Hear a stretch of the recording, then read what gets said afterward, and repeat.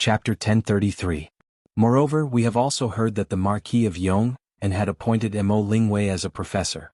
This matter will end here. In Taiji Palace, Li Er had completely settled the matter of Mo Lingwei becoming a professor of the academy. He then turned to Cui Shanyu and sternly said, "Cui Shanyu, I see that you are quite proficient in Confucian classics. Staying in the Imperial College will be a waste of your talent. Therefore, I have decided to transfer you to the Hongwen Library as a scholar. You will be in charge of writing history. Are you willing?" Cui Shanyu's heart instantly sank. He anxiously said, "Your Majesty, this subject's life goal is to pass on the Dao and cultivate talents for the Great Tang. This subject still wants to teach students in the Imperial College for a few more years. Your Majesty, please grant my wish." He was no fool. Although becoming a scholar in the Hongwen Library was the same rank as his current Imperial College professor, going to the Hongwen Library to write history was basically an idle job. He understood that Li Er found him annoying and wanted to chase him away. Li Er's eyes instantly turned cold. The temperature in the hall seemed to have turned cold as well. Cui Shanyu inexplicably shivered, regretting his rashness. Make the best use of people and materials. Ever since we ascended the throne, we have always used people based on their abilities. Beloved official Cui, you have a belly full of wisdom. Do you think that we have made an improper arrangement for you to write history? Li Er's cold voice traveled into Cui Shanyu's ears, causing him to shiver once more. Your Majesty, this subject, don't speak. Let beloved official Kong speak. Cui Shanyu still wanted to save himself, but Li Er didn't give him a chance to speak. He turned to Kong Ingda and said, "Beloved official Kong, beloved official Cui has served in the Imperial College for so many years. You must understand his abilities the best. Tell me, is beloved official Cui suitable to write history in the Hongwen Library?" When Kong Ingda heard Li Er call him, he couldn't help but frown. Cui Shanyu immediately looked over, praying that Kong Ingda would let him off the hook. But reality was merciless. After a few moments of silence, Kong Ingda clasped his hands and said, "Your Majesty, Academician Cui is familiar with the classics and history. He is indeed suitable to write history in the Hongwen Library." Actually, not only was Li Er fed up with Cui Shanyu, Kong Ingda had long been fed up with him as well. Yesterday afternoon, Cui Shanyu had submitted a petition to impeach Li Zishuan, but Kong Ingda did not know about it. Kong Ingda didn't support Mo Lingwei's appointment as a professor in Yanhuang College, but he wouldn't oppose it either. Although Li Er was the dean of Yanhuang College on the surface, everyone knew that it was only in name. Li Zishuan was the real master of Yanhuang College. Kong Ingda understood that Li Zishuan had appointed a professor to his academy. Even if he objected, he had no right to do so. Besides, Kong Ingda had always felt guilty towards Li Zishuan. He felt that if Li Zishuan had stayed at the Imperial College, the college would have become more and more glorious. The reason Li Zishuan had left the Imperial College was because Cui Shanyu had contacted others to secretly impeach him. Now, a similar thing had happened again. Kong Ingda was really disappointed in Cui Shanyu. He might as well follow Li Er's wishes and send him to the Hongwen Library. Cui Shanyu's heart finally turned cold when he heard this. At this moment, his mind inexplicably echoed what Li Zishuan had said before the morning assembly. "Professor Cui, I advise you to be kind. Otherwise, you will learn from Cui Shanfu's mistakes." What was karma? This was called retribution in this lifetime. In less than an hour's time, Li Zishuan's seemingly careless words had actually become reality. Cui Shanyu really hated Zheng Huaibua and the other scholars who had urged him to impeach Li Zishuan. "Minister Cui, are you willing to go to the Hongwen Library to study history now?" Li Er nodded with satisfaction. If he could send Cui Shanfu to Lingnan, what could Cui Shanyu do? In any case, Li Er would definitely support the new study of engineering. If he did not take advantage of his strong control over the Tang Empire to let engineering take root, when his descendants ascended to the throne, engineering would be instantly strangled by Cui Shanyu and the other Confucian defenders. After this year of witnessing the power of engineering, Li Er believed that if the Tang Empire wanted to last forever, it could not be separated from engineering. This subject is willing. Thank you, Your Majesty. Cui Shanyu sighed as if he had accepted his fate. He bowed towards Li Er. At this point he knew that there was no use in struggling. At this moment he seemed to have aged a few years, but his heart was even older. The rest of the ministers did not come forward to intercede for Cui Shanyu, including Wei Zheng, who had always liked to nitpick. First, Li Er's appointment was righteous and no one could find fault with it. Second, Wei Zheng and his wife's situation was similar to Fang Xianling and his wife's. He was also a person who respected and loved his wife. Cui Shanyo's previous remarks about men being superior to women made him feel a little uncomfortable. Official Cui is a righteous person and has worked hard for the country. He is truly a role model for all the officials. I will reward him with 10 bolts of brocade and 100,000 yuan. Li Zixuan thought to himself, at least you know what's good for you. But on the surface, he looked like a wise ruler treating his subjects kindly. Li Zixuan, who was standing below, curled his lips. Thank you, Your Majesty. Cui Shanyu stepped forward and bowed again. Then please report if you have any matters to discuss. If not, the court is dismissed. Li Er nodded and looked at the officials below. None of the officials spoke. Today they had seen Li Zixuan's current favor. They could not help but sigh at Cui Shanyo's overestimation of his abilities. Just based on Li Zixuan's position in Li Er's heart, as long as it was not a crime of treason, no one could overthrow him. Court is dismissed. Li Er stood up and waved his hand. This Marquis of Yong, and is truly different. Who would have thought that a 7-foot-tall man like him would speak up for a woman? Although some of his words were a little crude, they were not without reason. In the imperial harem, Empress Zhang's son was chatting with concubine Yang and concubine Yin. The topic of their conversation was the scene that happened in the court earlier. Concubine Yang, who usually did not smile, revealed a rare smile upon hearing this. Isn't that so? Since ancient times, scholars have always said that only women and villains are difficult to deal with. But today this great scholar, the Marquis of Yong, is actually speaking up for us women. How interesting. Concubine Yin pursed her lips and smiled faintly. Looking at the actions of the Marquis of Yong, and in this year, it does not seem like something those pedantic scholars would do. Especially his wedding at the end of June. Even now, many people were still talking about it. If you ask me, that girl from the Han family is also very fortunate to have married someone of her own. Who knows how many girls in Chang and city are envious. Li Zixuan, who had just left the palace, was completely unaware that a small morning court session had turned him into the legendary friend of women.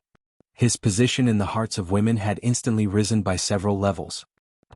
Chapter 1034. Xiao Xian, you are indeed like your mother. What do you mean by that? After leaving the imperial city, Qing Yaojin suddenly patted Li Zixuan's shoulder and asked. Li Zixuan was stunned.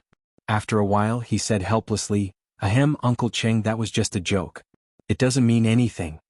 Qing Yaojin glared at him and said unyieldingly, Hey, don't try to play dumb with me. Although I don't know much about literature, I know that this sentence is definitely not as simple as what you said. Li Zixuan almost vomited blood.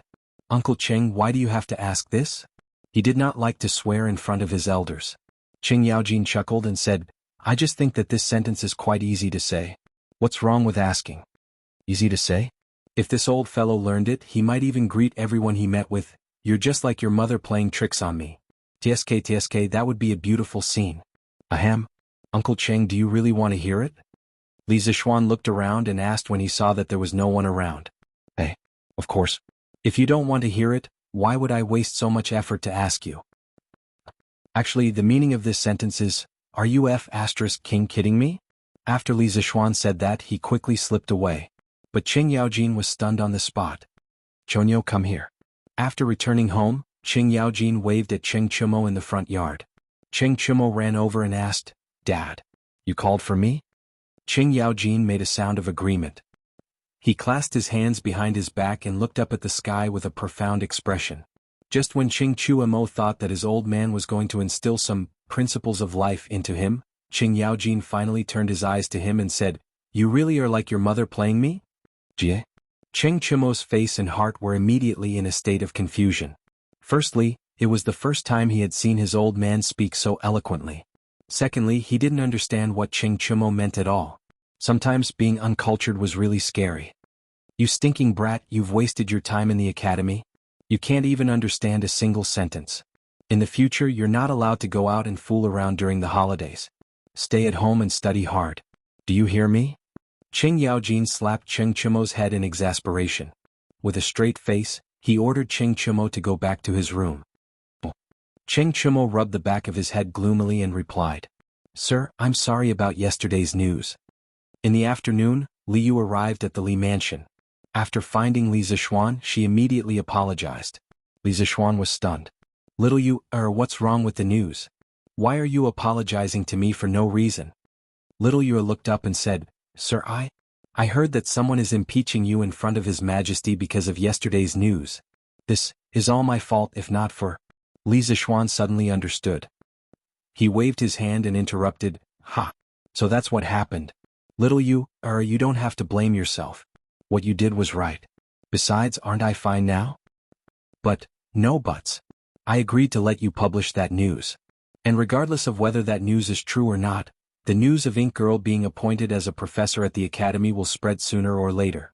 When the time comes, those who should come will come. After all, some people are willing to be cheap and look for trouble. You can't stop them. Li Zishuan said half-jokingly. In fact, when he asked Little Yu to publish the news of Mo Lingwei being appointed as a professor, he had a deeper intention. That was to show that Mo Lingwei was treated well and widely respected for making telescopes. This was to stimulate people's enthusiasm for science in this era. This was to create momentum for public opinion. In his previous life, although the era he lived in was technologically advanced, there were still some unsatisfactory aspects.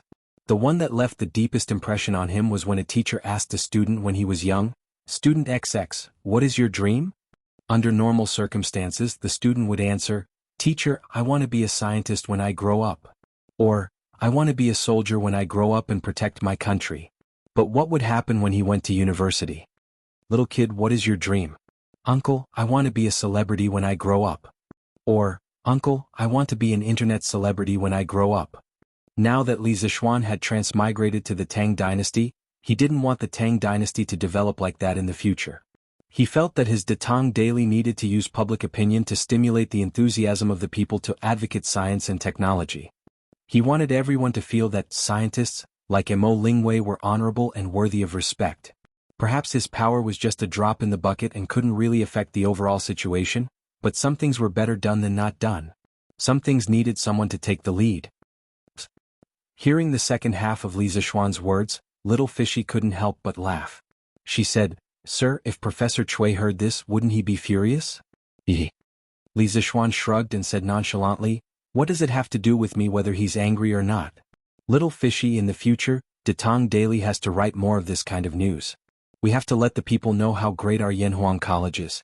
Moreover, the teachers of the college have always been contributing their wisdom to the Tang dynasty. They are worthy of everyone's respect. Little Fishy nodded vigorously and said with anticipation, Yes, yes. Sir, don't worry, I will. Actually, Little Fishy really wants to become someone as amazing as Sister Mo, but I can't understand the principles and formulas that Sister Mo talks about. I know that I'm still far from Sister Mo. However, it should be a very interesting thing to let more people worship people like Sister Mo. Little Fishy is willing to do it. Li Zishuan shook his head and laughed. Little Fishy, what Ink Girl did is indeed great, but what you're doing now isn't bad either. You can use the pen in your hand to create a spiritual idol for the people. Little Fishy asked doubtfully, Sir, what's a spiritual idol? Li Zishuan thought for a moment and said, It's someone who can inspire you, encourage you, and let you find your way when you're lost. They can all be called spiritual idols. For example, the Ink Girl that you worship, Little Fishy, can be considered your spiritual idol. I understand now. Thank you for your guidance, sir. Little Fishy smiled and thanked Li Zishuan. Then, as if she suddenly thought of something, she said, Oh, by the way, sir, thank you for speaking up for Sister Mo in the imperial court. Perhaps you don't know, but now all the women in Chang and are saying good things about you. I'll take my leave first. Little Fishy playfully stuck out her tongue, then bid farewell and left, leaving behind a black-faced Li Zishuan. Chapter 1035. Chui Shanyu was entrusted with an important task by Li Er and was sent to the Hongwen Library to revise history. The group of supervisors at the Imperial College did not dare to cause any more trouble. For this reason, the Zheng clan of Xingyang even sent someone to warn Zheng Huaibo to behave himself. Not only did Li Zishuan have the emperor's heart, but the power that was related to him was also deeply rooted. It was almost equivalent to half of the entire Tang Empire's military power. Most importantly, Li Zishuan might be hiding something extremely terrifying in his hands. Back then, the Seven Cultivators sect of Snake Spirit Mountain was destroyed in a single night. The aristocratic family still remembered this in their hearts. The Zheng clan was not willing to provoke Li Zishuan. It was not that the Zheng clan was afraid, but that they did not have any deep grudges with Li Zishuan. It was not worth it to fight to the death with him. Aristocratic families were all profit-oriented. The days suddenly became leisurely. For several days, no one came to disturb Li Zishuan. As the end of the year approached, the weather became colder. Although it was not snowing yet, Chang, and was located in the north of China. Once winter came, the north wind would often howl. The wind was like a knife to the face. Recently, Li Zishuan had been wondering if he should let the students of the academy have their winter break in advance. After all, the weather was indeed a little cold. The cold weather made Lan who usually liked to go out and play, unwilling to go out anymore. The little girl stayed at home all day, wrapped in a thick fox fur coat and wearing cotton clothes inside. Her chubby appearance made her look even cuter. Take note, cotton clothes were not cotton clothes. Although there was cotton in the Tang dynasty, it was only used as an ornamental flower. At this time it was not used to make cotton clothes. The so-called cotton robes were made from extremely high-grade silk. This type of silk was also known as bai. It was mainly used to make cotton robes. In the Book of Songs, the saying Chiwe has no clothes, so he robes with his son, referred to this type of robe. This kind of robe made of silk had excellent insulation properties. Of course, it was also quite expensive to make. Only wealthy families could afford it. However, for the poor, wearing a robe with a bai on it was a luxury. Basically, they would wear a bai robe. The so-called bai robe was a robe filled with a type of low-grade silk, and its ability to resist the cold was extremely poor. Even when some famous people were not successful, they would cause a lot of trouble because of this. For example, the famous Zheng Zi of the Warring States period, when he was not successful, he wore this robe. When he rolled up his sleeves in the middle of winter, his elbows would be exposed. Of course, in addition to silk materials, animal fur clothes were also necessary to keep out the cold. However, high-grade fur clothes were basically the patent of the rich and nobles. Of course, the common people could not count on them. It was conceivable that winter was a difficult season for most people in an era without cotton. Just listen to the great poet Du Fu's poem and you'll know. The cloth quilt has been cold as iron for many years and the proud child is evil. Even the blankets were as cold as iron. Was this the Du Fu family in late autumn? What was the colder winter like? Just thinking about it made one shiver. Therefore, Li Zishuan could not help but sigh recently. Who knows how many poor people would freeze to death in an ordinary winter? Brother, look at how cold it is, hurry up and think of something. Lan clung to Li Zishuan and said pitifully. It was cold outside, but it was also cold inside the house. Although there was a charcoal brazier at home, she did not know why her brother went crazy and said that the charcoal brazier had to be ventilated at home. But this way it would really be ice and fire. The front would be hot from the fire and the back would be cold from the cold wind. At this time she began to envy Li Zishuan. Although it was cold outside, Li Zishuan had internal energy and only wore a few layers of clothes. However, his big hands were always so warm. Therefore, whenever Lan saw Li Zishuan at home, she always liked to put her hands in Li Zishuan's palms to warm them up. "Ha! You little girl. Hot summer and cold winter is a natural cycle. How can your brother change the weather for you?" After hearing the little cutie's cute request, Li Zishuan was a little amused. Lan blinked and said cheekily, "Hee hee. Brother can't change the weather, but there must be other ways. Brother is the best." "Ah, you little girl, you call it cold when there is a charcoal brazier? Why don't you go out and see? Is there anyone in the Li family outside who can afford charcoal?" Mrs. Li said to her daughter in a bad mood. Lan pursed her lips and did not say anything. Li Zishuan said happily, "If you want to talk about that, it's not like there's no way. Young master, Faubert sent someone to deliver a furnace and a batch of strange-looking charcoal balls. He said that he wants you to try it." An idea popped up in Li Zishuan's mind. San Bao suddenly came in and bowed. "Oh, you came at the right time. Where are the things? Quickly bring them in." Li Zishuan's face lit up with joy as he said loudly. Ever since the last batch of bauxite, Fubin sent people to deliver a few more batches of iron ore, sulfur ore and coal. The furnace in the workshop was almost completed recently, so Faubert started to study how to make honeycomb briquettes. As for the furnace used to burn honeycomb briquettes, the structure was too simple. Faubert directly asked his trusted craftsman to build it. Li Zishuan gave Faubert a very detailed method of making honeycomb briquettes.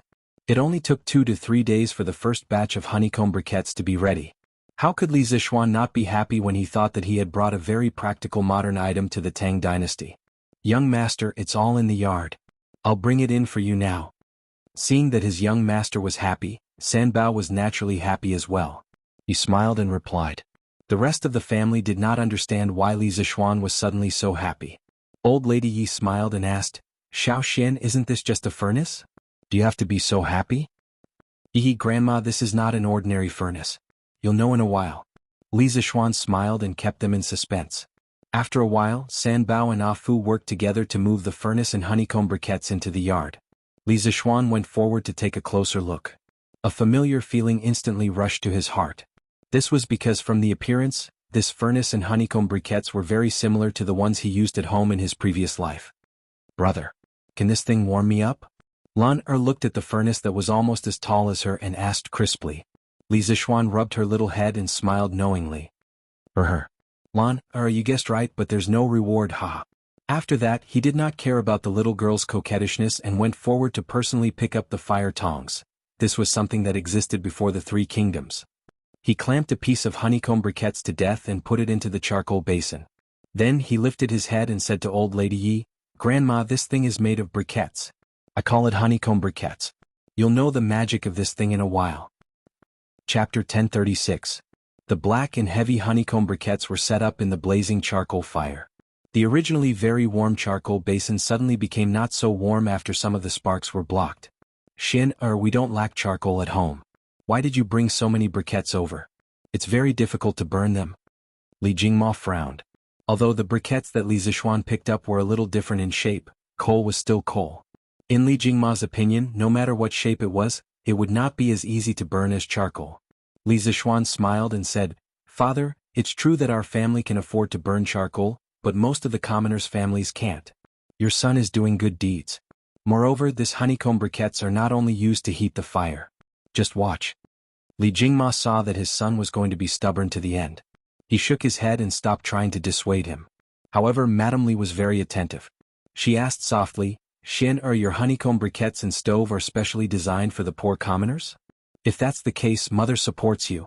Who knows how many commoners freeze to death in Chang, and every year. You are doing a great deed. Women generally believed in karma.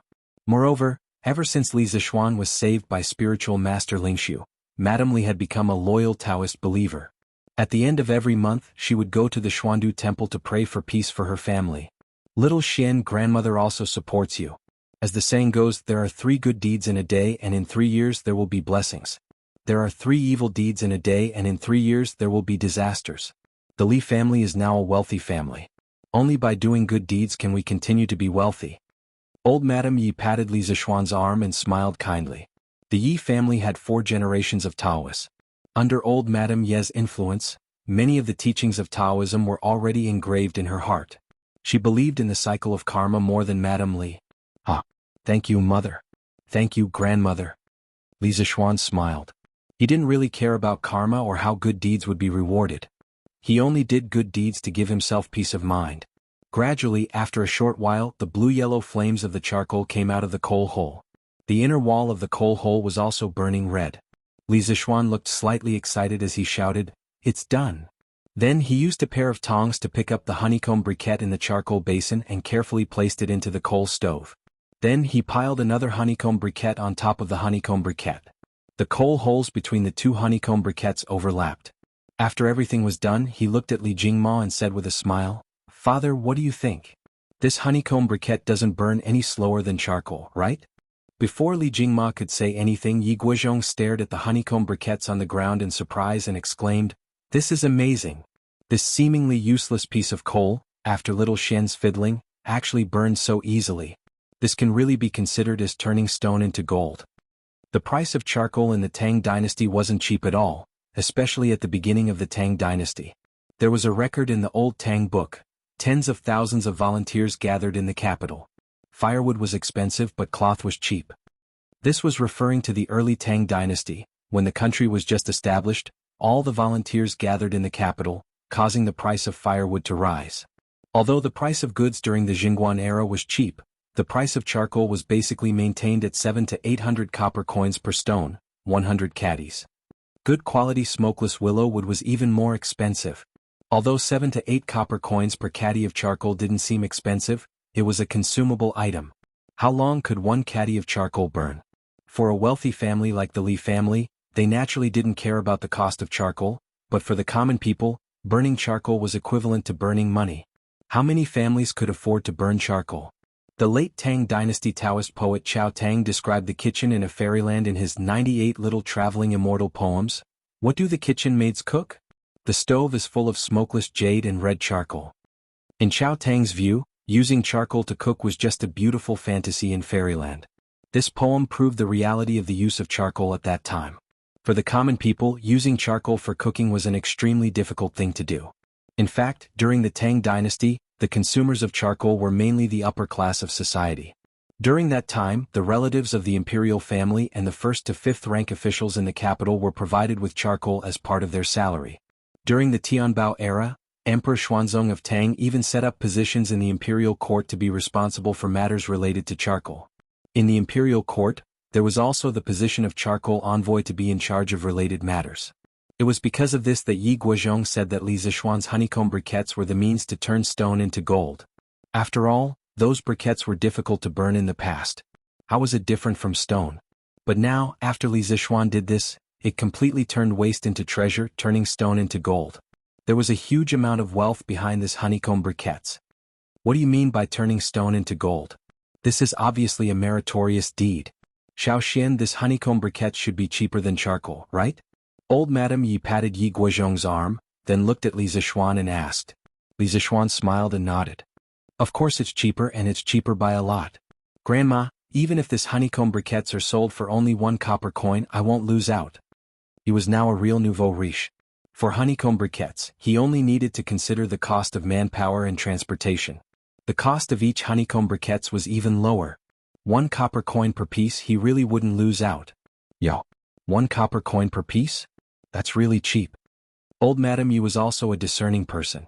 She estimated that each honeycomb briquettes weighed at least 1 caddy. The price of 1 caddy was less than 1 copper coin. Compared to charcoal, it was simply too cheap. Ah, brother. The honeycomb briquettes on top are also burning. It's so warm. Lan stared at the coal stove for a long time. At this moment she suddenly shouted. Her little hands touched the outside of the coal stove to warm herself up, and her little face was full of excitement. Li Zishuan looked at it, then picked up a piece of honeycomb briquettes from the ground and put it into the coal stove. In the end, he said, this stove usually needs 3 honeycomb briquettes at the same time, so that the heat can be transferred to the stove. Now that the 2 briquettes below are already burning, the one above will burn even faster. Shall he go to the kitchen and get me a copper kettle and fill it with water? Yes, young master. Xiao He responded and hurriedly pushed open the door and went out. Yi Fashion guessed Li Zishuan's intention and asked, Cousin, are you going to boil water on this stove? That's right. The honeycomb briquettes, other than being used for heating, are also used to boil water and cook rice. And its advantage in this aspect is something that even charcoal can't replace. Li Zishuan replied with a smile. After a while, Xiao He came back with a copper kettle. The kettles of this era were made of pottery and copper, but their appearance was still very different from the modern kettles. Li Zishuan was too lazy to care about these things now. To him it was fine as long as it could be used to boil water. He placed the copper kettle on the stove and opened the lid of the ventilation hole of the coal stove. After a while, the fire in the stove became more vigorous. In less than a quarter of an hour, there was a chi-chi-hoo-hoo sound coming from the kettle. Mrs. Li said in surprise, this honeycomb briquettes boil water really fast, much faster than firewood. Li Zishuan replied, Mother. Not only does this thing boil water quickly, it also lasts for a long time. Don't look at the 3 honeycomb briquettes inside. If you only use them to boil water, 1 honeycomb briquettes can burn for 6 hours at most. You need to change 4 honeycomb briquettes a day. If you only want to keep the coal fire burning and leave a small hole in the ventilation hole, 1 honeycomb briquettes can burn for about 12 hours. You only need to change 2 pieces of coal a day. This way you can avoid the trouble of starting a fire every time.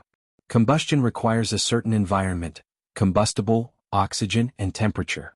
A single honeycomb briquettes can't be burned because they can't maintain the temperature. Honeycomb briquettes can only burn normally in the stove, and at least 2 honeycomb briquettes are needed in the stove. A normal household stove needs 3 honeycomb briquettes at the same time to boil water and cook. Li Zishuan said all this from his experience. In his previous life, his family burned honeycomb briquettes for at least 10 years, so he knew the characteristics of honeycomb briquettes like the back of his hand. Beside him, Yi Yuzhu, old Madame Yi, and the others were all stunned when they heard Li Zishuan's words. Burning a full day of coal in the stove only requires 4 honeycomb briquettes, which is 4 copper coins. If they burn charcoal for a day, it would cost at least a few hundred copper coins. 4 copper coins versus a few hundred copper coins, this was a difference of nearly 100 times. Even if you don't use charcoal, you still need firewood. The people outside Chang and city can go up the mountain to cut firewood, but the people in the city have to pay for the firewood. Calculating the cost of firewood for a day, it was about the same as burning coal. It has to be said that this honeycomb briquettes really save money. Moreover, this thing doesn't have smoke, so it's many times better than firewood. Little Xian, this is a good thing. You don't know how much effort it will take to boil water and cook with this stove and the honeycomb briquettes. If this thing is sold, the people, regardless of whether their family has money or not, will rush to buy it. Madame Li beamed with joy. When she had married Li Jingma in her early years, she had changed from a rich young lady who had never done any household chores to a virtuous wife who was capable in both the hall and the kitchen. She knew the difficulties of the kitchen the best. Before coal and oil were developed and used on a large scale, there was almost no energy source that could compare to the importance of firewood. Firewood was the main source of firewood for cooking. That feeling of being burned by smoke and fire was really a kind of pain. Cousin, how much does this stove cost? Yi Fashion suddenly asked. Li Zishuan muttered, this stove is made of pure iron, so it's naturally more expensive. The cost of each stove is about 150 copper coins. But the lifespan of each stove is at least 5 years, so there shouldn't be any problems within 5 years. 150 copper coins, 5 years. If you calculate it carefully, using a stove and honeycomb briquettes to boil water and cook is indeed very cost-effective. But I reckon that many poor people won't be willing to fork out so much money to buy a stove. Yi Fashion, who matured early, knew many more things than his peers. He immediately understood what the biggest obstacle was if the coal-burning method was to be implemented on a large scale. Little Xian, can we sell this stove to the people at a loss? Anyway, we don't lack money now, so we can treat it as doing good. Madame Li was a kind person. After listening to Yi Fashion's words, she couldn't help but suggest to Li Zishuan, Mother, although I don't care about money, this isn't the way to do good. There are millions of poor people in this world. Even if we spend all our money, it won't make much of a difference. In my opinion, doing good has to be sustainable. We can't just do it once and there won't be a next time. Regarding the price of the stove, I will find another way. Mother, you don't have to worry. Li Zishuan shook his head. In his previous life, those world-class tycoons such as Bill Gates donated almost all their wealth to a fund under their name for charity. At that time, they had even persuaded Mr. Ma to donate all his assets like them, but Mr. Ma did not agree. This was because Mr. Ma felt that if money was donated to the poor, it would be dead money. Once the poor finished using it, that portion of money would be completely gone. However, the money in his hands was living money. It could be used to create more jobs, help more young people start their own businesses, and even help more poor people. Li Zishuan felt that Father Ma's approach was very clever. Although he was rich now, he wasn't rich enough to help all the poor people in the world. Only by constantly accumulating strength could he continue to do good. Little Xian is right. There are too many poor people in this world. If we risk losing money to help all the poor people, it's tantamount to killing the goose that lays the golden eggs. It won't last long. But Little Xian, you said that there's a better way. What is it? Li Jingma had been a businessman for half his life. Of course he understood the stakes. He first agreed with Li Zishuan's opinion, then asked. In the family, except for Lan, everyone's eyes were on Li Zishuan. Li Zishuan frowned and thought, then smiled and said, this method, wait until I come back from a trip to the palace tomorrow. Now that we have the stove, let's eat hot pot tonight. In the middle of winter, the whole family eating hot pot together around the stove was probably the happiest thing in winter. Li Zishuan's mind couldn't help but recall the scene of his family eating hot pot during the new year in his previous life. He felt an inexplicable bitterness in his heart. Hot pot? What's hot pot? Can it be eaten? Yi Guochong had lived for a long time, but this was the first time he heard the term hot pot. He couldn't help but ask. Li Zishuan was stunned. He thought to himself, is there no hot pot in this era? After searching the memory of his predecessor, he quickly changed his words. Ahem. This hot pot is similar to antique soup, but the hot pot that I make is even better. Wife, let's go and help your husband prepare some food. According to the Book of Wei, in the Three Kingdoms era when Xiao Pai was the emperor, there were already hot pots made of copper, but it wasn't popular at that time. During the northern and southern dynasties, people used hot pots to cook pigs, cows, sheep, chickens, fish, and other kinds of meat. Later, with the increasing economic and cultural development of the country, cooking technology was further developed, and all kinds of hot pots appeared one after another. During the Northern Song dynasty, hot pot was already available in the taverns of Kaifeng in Bianjing in winter. However, the hot pot at that time wasn't called hot pot, but antique soup, which got its name from the gudong sound when the ingredients were added to the boiling water. It was an original delicacy in China.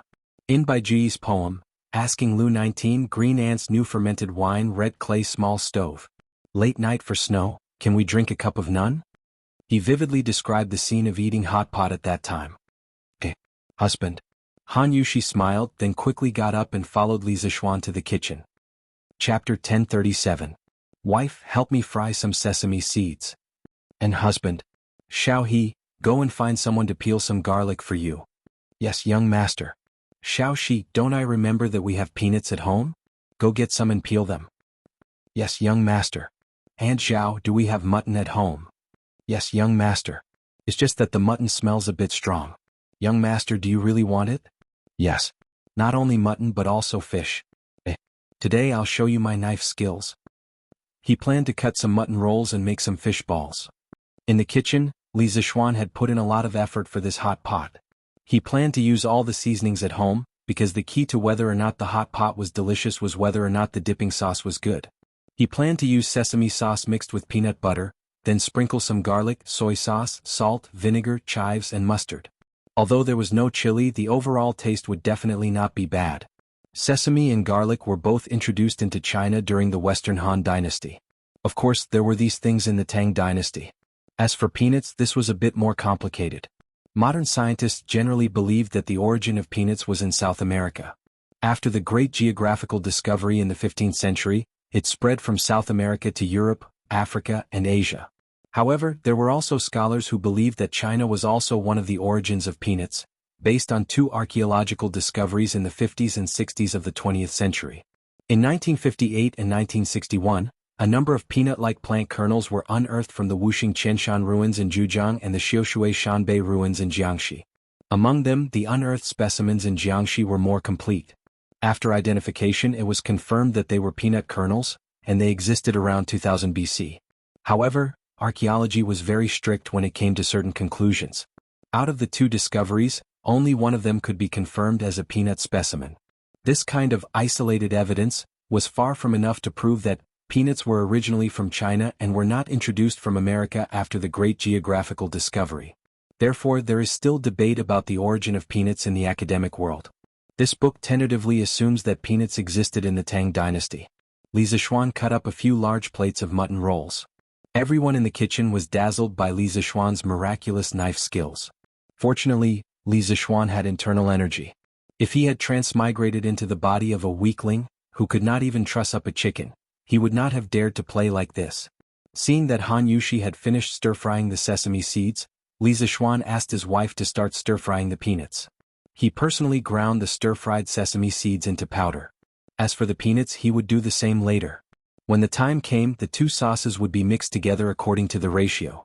Together with the seasoning, it would basically be done. As for the hot pot dishes, other than the lamb rolls, there were also Li Zixuan's special fish balls, chicken slices, pork rolls and other meat dishes. As for the vegetarian dishes, there were only bean sprouts and tofu. The vegetables in his greenhouse hadn't even grown yet. This was also the only regrettable thing. After preparing the ingredients and the dipping sauces, Li Zixuan returned to the main hall.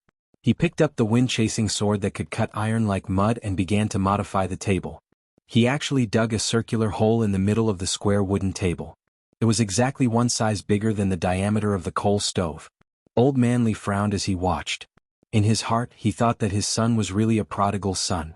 After everything was done, Li Zixuan placed the coal stove under the table. By raising the coal stove, he made the coal stove extend out of the hole in the middle of the table. All right. Wife, serve the dishes. Sanbao, go to the kitchen and bring the pot over. Also bring some water. Li Zixuan clapped his hands and said. Speaking of which, he really put in a lot of effort in order to eat hot pot in the Tang Dynasty.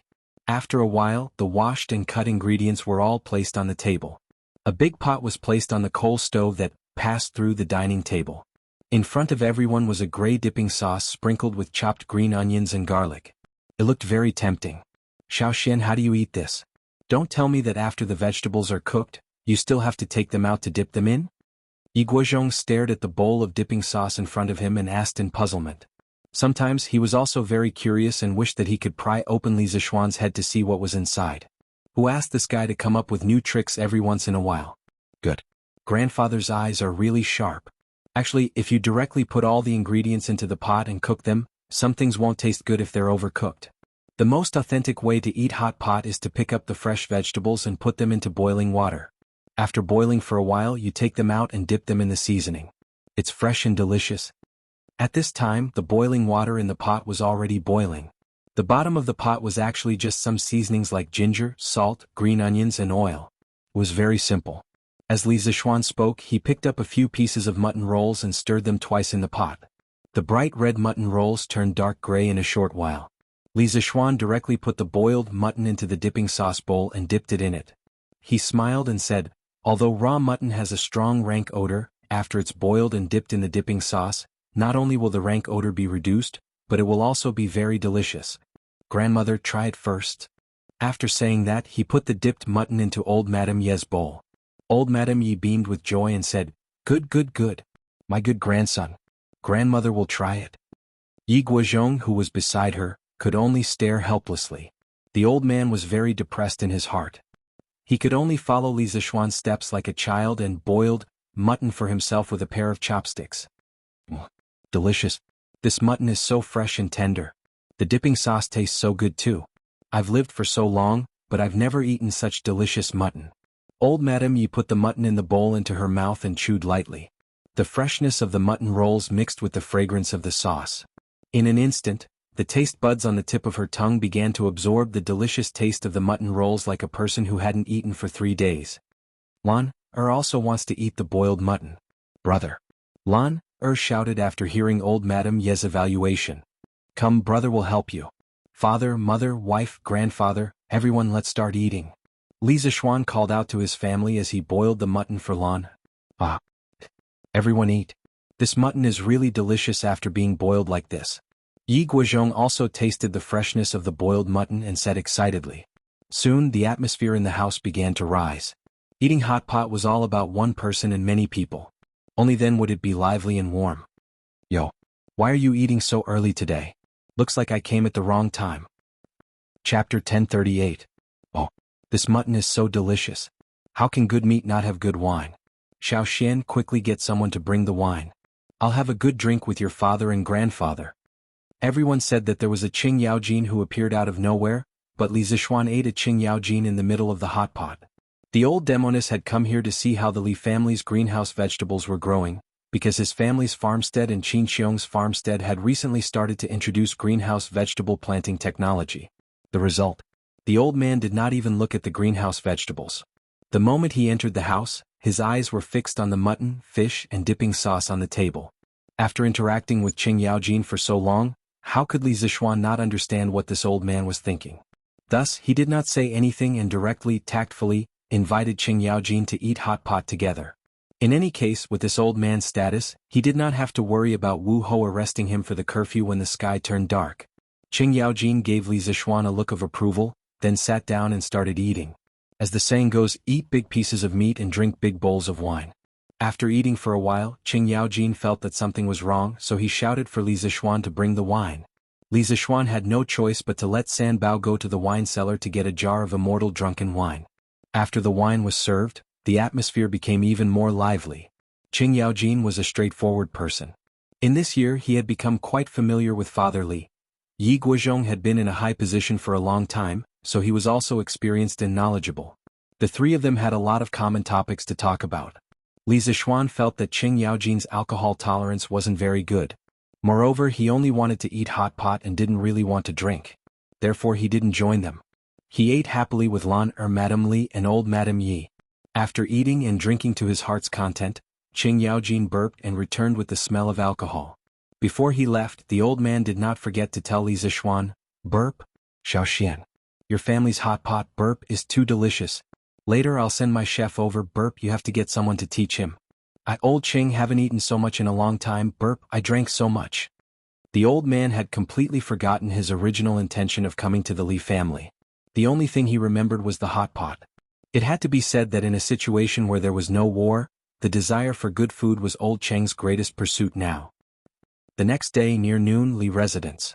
Feiji, take these blueprints to the workshop, and give them to Faubert in the next 2 days. Li Zishuan called Pang Feiji over, took out 2 pieces of paper and handed them over. Yes. Marquis. Pang Feiji left.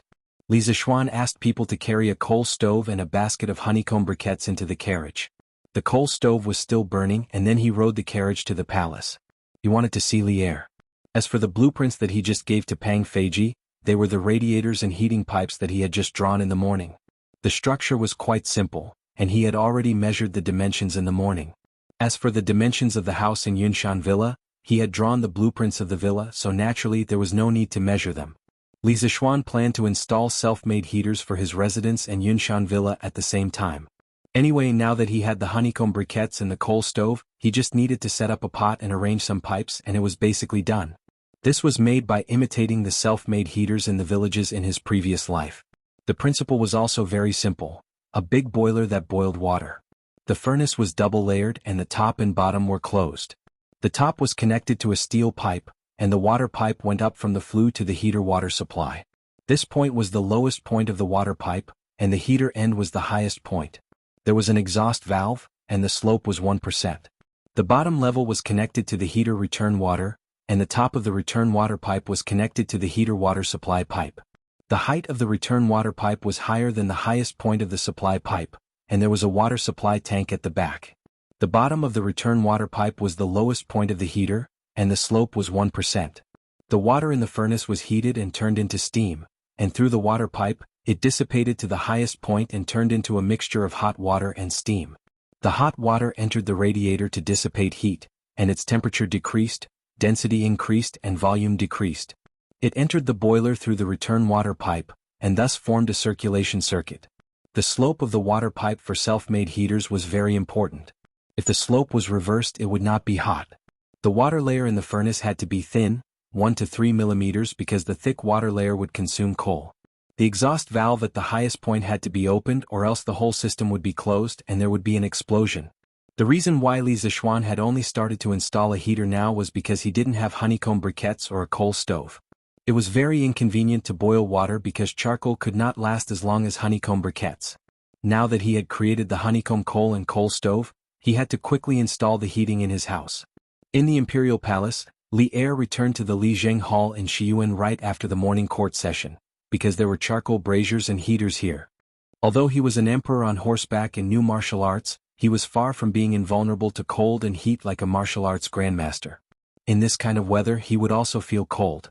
Li Er had just spoken for a while with Empress Zhangsun in the Li Zheng Hall when an attendant from the Yellow Door came to report, "Your Majesty, the Marquis of Yong, and requests an audience." Li Er was stunned for a moment before he laughed out loud. "Oh? When did this brat take the initiative to look for me? Did he say what happened?" Ever since Li Zishuan entered the officialdom, most of the time he would only enter the palace when Li Er summoned him. It was extremely rare for him to take the initiative to enter the palace like today. Replying to Your Majesty, the Marquis of Yong, and said that he is here to present a treasure. That attendant replied cautiously, "Present a treasure? Today new things are happening one after another. Let him wait at the Suite du Hall first. I will be there soon." Li Er's curiosity was piqued. He didn't care about the cold weather outside. He put on a fox fur coat and prepared to go to the Suite du Hall to meet Li Zishuan. After all, this was the imperial harem, and Li Zishuan was already an adult and a married man. Of course he couldn't let him come here. If it was at the beginning of the year before Li Zishuan was married, Li Er might have met him in the imperial harem. But now it was absolutely impossible. "Your Majesty, this concubine also wants to see what treasure the Marquis of Yong and is offering. I wonder if I can go with Your Majesty?" It was Empress Zhangsun who was also interested. She asked Li Er, "Ah, since Maid Guanyin is interested, then let's go together. But it's very cold outside. Maid Guanyin, you have to wear an extra layer of clothing." Li Er laughed and agreed very straightforwardly. "Thank you for Your Majesty's concern. This concubine knows." Empress Zhangsun's heart warmed. A palace maid helped her put on a mink fur coat before the husband and wife left. Chapter 1039. Greetings, Your Majesty. Greetings, Your Majesty. In the Suite du Hall, Li Zishuan saw Li Er and Empress Zhangsun walking out from the back of the hall. He quickly retracted his gaze and bowed towards the two. Rise. Li Er waved his hand and couldn't wait to get straight to the point. I heard that you are here to present a treasure, but why don't I see the treasure? Although Li Zishuan was young, he was extremely cunning. Usually, it was hard to take advantage of him. Today, he actually took the initiative to present himself. Li Er really wanted to know what surprise Li Zishuan brought. Li Zishuan said solemnly, Your Majesty, the item that I brought today is a little big. It is still outside the hall. May Your Majesty allow me to get someone to bring it in. Quick. Zhao Song, get someone to bring the item that Duke Yong brought in. Hearing this, Li Er immediately said, A little big? Now he was even more curious about what Li Zishuan brought. Zhao Song received the order and left. Moments later, he brought in 4 eunuchs carrying a coal stove and a basket of briquettes.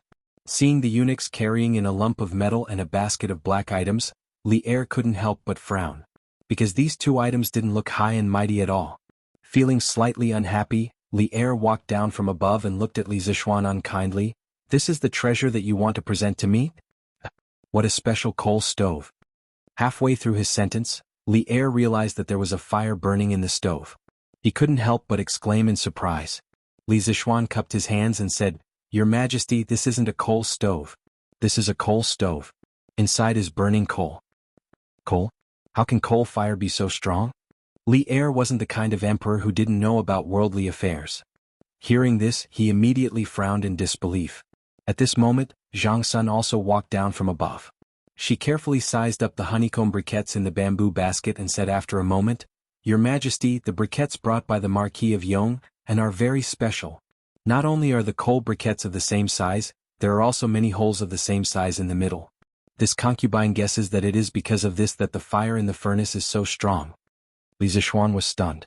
Then he turned his head to look at the bamboo basket. As he looked, he asked, Li Zishuan, is what the Empress said true? Li Zishuan cupped his hands and said with a smile, Your Majesty, the Empress has sharp eyes.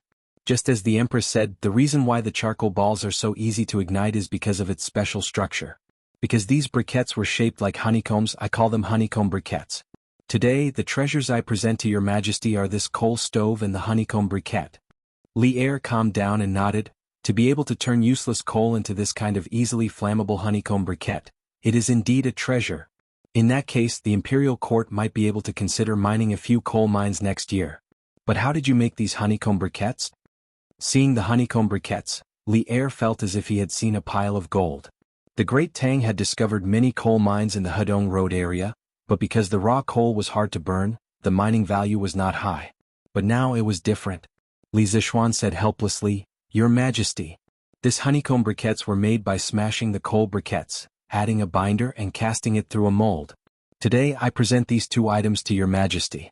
First, I want to show Your Majesty the advantage of combining the honeycomb briquettes and the coal stove. Second, I want to discuss something with Your Majesty. Advantage? What advantage? Could it be that this honeycomb briquettes are easier to burn than charcoal? Li Er asked. Li Zishuan repeated what he had told his mother and grandmother yesterday about the advantages of using honeycomb briquettes to boil water and cook rice. Before Li Er could say anything, Zhang Sun couldn't help but exclaim, That's right. 4 honeycomb briquettes can boil water and cook rice for an entire day? Marquis Yong, and is what you said true? Li Zishuan smiled and nodded, Absolutely true. And a normal family cannot boil water and cook rice for an entire day, so the actual consumption of honeycomb briquettes is definitely less than this. Ah, good stuff. This is really good stuff. Li Zishuan, let me ask you, how much does this honeycomb briquettes and the coal stove cost? When Li Er heard this, he could not help but feel that the honeycomb briquettes were more convenient than the coal briquettes. He laughed and asked. Li Zishuan replied, The cost of a honeycomb briquettes is less than a copper coin. As for the coal stove, it is about 150 copper coins. But a coal stove can be used for at least 5 years. Li Er nodded, That's right. That's right. It's cheap and practical. The commoners will definitely like it. This is really a treasure that benefits the country and the people. Ah, I also like it. Empress Zhang Sun had a worried expression. Your Majesty, although the honeycomb briquettes are cheap, the price of the coal stove is on the expensive side. Not everyone can afford it. To fully promote the use of coal stoves and honeycomb briquettes, I'm afraid there are still many difficulties. Li Er's face instantly darkened. Clearly he agreed with what Empress Zhang Sun said. Li Zishuan bowed and said, Your Majesty is right. This is also the second reason why I came to find Your Majesty today. Li Er's gaze darkened and he said, Speak. Your Majesty, now that the Tang Empire has been stable for less than 10 years, the price of charcoal in the eastern and western cities has always been high. Burning charcoal is no different from a fantasy to the commoners. But in winter the weather is cold. Other than boiling water and cooking rice, most people also need a fire to keep warm. Chang'an is the capital of the Tang Empire. Every year many poor commoners freeze to death, not to mention the other remote areas. There will definitely be more people freezing to death. And now that there are cheaper and more durable honeycomb briquettes, the price of charcoal will definitely continue to drop. Correspondingly, there will be more and more people who can afford to burn coal. But to the commoners the price of coal stoves is indeed too high. But without coal stoves, the use of honeycomb briquettes is extremely limited. And now that it is winter, there are still many poor commoners who are suffering from the cold. So, honeycomb briquettes and coal stoves must be promoted to the commoners together. And in order to help the commoners survive the winter, I can sell the honeycomb briquettes and coal stoves at cost price to the poor commoners without earning a single cent. But my power alone is ultimately limited. So, I have a small request and I hope Your Majesty will allow it. Li Zishuan said slowly with a sincere face. Hearing this, Li Er was silent for a moment and he said, It's good that you still have this kind of heart. I really didn't misjudge you. Actually, since the beginning of winter, I have been thinking about how to reduce the number of commoners who freeze to death. But in Chang'an alone, there are tens of thousands or even hundreds of thousands of poor commoners who are suffering from the cold. The money in the national treasury cannot be used now. If you have a way, quickly say it. As long as your request is not too much, I will allow it. Chapter 1040. Inside the Sweet Dew Hall. Li Er and his wife stared eagerly at Li Zishuan, because Li Zishuan had just mentioned a problem that they were very concerned about, which was the problem of the poor people freezing in winter. In fact, in the previous dynasties of the Tang Empire, no matter which dynasty, many people would freeze to death every year. In the era where cotton had not been planted on a large scale, the price that the people had to pay to wear warm clothes was too high. Your Majesty, I wish to set up a public welfare organization to help the poor people. Li Zishuan clasped his hands and said the idea that he had been brewing in his heart these days. Public welfare organization? Marquis Yong, and what is public welfare? Empress Zhangsun was puzzled. Li Er also looked at Li Zishuan curiously, thinking, why does this kid always pop new words out of his mouth? Could it be that he learned all these from that dream? Your Majesty, the so-called public welfare is related to the welfare and interests of all the people of the Tang Empire. I set up this public welfare organization mainly to call on the rich people to donate money, then I will use this money to help the poor. At that time, every time I receive a donation I will donate 4 coal stoves and 200 honeycomb briquettes to 4 poor families. My workshop will not earn a single cent and will just treat it as doing a good deed for the people of the Tang Empire. Li Er's face was bewildered as he said, This is for no reason at all. Why are you suddenly so kind? Li Zishuan let out a sigh. In order to make old Li believe him, he could only pretend to sigh deeply and say, Your Majesty, many people are very poor. My heart aches when I see it. I remember that I read a poem 2 days ago and was deeply moved. I wonder if Your Majesty and Your Majesty are willing to listen to it? Li Er was even more suspicious. Poem? What poem? Read it. Empress Zhangsun's face also revealed an interested expression. Li Zishuan saw that the time was right and did not keep them in suspense. He slowly opened his mouth and said, This poem is said to be written by a teacher from a village outside the city. The old teacher passed away 2 months ago and left this posthumous work. I saw it by chance. I am a dignified man, but after reading it, I could not help but want to cry. Get to the point. Li Zishuan began to fabricate an empty yet reasonable main character for the story. Li Er, on the other hand, seemed a little impatient. His face darkened as he said unhappily. Li Zishuan hurriedly cut to the chase and recited in a deep voice, Ahem. The poem went like this. In August, the wind roars angrily, rolling up my house to the 3 layers of reeds. Mao flew across the river and sprinkled on the outskirts of the river. Openly hugging Mao into bamboo, lips parched and mouth parched, unable to breathe. Returning home, leaning on his cane, he sighed. The cotton quilt has been cold as iron for many years, Jiao Er has been treading on the bed and cracking inside. Since she lost her sleep, the long nights have been soaked with sweat. Building thousands upon thousands of mansions, great protection for all the poor people of the world. Wind and rain do not move, as calm as a mountain. Whoosh. When did I suddenly see this house before my eyes? Even if my house is broken, I will still be able to freeze to death. Du Fu's, the song of the thatched house being broken by the autumn wind, which was also a must-memorized poem in middle school, was affectionately recited by Li Zixuan in this kind of situation. A miserable scene of the house leaking on an autumn night, wind and rain intertwined, the cotton quilt was like iron, Jiao Er has been treading on the bed and getting wet all night, unable to sleep, suddenly appeared in the minds of Li Er and Empress Jiangsun. But a poem by a dignified poet would not be so simple. Showing the misery of one's life was only on the surface. The deeper meaning was in the latter half of the poem. The last few sentences of the poem had a change of style. For Li Er and Empress Jiangsun, the image of a stooped old man who was in a difficult situation but still worried about the country and the people. The sharp contrast between the front and back made this image particularly distinct. It simply pierced the depths of one's soul. Empress Jiangsun covered her mouth, the rims of her eyes were somewhat red. Only to hear her murmur in a low voice, "The cotton quilt has been cold as iron for many years, Jiao Er has been treading on the bed and cracking inside. Building thousands upon thousands of mansions, great protection for all the poor people of the world. Marquis Yong, and you just said that the old man who wrote this poem has passed away?"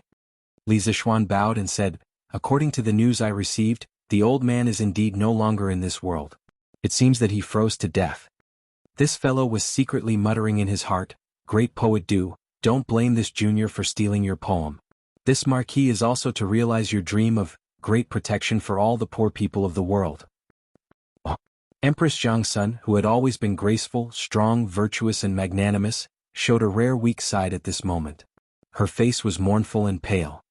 The old man was destitute and dejected but still worried about the country and the people. Such a person actually froze to death at home. It is really the misfortune of the Tang Empire. Li Er didn't say anything but his face didn't look too good. After hearing Li Zixuan recite the poem, he first felt that he was a bit like a fatuous ruler. Otherwise, how could there be people under his rule who were full of wisdom, but didn't get the chance to use their talents and finally froze to death in poverty at home? However, he quickly calmed down and felt that there were many suspicious points. The biggest suspicious point was that according to Li Zixuan's range of activities in the past 3 months, he could determine that the old man he spoke of was in a village near Chang'an City. However, since that village was very close to Chang'an City, if there really was such a talented old man in the village, how could there not be any news in Chang'an City? As long as there was a slight movement, his subordinates would definitely be able to find out. Therefore, in the end, Li Er's heart was already 70% to 80% sure that the old man that Li Zixuan spoke of at the beginning was completely nonsense.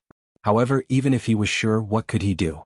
Inside and outside Chang'an, there were indeed many people who suffered from the cold every year, just like what was described in the poem. Although those people might not have the profound consciousness and lofty ambition to build thousands of houses and shelter the world from the cold, they were still Li Er's people. They should not be frozen to death. It is indeed a good poem. The person who wrote this poem is also a great talent. The thousands of thoughts in Li Er's heart could only turn into a long sigh. At this time, Li Zixuan struck while the iron was hot, and said, "Your Majesty, Your Highness, the original intention of this official to set up the public welfare fund was to gather everyone's strength to help those poor and destitute people, or people like the old man who had talent but had no opportunity and was in a difficult situation. Only in this way tragedies like the old man's would become fewer and fewer." Empress Jiangsun took a while to calm down her emotions. She turned her head and said to Li Er, "Your Majesty, Marquis Yong'an's method of setting up the public welfare fund is really novel. This is the first time I have heard of such charity. However, it will not bring pressure to the national treasury. Your Majesty, why don't you approve?" Li Er looked at Li Zixuan and nodded, "Yes, I approve. I allow your public welfare fund to be set up in the name of the imperial court." Li Zixuan smiled and cupped his hands, "Thank you, Your Majesty." Chapter 1041. Inside the Sweet Dew Hall. After Li Er agreed to Li Zixuan establishing the Warm Tang Public Welfare Foundation in the name of the imperial court, Empress Jiangsun said happily, "Marquis Yong, and if your public welfare organization is established, remember to tell Bengong. Bengong also wants to contribute her meager strength." Li Zixuan cupped his hands and said, "Empress, you misunderstand. What ability does this official have to shoulder such a heavy responsibility? What this official means is that the president of this public welfare organization should be Empress.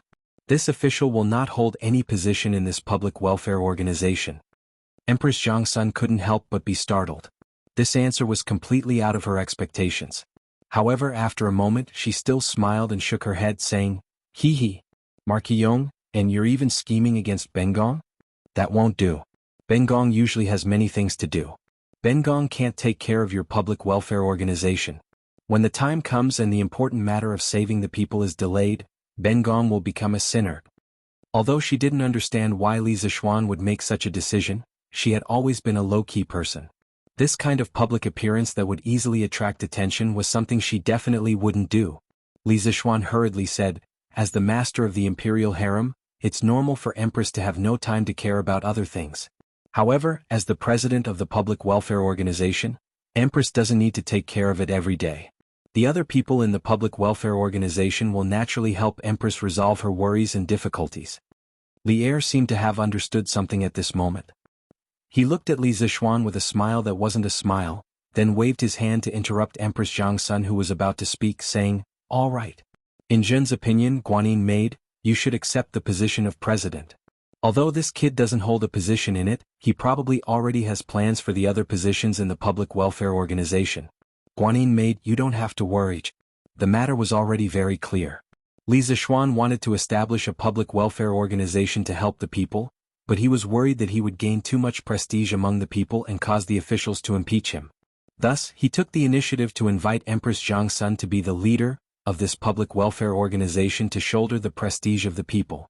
In this way he could do good deeds in peace and avoid being suspected by the king because of his high popularity among the people. Li Zixuan didn't say it out loud, but he was still a little unhappy with Li Zixuan's measuring the heart of a gentleman with his own yardstick. Li Zixuan couldn't help but ask himself, "Am I so petty in this kid's heart?" Oh. Hearing this, Empress Zhongsun seemed to have understood something. She looked at Li Zixuan and said with a smile, "Since this non-profit organization has a president, there should also be a vice president, right? I wonder who in Marquis Yong An's heart is willing to shoulder this heavy responsibility?" Cough cough. Li Zixuan coughed dryly and said with slight embarrassment, "This subject wants my humble wife to take on the position of vice president. Does Nyang think this is possible?" Li Er's guess was right. He really didn't want to cause too much trouble because of charity. Moreover, he did charity for his own happiness, not for the people to be grateful for his kindness. Of course, since this charity organization was proposed by him, it couldn't be that it had nothing to do with him, right? It wasn't that he was blowing his own trumpet, but this charity organization really couldn't become popular without him operating it. It just so happened that his wife had always wanted to find something to do so he could let her participate in the management of this charity organization. Hearing this, Li Er's face showed an as expected smile. Empress Zhongsun blinked and said with a smile, "Since you proposed the candidate, I certainly have no objections. It's just that this charity organization should have a name, right?" To be honest, she really didn't have time to take care of this charity organization. Li Zixuan was willing to let Han Yushi be the vice president, and Zhongsun couldn't wait. Because Han Yushi was here, if something happened to the charity organization in the future, would Li Zixuan have the nerve to stand by and watch? Therefore, she was happy to see Li Zixuan's candidate. Li Zixuan pondered and said, "Why don't we call it the Nuantang Charity Fund? Your Majesty, what do you think?" Nuantang. Good. Let's call it Nuantang." Li Er's eyes lit up and he clapped with a smile. "It's indeed a good name, the meaning is good." Empress Zhongsun also praised. Li Zixuan smiled and said, "Since your Majesty and your Majesty have no objections, then let's call it Nuantang. I will personally invest 20,000 strings of cash, and these 2 days I will also use Datang daily to gather the rich folk to donate money, and strive to let all the poor people in Chang and city be able to use coal stoves and burn coal before the new year. As for the other provinces and counties, time is too tight, I'm afraid there won't be enough time this year." Empress Zhongsun hurriedly said, "Since I'm the president, how can I not contribute money? Marquis Yong, and I will take out 3,000 strings of cash to use for the Nuantang Foundation." She thought that with some of her own private money and some gold and silver jewelry, she should be able to gather 3,000 strings of cash. The virtuous Empress Zhongsun never thought of letting Li Er use the national treasury or the palace treasury's money for personal matters. Li Er waved his hand and said, "Guanin's servant, there's no need for that. I'll take 5,000 strings of cash from the palace treasury and donate it to the Nuantang Foundation in your name." After that he turned to Li Zixuan and said, "Marquis Yong, and I have no objections if you want to establish the Nuantang Foundation to do good deeds. I also believe that with your personality, you won't embezzle the donations, but you have to control your subordinates. My money isn't that easy to take. Li Zishuan cupped his hands and said, "Don't worry, Your Majesty, I'll be careful. I'll make sure that every donation of the Nuantang Foundation is properly spent." As a modern person, he knew better than anyone how important honesty and fairness were to a charity foundation. The incident with a certain Mimi in his previous life had directly lowered the social credibility of a certain 10-word association to a freezing point. "That's for the best," Li Er said faintly. Seeing that there was nothing else here, Empress Zhangsun said goodbye to Li Er and left. In the hall, only the two of them were left. Li Er clasped his hands behind his back. After a long time he said slowly, "You little brat. I'll tell you one more time, I'm not Liu Bang and you're not Han Xen." After saying this sentence that had no head or tail, Li Er snorted and left in a huff. It was obvious that he was very unhappy. "So, I'm just too lazy to mess around. Otherwise, even if you're Liu Bang, I'll still be able to pull you down." Li Zishuan curled his lips as he fantasized in his heart. He understood what Li Er meant, but he didn't regret doing so, because he was a person who didn't like trouble in his bones. However, just because he didn't like trouble didn't mean that he was afraid of trouble. Just as he thought, if Li Er was really an emperor like Liu Bang who killed meritorious officials, he, Li Zishuan, wouldn't just sit and wait for death. Whoever didn't let him have a good life, he wouldn't let them have a good life. Chapter 1042. Marquis Manager Fu said that the things you want will be ready in 2 days. When the time comes, he will send someone to deliver them to you. After returning home from the palace, Li Zishuan met Pang Feiji at the entrance. Pang Feiji cupped his fist. "I understand." Li Zishuan nodded lightly. He was secretly happy. It seemed that he would be able to use the heater in a few days. What a corrupt life. When he returned to the main hall, his family was waiting for him to eat. Seeing that he had returned, Han Yushi hurriedly ordered the dishes to be served. Because the food cooled quickly in winter before Li Zishuan returned, the cooked food was kept warm in the pot. From this, one could see Li Zishuan's important position in the Li family. He was the proper head of the family. During the meal, Li Zishuan told his family about the Warm Tang Foundation that he had told Li Er and Empress Zhangsun in the palace. Sure enough, old Madame Yi, Madame Li, and Han Yushi immediately became enthusiastic. "Good. This is a good thing." Old Madame Yi put down her chopsticks and looked at Li Zishuan. She said enthusiastically, "Xiao Xian, I didn't bring much money this time, but I still have some valuable jewelry. If I pawn it, it can be exchanged for 1 or 2,000 strings of coins. When the time comes, I will donate it to your Warm Tang Foundation. Consider it a token of my appreciation." Madame Li hurriedly said, "Mother, what are you talking about? You can keep your jewelry. If you want to donate money, take it from your daughter. How can I let you pawn it?" As the son-in-law, Li Jingma naturally had to show off in front of his mother-in-law. He also said, "Mother-in-law Yu Zhu is right. You two are now in Chang'an. No matter what, we can't spend your money. This 2,000 strings of coins will be paid by your son-in-law." Old Madame Yi patted Yi Yuzhu's hand and smiled. "Yuzhu Jingma, this old woman is doing a good deed. How can I use your money? This will make it seem like I am not sincere in my heart and will be punished. You two don't fight. If you really feel bad, you can also donate some money to Little Xian's Warm Tang Foundation." Li Jingma still wanted to argue, but Yi Guozhong directly waved his hand and said, "Enough." There was no need to persuade him anymore. The Yi family still has a shop in the capital, so there's no need for you to pawn it off. Tomorrow I'll go to the shop and withdraw 2,000 strings of coins. In any case, the Yi family was a prominent family. How could they not have any property in Chang'an? No matter what, there were still 1 or 2 small shops. But in the end, it was mainly because Yi Guozhong, who had been cultivating all his life, wanted to do charity. Otherwise, he would not have used his family's wealth. When Madame Li heard Yi Guozhong's words, she didn't try to persuade him any further. She turned to Li Zishuan and said, "Then Xian, our mother and your father will also donate 2,000 strings of coins as a token of our appreciation." Although Li Zishuan was in charge of the family, Mrs. Li and Li Jingma still had their own private savings.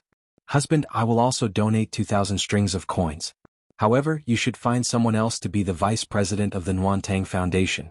I'm afraid that I'll ruin your plans." Han Yushi hesitated for a moment and said to Li Zishuan. When she heard that the president of the Nuantang Foundation was Empress Zhangsun, she immediately panicked. She could manage the family's internal affairs, but to be Empress Zhangsun's assistant, she had no confidence at all. That was the high and mighty mother of a nation. Li Zishuan patted his wife's hand and said softly, "Wife? Let me ask you, do you know how to read the accounts?" This, of course.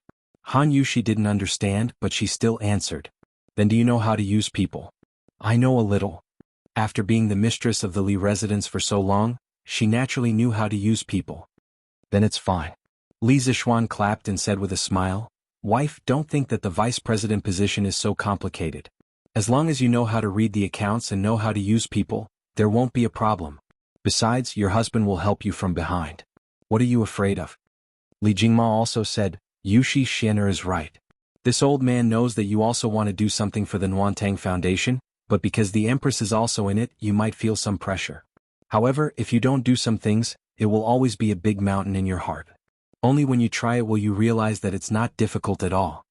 Li Jingma, who was old and experienced, already understood the hidden purpose of Li Zishuan pulling Empress Zhang's son into the Nuantang Foundation. Old man Li was very pleased with his son's wise decision, so he also hoped that his daughter-in-law could participate. That was why he tried his best to persuade her. "Yes.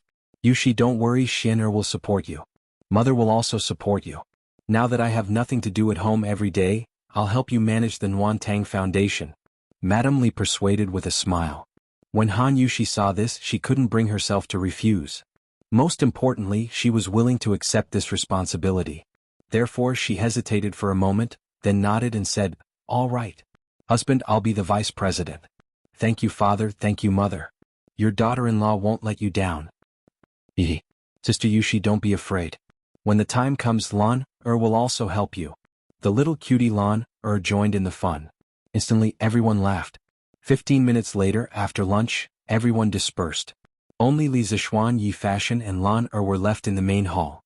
Yi Fashion came over to Li Zishuan and said, "Cousin, Fashion also wants to do something for the Nuantang Foundation, but Fashion only has 20 strings of money. Can you lend me some first?" When Li Zishuan heard this, he thought to himself that his cousin's worldview was extraordinarily righteous. No wonder he could become an immortal revered by millions of people in the future, and eventually become the leader of the world's Taoist sects. Fashion, doing good doesn't matter if it's big or small. As long as you put your heart into it, it's true good. A good heart will be immortal. 100 lanterns will shine brightly for 1,000 miles. Yi Fashion was silent.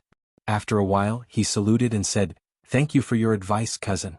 Fashion will donate all the strings of money in a while. However, Fashion still wants to do something. I wonder if Fashion can help with the Nuantang Foundation in the future?" Li Zishuan smiled and said, "Of course." Yi Fashion expressed his thanks and left in satisfaction. Lan was not to be outdone. She said, "Brother, cousin Fashion has already donated money. Lan also wants to donate money. Lan saved up 50 strings of money. Lan wants to donate all of it." "Lan, where did you get so much money from?" Li Zishuan was shocked. "I'm not telling you. Anyway, Lan wants to donate money," the little rich lady said proudly. Chapter 1043. The next day. Datang daily threw out 2 bombshells, and Chang'an City was once again bustling with noise and excitement. From today onwards, Curious Pavilion will launch a honeycomb-shaped coal ball and a matching coal stove.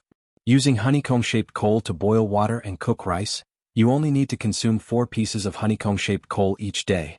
Each piece of honeycomb-shaped coal only costs 1 copper coin. The coal stove only costs 200 copper coins. Moreover, a coal stove can last for at least 5 years. A coal stove sold to the rich would definitely not be sold at cost price. There are so many workers in the workshop who need to eat too. First, there was an advertisement in the newspaper that piqued the curiosity of the people. In the layout of Tang Dynasty Daily, apart from the headline in the middle of the first page, another important position was the position of the first article at the beginning of the article. Under normal circumstances, advertisements would not be placed there. This time, Li Zishuan was abusing his position for personal gain. Honeycomb-shaped coal? Coal stove? What the hell is this? Is it really as amazing as the advertisement says? When the people saw the advertisement, their first reaction was to ask questions. Hey, other shops' products might be fake, but Curious Pavilion's products are definitely not fake. The advertisement says that 4 coal balls cost 4 copper coins and can boil water and cook rice for an entire day. It must be real. That's right. Curious Pavilion's products have always been authentic. they have never boasted before. Wow.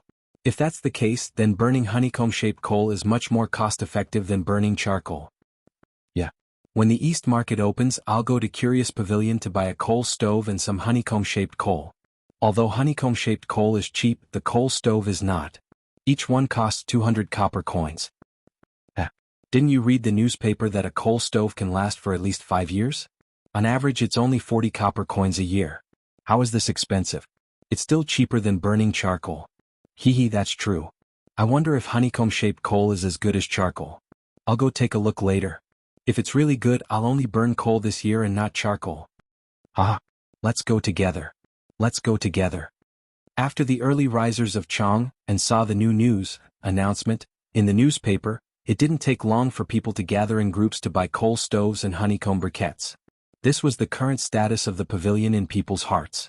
They always believed that no matter what the pavilion produced or how high the price was, it would always be the best. This was similar to the modern Apple. No matter what new product Apple launched, no matter how expensive it was, countless fans would rush to buy it. The only difference was that the items in Strange Interest Pavilion were usually worth the price. Compared to the items themselves, the prices were not considered expensive. However, no one would have expected that the introduction of honeycomb coal would completely change the energy structure of the Tang dynasty.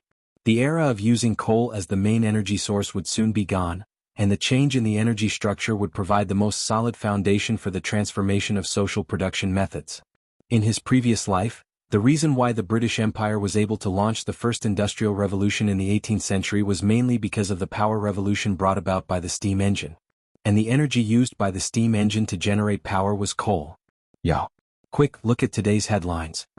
Just as the people were about to go to Strange Interest Pavilion to buy honeycomb briquettes and coal stoves, someone discovered the second bombshell of Datang Daily. What's wrong? What's wrong with the headlines? From today onwards, the Imperial Court will officially establish the Warm Tang Charity Foundation. The Empress will be the foundation's president, and the Marquis of Yong will be the vice president. In the near future, the Warm Tang Foundation will be launching a 2-month warm winter campaign.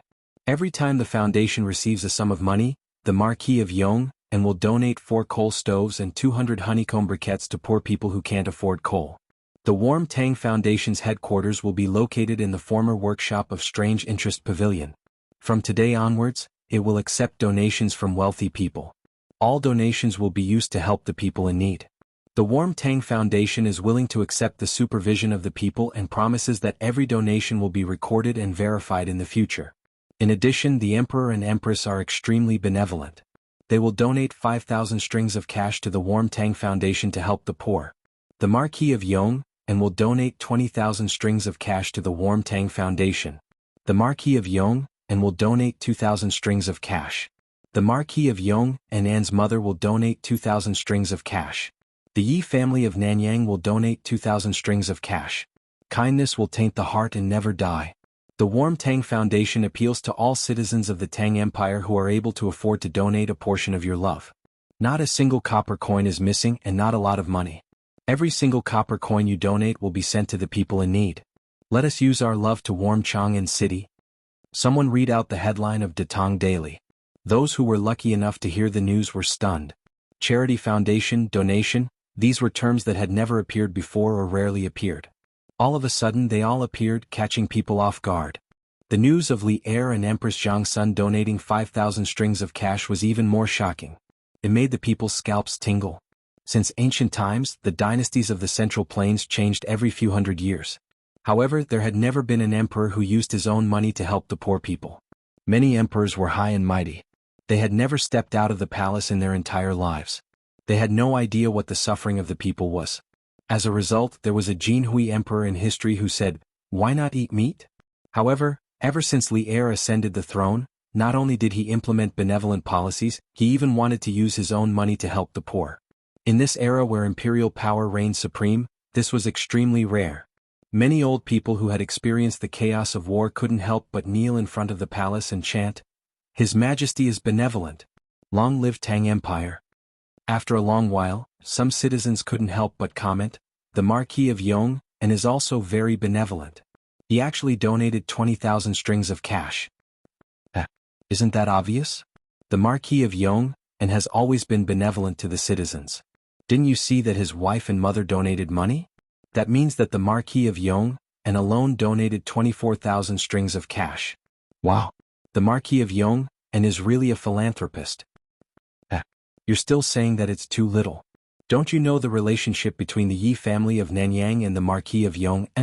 The previous head of the Yi family is the Marquis maternal grandfather.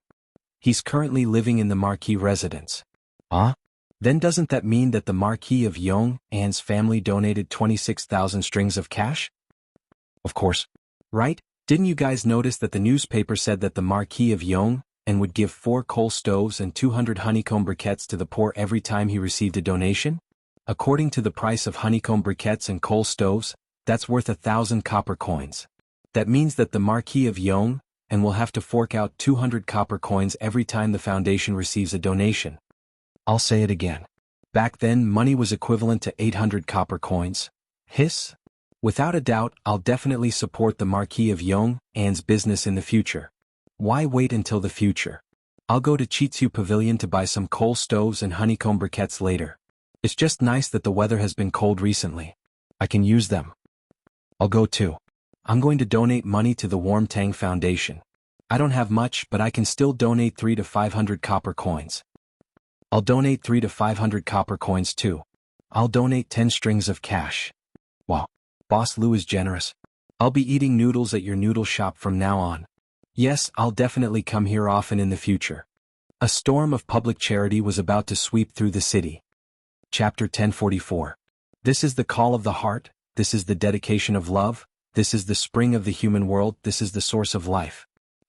As long as everyone gives a little love, the world will become a beautiful human world.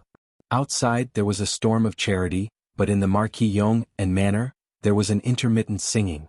Listening to the lyrics and the tune, it was obviously the famous modern song, The Dedication of Love. The voice of the singer was also very sweet. That crisp voice was like the chirping of an oriole in the valley, pleasant to the ears and intoxicating. This voice was not Han Yushi's, nor was it Xiao He or Xiao Shi's. She was not anyone in the Li manor. Yes. Not bad, not bad. That's the tune. In the main hall, Li Zixuan sat on the seat of honor. On his left sat Han Yushi, and on his right sat a beautiful lady. That lady only wore a jade green dress in the middle of winter, and a green pleated skirt with scattered flowers and mist. Her body was covered in a thin green veil. Her shoulders were cut, her waist was slim, her skin was smooth, and her aura was like an orchid. Her long black hair was only tied up with a delicately carved plum hairpin. Her beautiful eyebrows were wide and delicate, and her green hair was dyed with the mist of spring. She had a spiritual energy that was like the clouds and mist of Mount Wu, but if one looked carefully, one would be able to see that there was a faint sadness that seemed like self-pity within her. At this moment, her hands were still on the strings of the zither, and Li Zixuan opposite her was applauding. As for Han Yushi, although she was smiling, no one knew what she was thinking. Then Fian, can you sing the complete song for Marquis and Madame again? The lady stood up and bowed, then asked softly. Her voice was as beautiful as the spring water, making people feel comfortable and relaxed. Li Zixuan smiled and nodded, okay. Miss Yan'er, please sing. Speaking of Miss Yan'er, Li Zixuan had never seen her before, let alone know her. However, Ching Chumo, Li Huiran, and the other rich playboys who liked to walk their dogs and hang around the brothels would definitely know her. This woman was the famous courtesan of 100 Flowers Tower in Chang, and City, Fang Fian. She was the goddess of countless men's dreams. Many rich young men could not get close to her even if they spent a lot of money. At most, they could only get a smile from her. But even so, there were still countless people who flocked to her. Today, Li Zixuan had asked Pang Feiji to invite back a girl who could sing the best in Chang'an. Pang Feiji did not know what Li Zixuan wanted to do. At first he hesitated. He hesitated about what kind of girl he should find for Li Zixuan. Then he felt a little conflicted. He felt that if he found a girl for Li Zixuan, he would be letting down Han Yushi, the mistress of the Li mansion. Later, this fellow secretly found Xiao He and asked her to send this news to Han Yushi of the West Courtyard and let her make the decision. He did not have to wait for long before Han Yushi's reply came. Her reply was very simple. There were only 2 words, do it. Pang Feiji thought about it and ran to 100 Flowers Tower. He found the so-called Mother Hua and asked her to invite Fang Fian out. Under normal circumstances, 100 Flowers Tower did not receive guests during the day. Moreover, Fang Fian was not someone who could be invited by ordinary people. However, Pang Feiji was from the Marquis Yong and Marquis Mansion. He represented Li Zixuan, the most dazzling new noble in the Tang dynasty. He was also the god of wealth in the eyes of businessmen. Mother Hua did not dare to offend him. She quickly asked someone to invite Fang Fian out. Then the rest of the matter was logical. Oh, it was not logical. After Fang Fian arrived at the Li Mansion, she was actually received by Li Zixuan in the main hall of the Li Mansion. This made her feel a little ridiculous. Logically, if a man admired her and invited her to his house, shouldn't they talk about romantic affairs? How could they talk about romantic affairs in the main hall of a mansion? However, what happened next was even more illogical. Li Zixuan invited her over just to teach her how to sing. Moreover, it was a song with such straightforward lyrics without any literary talent. Alright, since Li Zixuan was still polite to her, Fang Fian could only sing along. However, after singing once, she was attracted by the beautiful melody of the song and could not help but start to compose the music for the song.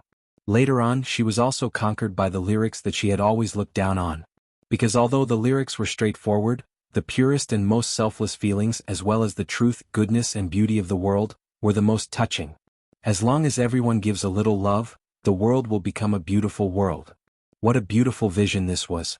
At this moment, Fang Fian's jade-like fingers were gently stroking the strings of the zither.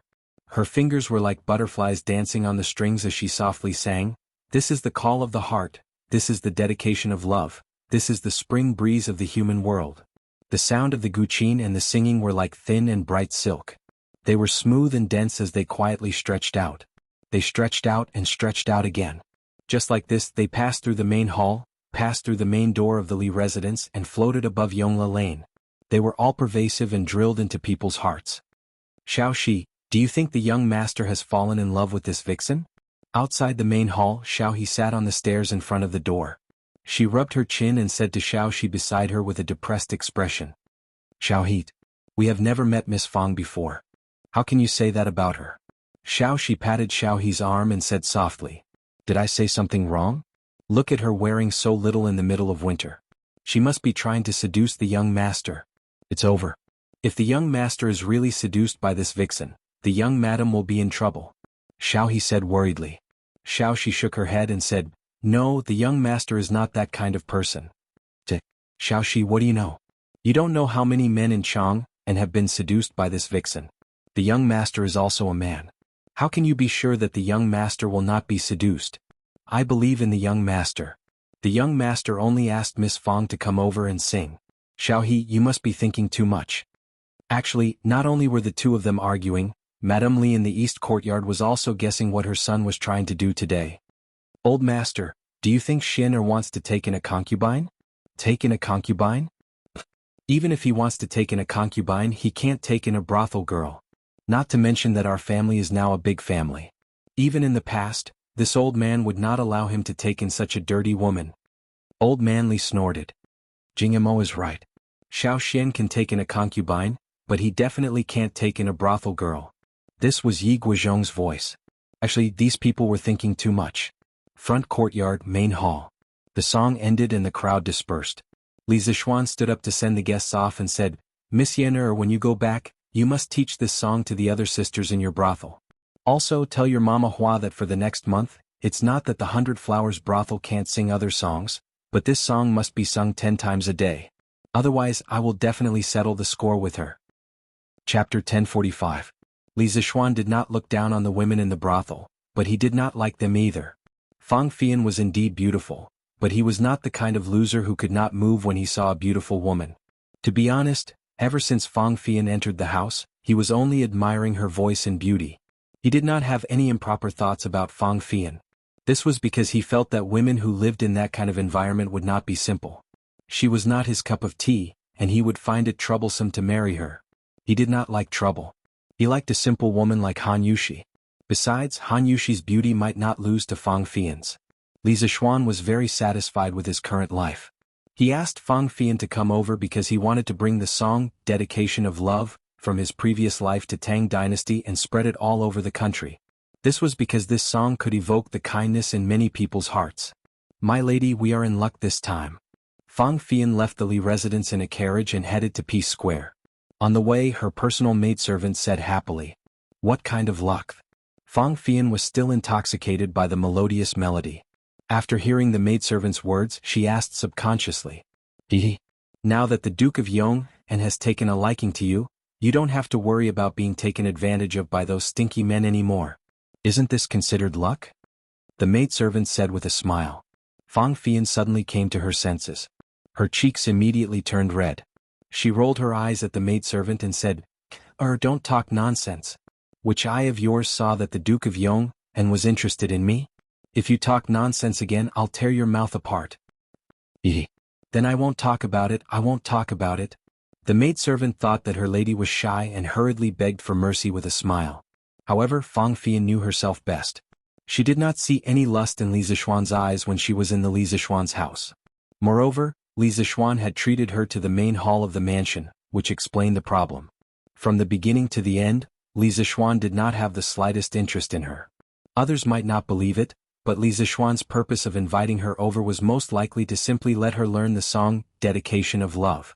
To be honest, Li Zixuan was young, promising, handsome, talented, and knew how to take care of women. After all, he had the title of Friend of Women. Fang Fian was a little attracted to him. However, from Li Zixuan's cool and clear eyes, Fang Fian understood that it was impossible between them. Moreover, she was just a prostitute in a brothel. She was not worthy of marrying into a big family like the Li family.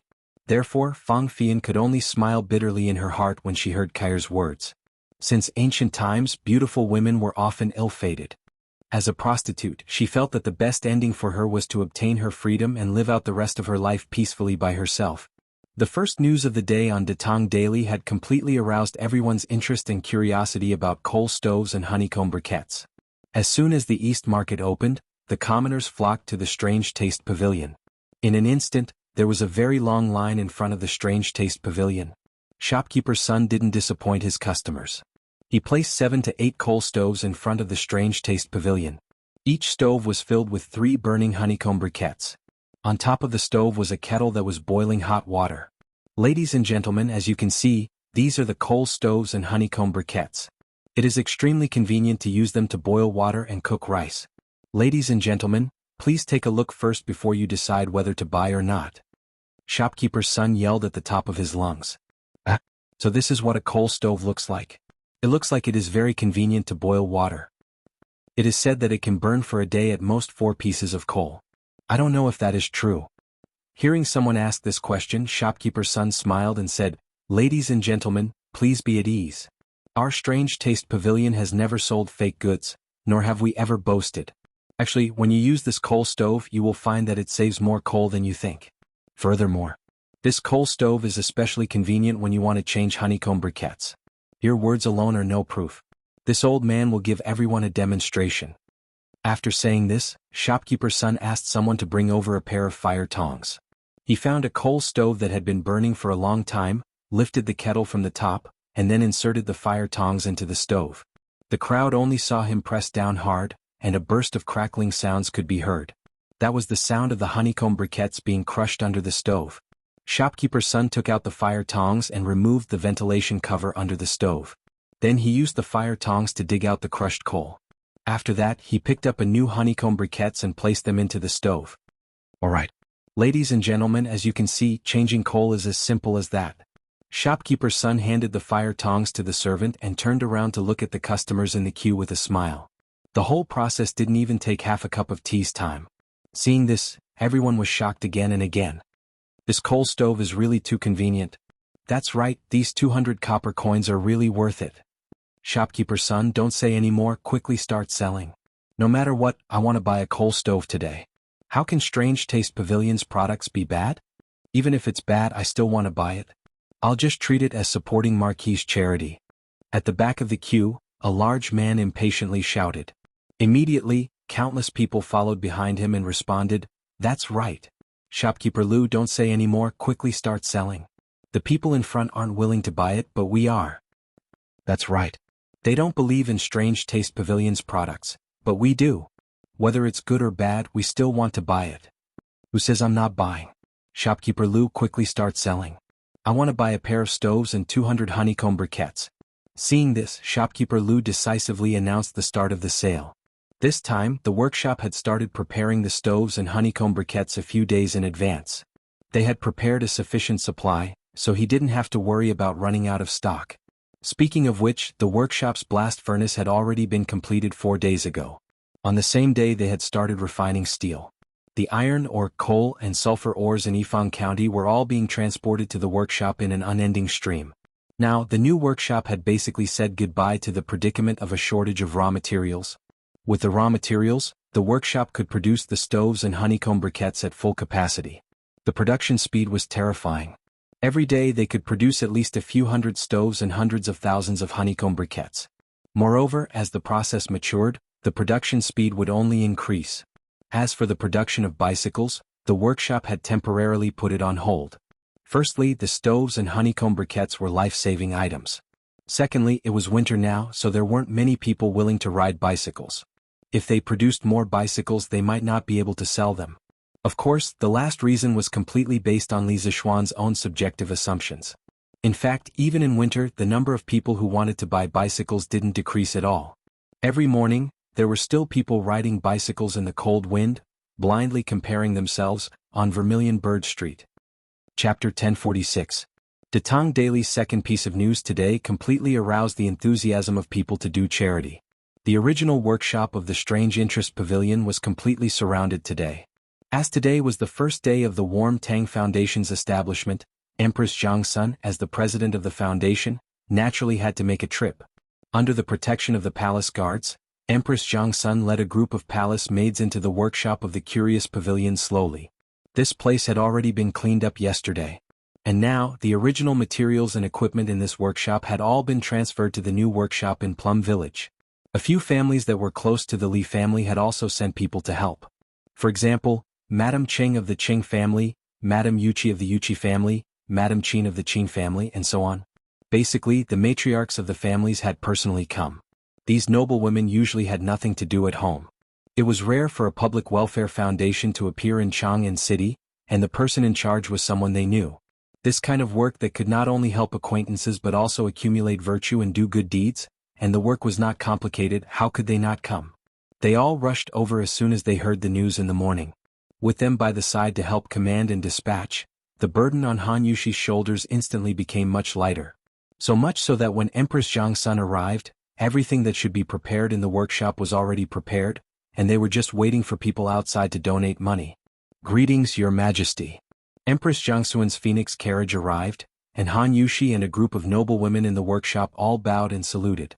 Empress Jiangsun smiled and said gently without any airs, "No need to be so polite. It's so lively today.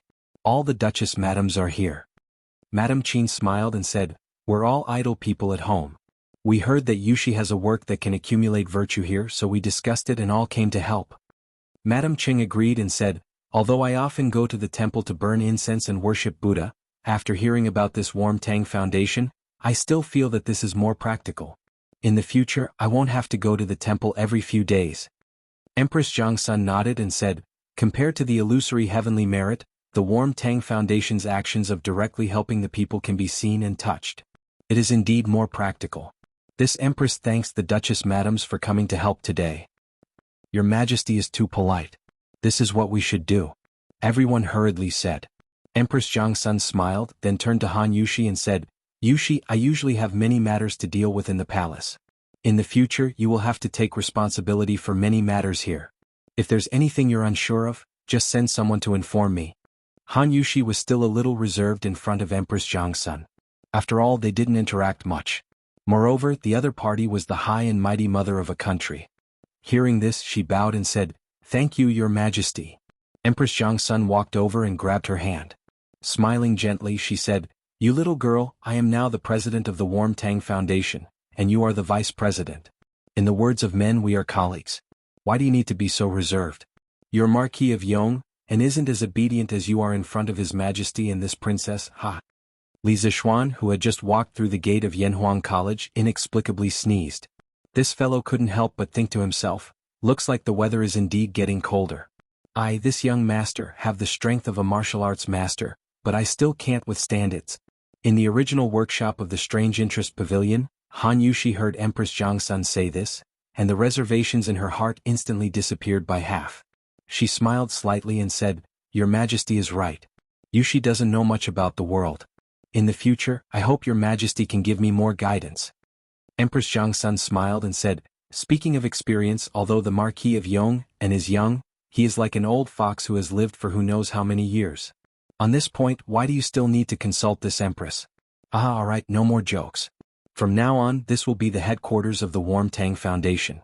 Yushi, if you lack manpower, just tell this Empress. Now, let the people outside who are waiting to donate money quickly come in." Han Yushi smiled and agreed. To be honest, she really did lack manpower right now. If it weren't for the Cheng family, Yuchi family, Qin family, Niu family, and Li Jing family's madams bringing people over to help, with the current situation with the people she brought from the Li family, she really wouldn't have been able to handle it. However, these dukes' madams definitely couldn't come over to help every day. Now that Empress Zhangsun said this, Han Yushi's heart immediately calmed down a lot. She ordered the servants to open the door of the workshop, and the people outside consciously lined up and began to donate money one by one. Small donations like a few hundred copper coins and a few strings of coins were basically counted in person. As for large donations like 100 strings of coins, they would be specially brought to another place and counted on the spot by a dozen or so experienced warehouse workers. This wasn't done for the sake of special treatment, but to save the entire line's time. My master wants to donate 10,000 strings of coins. The money is all in the cart behind. Please send someone to count it. The moment the manservant at the front of the line spoke, he immediately shocked everyone. Han Yushi, Empress Zhangsun, Madame Cheng and Madame Qin, who were standing in the corridor and talking, all looked over in unison. 10,000 strings of coins. Just looking at the number might not move all of them, but what was this 10,000 strings of coins used for? This was for charity, not for business. To put it bluntly, it was a gift. Other than people like Li Zixuan who were extremely wealthy and didn't think much of money, there probably weren't many people in the entire Tang Empire who would be willing to take out 10,000 strings of coins to give away for no reason. This little brother, may I ask who your master is? In the courtyard of the workshop, there were several tables set up today, and the people naturally lined up in several lines. The person in charge of the line that the manservant who said he wanted to donate 10,000 strings of coins was Wang Zhong. Old Wang stared and asked. That manservant was still considered polite. He cupped his hands and then replied loudly, "Steward Wang, my master's surname is Chao and he avoids literary works. He can be considered old friends with the Marquis of Yong, and my master said that the current emperor is so considerate of the people, and the Chao family is also willing to share the emperor's burdens. So it's Boss Chao. Boss Chao is deeply righteous. This old man admires him. This little brother, please come in. There will be someone in charge of counting the coins." Wang Zhong came to a realization and then had someone bring the manservant to the backyard. Chao Wendong? This empress has heard of him. I didn't expect there to be such a deeply righteous person among the merchants.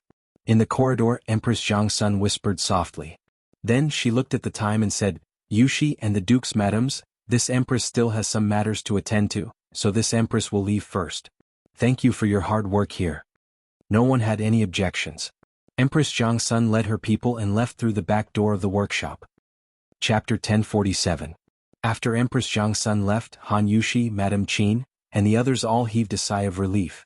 Although Empress Zhangsun appeared approachable, it was inevitable that they would feel pressured when they were with her. Yushi, this Boss Chao is really generous. He actually took out 10,000 strings of cash all of a sudden. Compared to him, Godmother is really stingy. Madame Qin lamented. After they saw the newspaper this morning, not only did they come over to help, but they also followed behind to donate some money. Most of them were hundreds or thousands of strings of cash. Although it was not a small amount, it paled in comparison to Chao Wendong's 10,000 strings of cash. Godmother, you can't say that. My husband once told me that no matter how good or small it is, as long as there is sincerity, then it is true kindness. Once the heart is touched by kindness, it will be immortal. Han Yushi held Madame Qin's hand and explained with a smile. Ah, sister, listen, this child Xiaoxian is really talented. Everything he says is so reasonable. Unlike my family's Chonyo, who is always reckless. Madame Cheng patted Madame Qin's arm and said with a smile. Auntie, you must be joking. Big brother Chonyo is a person who values friendship and righteousness. He is also my husband's good brother. How is he reckless? Han Yushi hurriedly said. Madame Cheng immediately beamed and said, Ha, Yushi, don't speak up for that kid. As his mother, how can I not know what kind of person he is? Although she said this, the smile at the corner of her eyes could be seen by everyone. After a while, everyone's good impression of Han Yushi couldn't help but increase. This was also a popular policy among the ancient aristocrats. Through the friendship between the mistresses, the relationship between the two families would become stronger. As they spoke, many people had already donated their money. According to the rules set by Li Zixuan, anyone who donated money to the foundation, no matter how much they donated, would receive a special certificate from the Nuantang Foundation. In fact, instead of calling it a certificate, it was more appropriate to call it a donation certificate. However, Li Zixuan gave it a better name, the Certificate of Honor for Doing Good. Before today, the workshop had prepared a lot of templates for the Certificate of Honor. The name, donation amount, and donation date were all left blank. After receiving the donation, the staff of the Warm Tang Foundation would fill in the donation information on the Certificate of Honor template and ask the donor to sign and put their thumbprint on it. Then the foundation would stamp it with a special seal. There were 2 copies. One would be given to the donor as a souvenir, and the other would be kept in the foundation's records for monthly audit. In fact, every donation received was recorded in detail in the foundation's account books. The reason why the foundation kept records was to keep an extra evidence for future audit. This way, not only could it prevent people from falsifying the accounts to a certain extent, but it would also make people more convinced. After the citizens donated their money and received the Certificate of Honor from the Warm Tang Foundation, not only did they not feel the disappointment of losing money, they even felt a trace of satisfaction. This little thing was quite pretty. But what were the words written on it? What kind of honor? Honor? Wang Matzi, you're so embarrassing. That's the Certificate of Honor for Doing Good. You can't even read. What's the use of that thing? Why don't you give it to me? Tui? Why should I give it to you? I can't read, but my Sanmao can. I'm going to give this to that kid to prove that his father did a lot of good in the past. After donating their money, the citizens were delighted with the Certificate of Honor for Doing Good. They now had something to brag about. At this moment, a scholar-looking middle-aged man suddenly said to Wang Zhong and the others, His Highness the Crown Prince donated 3,000 strings of cash. Steward Wang, please have someone count it. Once this was said, the surrounding people were shocked again. His Highness the Crown Prince? His Highness the Crown Prince also sent people to donate money? His Majesty is benevolent, and the Crown Prince is also benevolent. Our Tang dynasty will only get better and better. The citizens' happiness instantly soared. But what happened next made the commoners' hearts burst with happiness. Princess Chengel donated 3,000 strings of cash. King of Wei donated 3,000 strings of cash. King of Han donated 1,000 strings of cash. Hajin County donated 5,000 strings of cash. Concubine Yang, Concubine Yin, Concubine Yang, and Concubine Wei donated a total of 4,000 strings of cash. After finding out about the existence of the Warm Tang Charity Fund, all the important figures in the royal family sent people over to donate money. This was because even their boss, Li Er, had donated money, so how could they not do anything? Moreover, this was a great opportunity to raise the reputation of the royal family. Apart from the royal family, the wealthy merchants also donated generously, especially the members of the Flame Yellow Chamber of Commerce. They donated the most money. Needless to say, Chao Wendong donated 10,000 strings of cash. Apart from that, Feng Zhihua donated 5,000 strings of cash, Liao Shifan donated 3,000 strings of cash, Zhang Jingyang donated 3,000 strings of cash, Lin Wenyuan donated 3,500 strings of cash, and Wang Renbiao donated 10,000 strings of cash. These merchants and landowning households were the first to stand with Li Zixuan. When Li Zixuan established the Warm Tang Charity Foundation, they were also the first to respond to the call. The effect of them taking the lead was undoubtedly very beneficial to the foundation's development.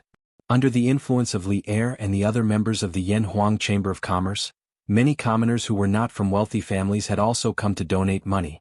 Although it was a small amount, many a little makes a mickle. There were over 1 million permanent residents in Chang'an City. If these people worked together to do something, then the accumulated power was definitely not something to be ignored. This was not the end. In the afternoon, at the original workshop of the Strange Taste Pavilion, the headquarters of the Warm Tang Charity Foundation, there was a small wave of people who came to donate money. This was because when the civil and military officials heard about the charity storm in Chang'an City, they all sent people to express their sincerity, regardless of whether their families were rich or not. Because Li Er had taken the lead in donating money, if they did not do anything, wouldn't that be not giving old Li face? Of course, the political environment in the early days of the Tang dynasty was very clear, so there were still many civil and military officials who sincerely wanted to do good. Duke Zhao donated 3,000 strings of cash.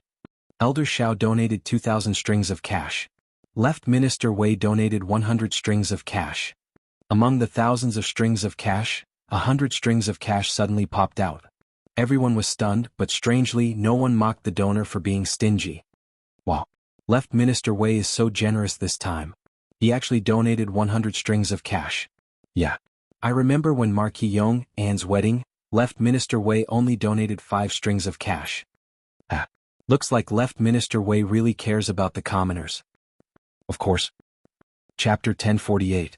South of Chang'an City, Anla House, Lin family's front yard, main hall. Dad, why did we only donate 3,500 strings of cash? I heard that the Chow family donated 10,000 strings of cash. Lin Hao said with a hint of dissatisfaction. From his tone, it was clear that he was disdaining his father for donating too little money this time.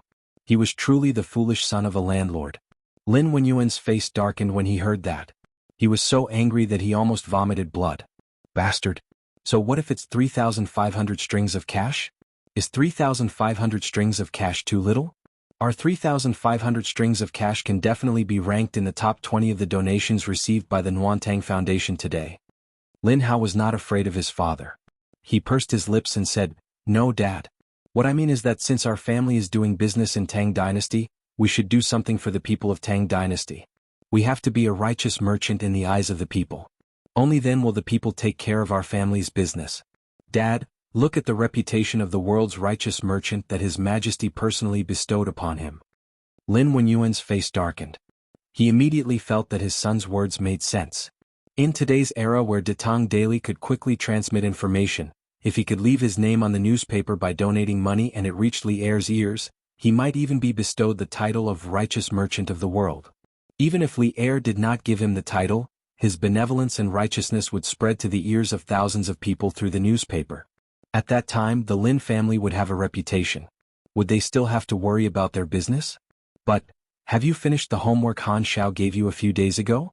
If you haven't, then hurry up and do your homework. If you can't get into Yanhuang College next year, you'll see how this old man will deal with you. Lin Wenyuan was silent for a moment, then scolded Lin Hao with a straight face. Dad, if you want to do homework then do it. Why are you being so fierce? Besides, when it comes to exams, man proposes and God disposes. There's no point in forcing me. Don't hit me. I'll go, okay? Lin Hao still wanted to pester his old man for a while longer, but he saw that Lin Wenyuan was about to get up and hit someone. He didn't dare to stay here any longer. Immediately, this guy didn't say anything and turned to leave. Stinking brat. Lin Wenyuan clapped his hands and snorted. A moment later, he shook his head and sighed, "Alas! This old man also wants to donate more money." However, the current Lin family did not have that much money in their accounts. Only this kid is carefree and doesn't know the taste of worry. A large portion of the Lin family's wealth was now spent on the Yanhuang Chamber of Commerce's business. But up until now, Lin Wenyuan had only received 4 bicycles from the Chamber of Commerce, which only added up to a few hundred strings of coins. Compared to the money he had invested, the rate of return was too low. Therefore, most of the Lin family's wealth was tied up in the Chamber of Commerce. There was not much cash flowing in their accounts. Lin Wenyuan had really tried his best to raise 3,500 strings of coins this time. However, Lin Wenyuan was not worried about his family's business. He was waiting for the next cycle of bicycle production. When that time came, just by selling bicycles he would be able to recoup his costs. "Master, why did you donate 10,000 strings of coins all of a sudden? Even if you're doing a good deed, you shouldn't do it so generously." In Chao Wendong's house, Chao Wendong's wife was complaining unhappily. "Madam, this old man has his own plans. You don't have to worry about this." Chao Wendong was unmoved and frowned. The woman wanted to say something but was interrupted by Chao Wendong. "Madam, let me put it this way. This old man donated 10,000 strings of coins to do a good deed and also to test my luck." "Test your luck? What luck?" "Ah. Madam, don't forget who the president of the Warm Tang Foundation is. That's the current empress. If this old man is noticed by the empress because of this 10,000 strings of coins, His Majesty will be happy and reward our Chao family with the title of Righteous Merchant of the World. Then, madam, do you still think this 10,000 strings of coins is not worth it? Chao Wendong slowly explained his plan. Previously, Feng Zhihua had been rewarded with the title of Righteous Merchant of the World by Li Er because of his meritorious service at sea. Chao Wendong was no exception. Although his family was richer than Feng Zhihua's family, the title of Righteous Merchant of the World was not something that could be measured with money. Scholars, farmers, workers, and merchants were destined to have a low social status. If they could get the official title of Righteous Merchant of the World, their status would be different. Madame Chao was also tempted, but she hesitated. But what if Her Majesty and His Majesty don't reward us?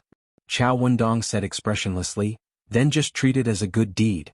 Also, with this 10,000 strings of coins, we can show our faces in the newspapers, right? When the news of the Chao family's benevolence spreads, it will be good for our family's business.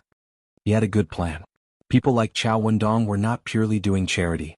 However, Li Zixuan had already expected this type of person, and he did not dislike it. So what? As long as someone is willing to fork out money, no matter what their goal is, the Warm Tang Foundation will receive the donation. With money we can help even more poor people. Do the three of you think this is not a good idea? Li Zixuan arrived at Yanhuang College early in the morning. After reading today's Datang Daily, Ma Zhou, Yan Silu, and Li Gang came to Li Zixuan to ask about the details of the Warm Tang Foundation. During the conversation, Li Gang suddenly raised his concern about the motives of the rich people who donated money. Ma Zhou also agreed, but Li Zixuan did not mind it at all. But this way, those with impure intentions can use this opportunity to gain fame and fortune. Yamacho, you can't encourage this kind of evil trend. The upright Li Gang could not stand such hypocrisy. He frowned and objected. Li Zixuan smiled. Mr. Li, you're wrong. I don't agree.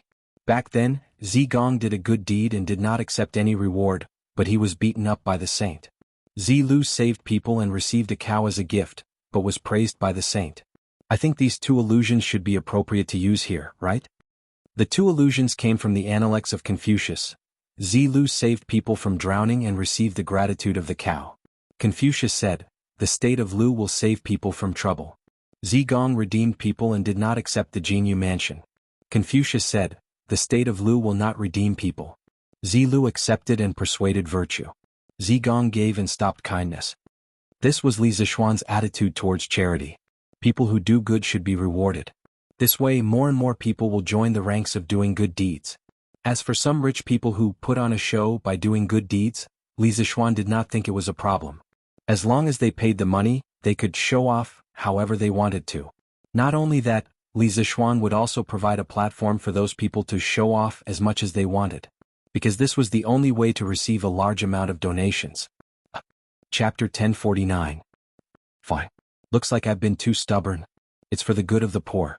I have no objections. In Yanhuang College, Li Gang finally sighed and accepted this reality. Yan Silu stroked his beard and smiled. Ah, I told you, Wenji, you're too focused. Everyone in this world is for profit.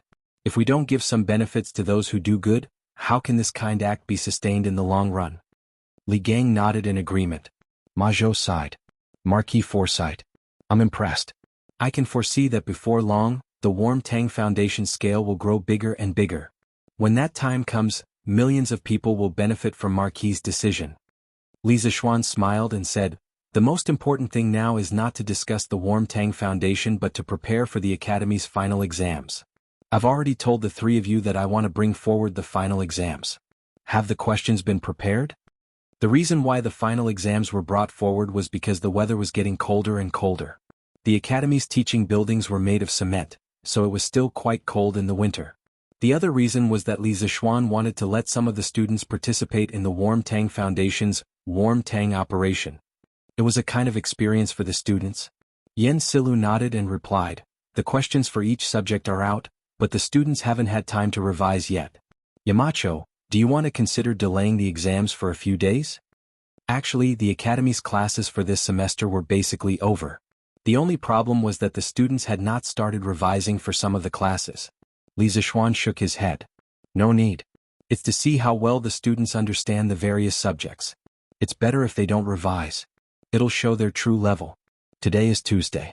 Inform the students that the final exams will begin the day after tomorrow. Yan Silu was a little confused. What kind of twisted logic is this? Li Gang smiled. Ah, Konggue, you don't have to worry about the students. If they don't want to revise, then so be it. Besides, what Yamacho said might not be completely wrong. Since Li Gang said so, Yen Silu had no choice but to agree. Li Zishuan said again, Mr. Yen, give me the test papers for each subject later. I'll take them home tonight and look at them. Yes, Yamacho. After Li Zishuan left, Li Gang and Yen Silu immediately called for a meeting of the subject leaders. They conveyed the news that Li Zishuan was going to hold the final exam in advance the day after tomorrow to the subject leaders of the various departments. Wang Ji, Mo Huai, Su Hongji, Xiao Dian, and the others were not particularly surprised. This was because when Li Gang asked them to come up with the questions 2 days ago, they had already guessed this possibility. However, they did not expect it to come so soon. The meeting was very short. After Yen Silu conveyed Li Zishuan's message, he announced the end of the meeting. All that was left was for the leaders of the various departments to relay the news to their respective homeroom teachers. As a result, when school was about to end in the afternoon, all 16 classes of Yanhuang College received this unfortunate news almost at the same time. What? The final exam is the day after tomorrow? Sir, we just finished all the courses last week. That's right. We just finished studying last week. We didn't even have time to revise. How can we take the exam? F***CK. Isn't this a scam? Who came up with this rotten idea? The students were all in an uproar. However, no one could change Li Zishuan's decision. After realizing that the exam would be held as scheduled the day after tomorrow, the students gradually quieted down. Silence meant acceptance of reality. Many students had already secretly planned to work overtime to revise for the next 2 days. Sure enough, when it was time for dinner today, the students ate exceptionally quickly. After dinner, most of them returned to the teaching building and took advantage of the fact that it was not yet dark to read for a while. When it was dark, they returned to the dormitory. Without washing their feet or faces, they took out their books and immersed themselves in reading. **CK. It must be Yamacho who set us up. Only Yamacho would be so evil. In the dormitory, Ching Chumo muttered as he flipped through the classics textbook. Alright Chonyo, it's useless to say more now. Why don't you read for a while before the lights go out? Qin Huayu advised. Look. There are 5 courses in just 1 day. Even if I don't sleep, I won't be able to finish them. So I guess I'm done for this time. I just hope the final results don't come out before the new year. I still want to have a good new year. The far-sighted Ching Chumo had already considered the problems after the exam. One could not help but admire his big heart. Qin Huayu shook his head and said, Chonyo, it's not good for you to give up on yourself like this. It's not like you're the only one who didn't revise. All the students are in the same situation. If you can read more before the exam, you'll have a better chance. You should hurry up and study. To put it bluntly, he was saying, don't give up on treatment. You can still be saved. Ching Chumo thought about it and felt that it made sense. He laughed and said, Huayu, what you said makes sense. Alright, I'll study. Hehe. I might not be the one who gets the last place. Qin Huayu was speechless. So this guy's pursuit was to be satisfied as long as he didn't get the last place? Sun Zifan and Li Tai, the 2 guys who usually like to insult others, did not mock Ching Chumo tonight. That was because the 2 of them were fully focused on their revision. Similar scenes were happening in almost every dormitory. The dormitory, which was usually bustling with noise and excitement after school, was exceptionally quiet today. That was because the academy had a rule that when it was 9 o'clock, all the dormitory lights had to be turned off and the students had to go to bed. If anyone violated the rule, the consequences. Actually, many students had experienced the consequences of violating the rule. Those who had experienced the collective punishment of standing up that night would never forget it for the rest of their lives. Therefore, the students wished they could break the quarter hour into half to use. Who would have the time to gossip? As night fell, tens of thousands of lights lit up one after another.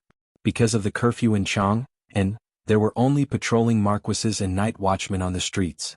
Peace Square was the most special square in Chang'an City. It was the only square that did not have a curfew. It was brightly lit every night. Meng Jiao wrote in after passing the imperial examinations, the past was filthy and unworthy of praise, but the present is debauched and unrestrained. Flushed with success, the horse gallops swiftly, seeing all the flowers of Chang'an in a day. He wrote about how proud he was of becoming the son of heaven's disciple. Speaking of which, this old man was also a refined person. After becoming a grand scholar, the first thing he did was to ride a fast horse to admire the flowers. He didn't admire peonies, nor did he admire morning glories. Instead, he went to Peace Lane to look for beautiful girls in the brothel. Tonight at Peace Lane, there was no proud scholar like Meng Jiao, who had just passed the imperial examination. However, tonight was destined to be an extraordinary night. Chapter 1050. Mama Hua, when will Miss Yen come out today? Yes. Usually Yen would have come out by now. What's wrong today? Is Miss Yen sick? Mama Hua, I know an old imperial physician with superb medical skills. If you need, 100 Flowers Tower was a 4-story wooden building. It was brightly lit and crowded. In the hall on the first floor, many unrestrained young masters were hugging girls and revealing clothes with one hand and roaming around with the other. It was an unbearable scene. However, there were also many men in the hall who did not care about those common women. Instead, they were asking the procuress for Fang Fian's whereabouts. Yo. Ladies and gentlemen, please wait for a moment. Miss Yen learned a new song today and is dressing up now. She'll be out soon. The brothel keeper of the 100 Flowers Tower laughed so hard that her body trembled. It was a pity that she was already over 40 years old. If she were 10 years younger, she might have also charmed all the lechers in the tower. A new song? Great. We're going to have a good time today. Ah, that's right. We didn't come here in vain. Being able to listen to Miss Yen sing a song is really worth coming to this world. Everyone was excited when they heard that Fang Fian had a new song. They must have heard Fang Fian singing before. The waiting time was unbearable. The young masters drank the fine wine, but they felt that the wine in their cups had lost its flavor. However, they did not like the ordinary women beside them, so they could only drink cup after cup of wine into their stomachs. Fortunately, Fang Fian did not make them wait for too long. After about 15 minutes, Fang Fian's graceful figure finally appeared behind the stage on the first floor. She was wearing a light pink dress with a pure white veil over it, which accentuated her graceful figure. Her long hair was casually draped over her back. There was no decoration on her head except for a light blue ribbon that gently tied a lock of hair. She wore a pearl necklace on her neck. The pearls shone slightly under the light in the hall, making her skin as white as snow. She looked like a fairy who had descended to the mortal world. Her hands were soft, her skin was creamy, her collar was smooth, her teeth were like a gourd, her eyebrows were like moths, her eyes were beautiful, her eyebrows were like emerald feathers, her teeth were like shells, and her waist was like a bundle of silk. The lower half of her beautiful eyes were covered by a white, silk-like veil, but it still couldn't hide her alluring face. Her gaze was pure like water, occasionally carrying a hint of melancholy, giving people a feeling that they could only look at but not touch. It was intoxicating and it was beautiful to the extreme. Lady Yen, I love you. Lady Yen, I love you too. As soon as Fang Fian appeared, all the flowers in the hall paled in comparison. Compared to her, the other girls could only be considered as ordinary women. She was so pure and holy that people could only look at her from afar, not daring to take a step closer. The young masters in the hall immediately let out a burst of wailing and howling. Such a peerless beauty, it was rare for them to fight over her. Due to the veil, people could not see whether Fang Fian was happy or angry. People cheered and shouted, but she just stood on the stage quietly with her hands crossed under her abdomen, motionlessly looking at the crowd in front of her. After a long time, the cheers finally died down, and at this time, there were a few more tables on the stage.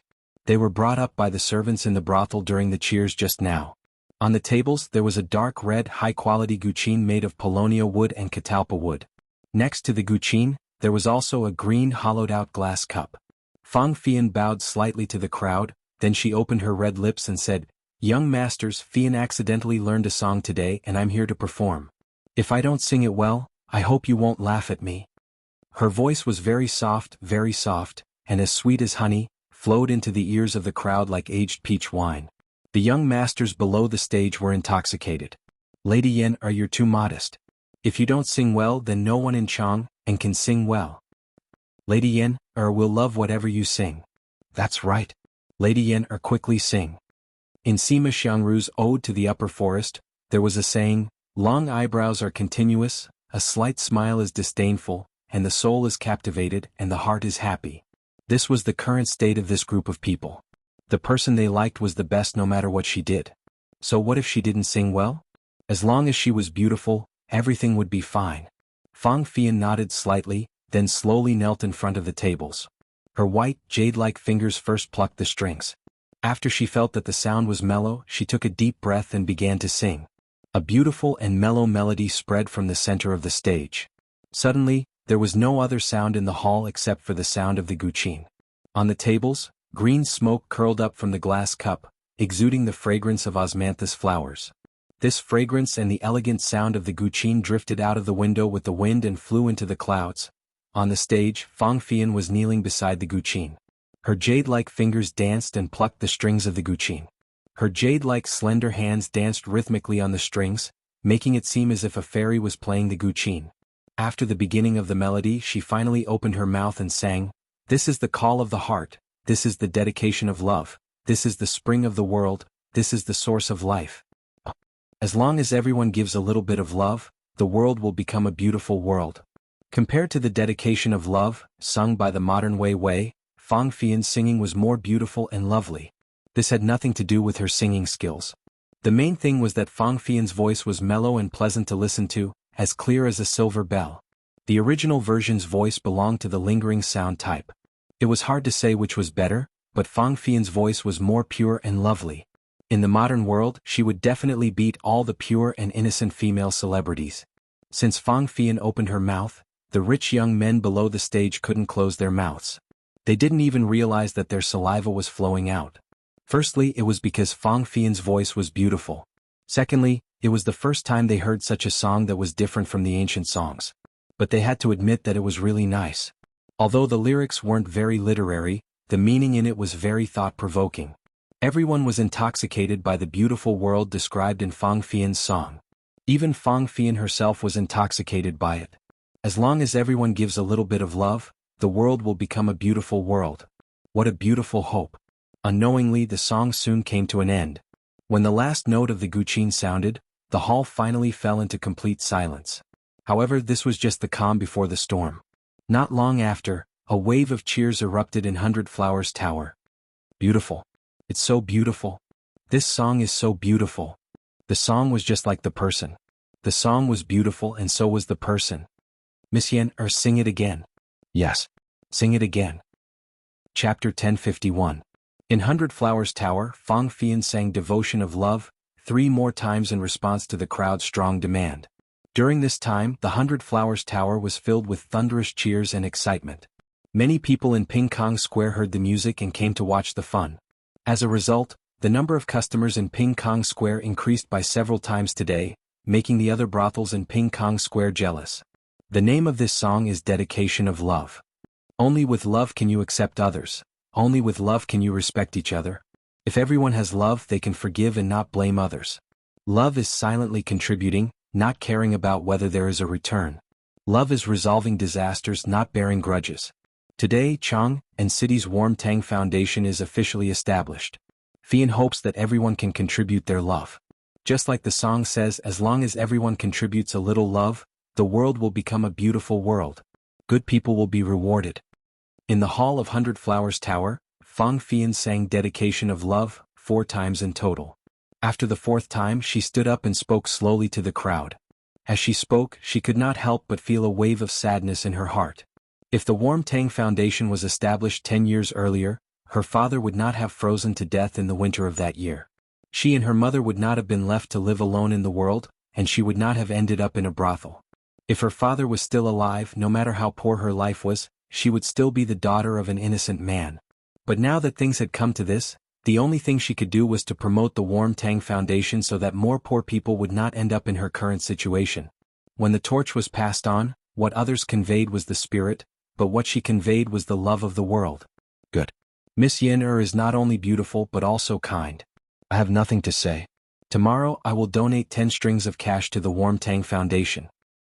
I will donate 100 strings of cash tomorrow as well. I will donate 100 strings of cash as well. I will donate 1,000 strings of cash. Waves of cheers came from the crowd. However, the procuress of 100 Flowers Tower was secretly stomping her feet. If these people donated money to charity, wouldn't the money spent on her tower correspondingly decrease? This kind of thing did not benefit 100 Flowers Tower at all. Instead, it had hidden disadvantages. Fortunately, Fang Fian didn't say anything else. She just thanked him and left. After that, the stage was given to the other girls in the 100 Flowers Tower. After all, Li Zixuan had given Mother Hua a political task. The girls in the tower had to sing Devotion of Love 10 times a day. The next day, on the front page of Datang Daily, it was no surprise that the Nguyen Tang Foundation's donation was published yesterday. The top 20 donors were directly highlighted and praised. The headline, no one knew if it was an accident or a coincidence, but it turned out to be, as long as everyone gives a little love, the world will become a beautiful world. Just these 20 donations added up to nearly 150,000 strings of cash. Of course, the Marquis of Yong An's family donated more than 20,000 strings of cash. Ugh, so much money. According to the usual donation of 4 coal stoves and 200 honeycomb briquettes, how many coal stoves and honeycomb briquettes will the Marquis of Yong An donate this time? There are at least several 100,000 of them. But for every 4 coal stoves donated, the Marquis of Yong An will lose 200 copper coins. No matter how you look at it, the Marquis of Yong An has paid a huge price. Sigh. Who said it wasn't? But the poor people of Chang'an City are lucky this year. They definitely won't be cold anymore. Of course, this is all thanks to the Emperor and the Marquis of Yong An. Hey, speaking of which, did you buy the coal stoves and honeycomb briquettes at Chitsu Pavilion yesterday to test them? We tried them. It's so convenient to use them to boil water and cook. And a piece of coal can burn for a long time. From yesterday afternoon until now, the coal stoves at home have only burned 2 pieces of coal. Ah, that's right. I also want to say that the coal stoves are good. My second brother said that he's going to buy some coal stoves and honeycomb briquettes today. While the ordinary people were talking about the Nguyen Tang Foundation and the honeycomb briquettes, some elegant people were shocked when they saw the headline. What the F***CK? Am I seeing things? Why is the headline the same as the lyrics of the new song that Miss Yener sang last night? Wow, it's true. Could it be that the person who wrote the news also went to 100 Flowers Tower last night? What 100 Flowers Tower? What Miss Yener? What new song? Brother Lu, Brother Chow, what are you talking about? Ha. Brother Yin, you didn't go to 100 Flowers Tower last night? I didn't go, something happened at home. Ha. I think your tigress didn't let you go, right? Bullsh*T. I'm the head of the family, how can that woman control me? Don't talk nonsense, tell me what happened. Ha. Keep bragging. But it's a big loss that you didn't go to 100 Flowers Tower last night. What? Because Miss Yener sang her new song last night, and it was really good. You don't know, but almost everyone in Peace Lane who was awake went to listen to it live. It was really a heavenly sound. What was it? Wasn't it just a song? Did it have to be so good? Besides, what does this song have to do with today's news? Hey, it has a lot to do with it. The title of this news is a line from yesterday's song. Don't you think it's a coincidence? That person picked up the newspaper, looked at the headline and muttered, as long as everyone gives a little love, the world will become a beautiful place. Brother Chow, how did you sing that song? Can you sing it for me? The young master opposite him instantly became proud. Hee, you've asked the right person. I heard Miss Yener sing it 4 times last night, so I already knew how to sing it. Listen. Cough cough. After that, he cleared his throat and started singing, this is the call of the heart, this is the dedication of love, this is the spring of the world, this is the source of life. As long as everyone gives a little love, the world will become a beautiful place. Ah. Stop. Stop F***king ah, it's too bad. Shut up. No, I haven't finished singing. Stop singing. I'll go to 100 Flowers Tower personally tonight. Listening to Brother Chow's singing is really terrible. Damn. What do you mean? Which part of my singing is not good? Come on you. But to be honest, the tune of this song is quite special, I've never heard it before. And the lyrics are not bad. I'll go to the Nguyen Tang Foundation later to donate some money, just take it as a bit of my love. Yo, our great young Master Yen still has such awareness? When did he become so kind? Damn you. I still have a conscience, unlike you, whose heart has already turned black. Damn. You're the one whose heart is black. I was already planning to donate money later. Chapter 1052. Husband, the total is out. Yesterday, our Nguyen Tang Foundation received a total of 250,000 strings of cash. The warehouse at the Chitsu Pavilion workshop is almost half full. In the morning after breakfast, Han Yushi held an account book and said happily to Li Zixuan. This could be considered her first career. She had always been walking on thin ice in her heart. In the end, after the first day, not only did she not make any mistakes, but she also gained a lot. This made her very happy. Li Zixuan pretended to sigh sadly. Sigh. 250,000 strings of cash. How many coal stoves and honeycomb briquettes do we have to give away for free? Han Yushi said angrily, Husband, aren't we doing a good deed? Besides, you were the one who suggested this idea before. What? Are you regretting it now? Li Zixuan laughed and said, Ha, I'm just teasing you. How can I go back on my word? Han Yushi rolled her eyes. She thought for a moment and said to Li Zixuan seriously, Husband, now that the donation has been paid, our workshop has to hurry up and prepare the coal stoves and honeycomb briquettes.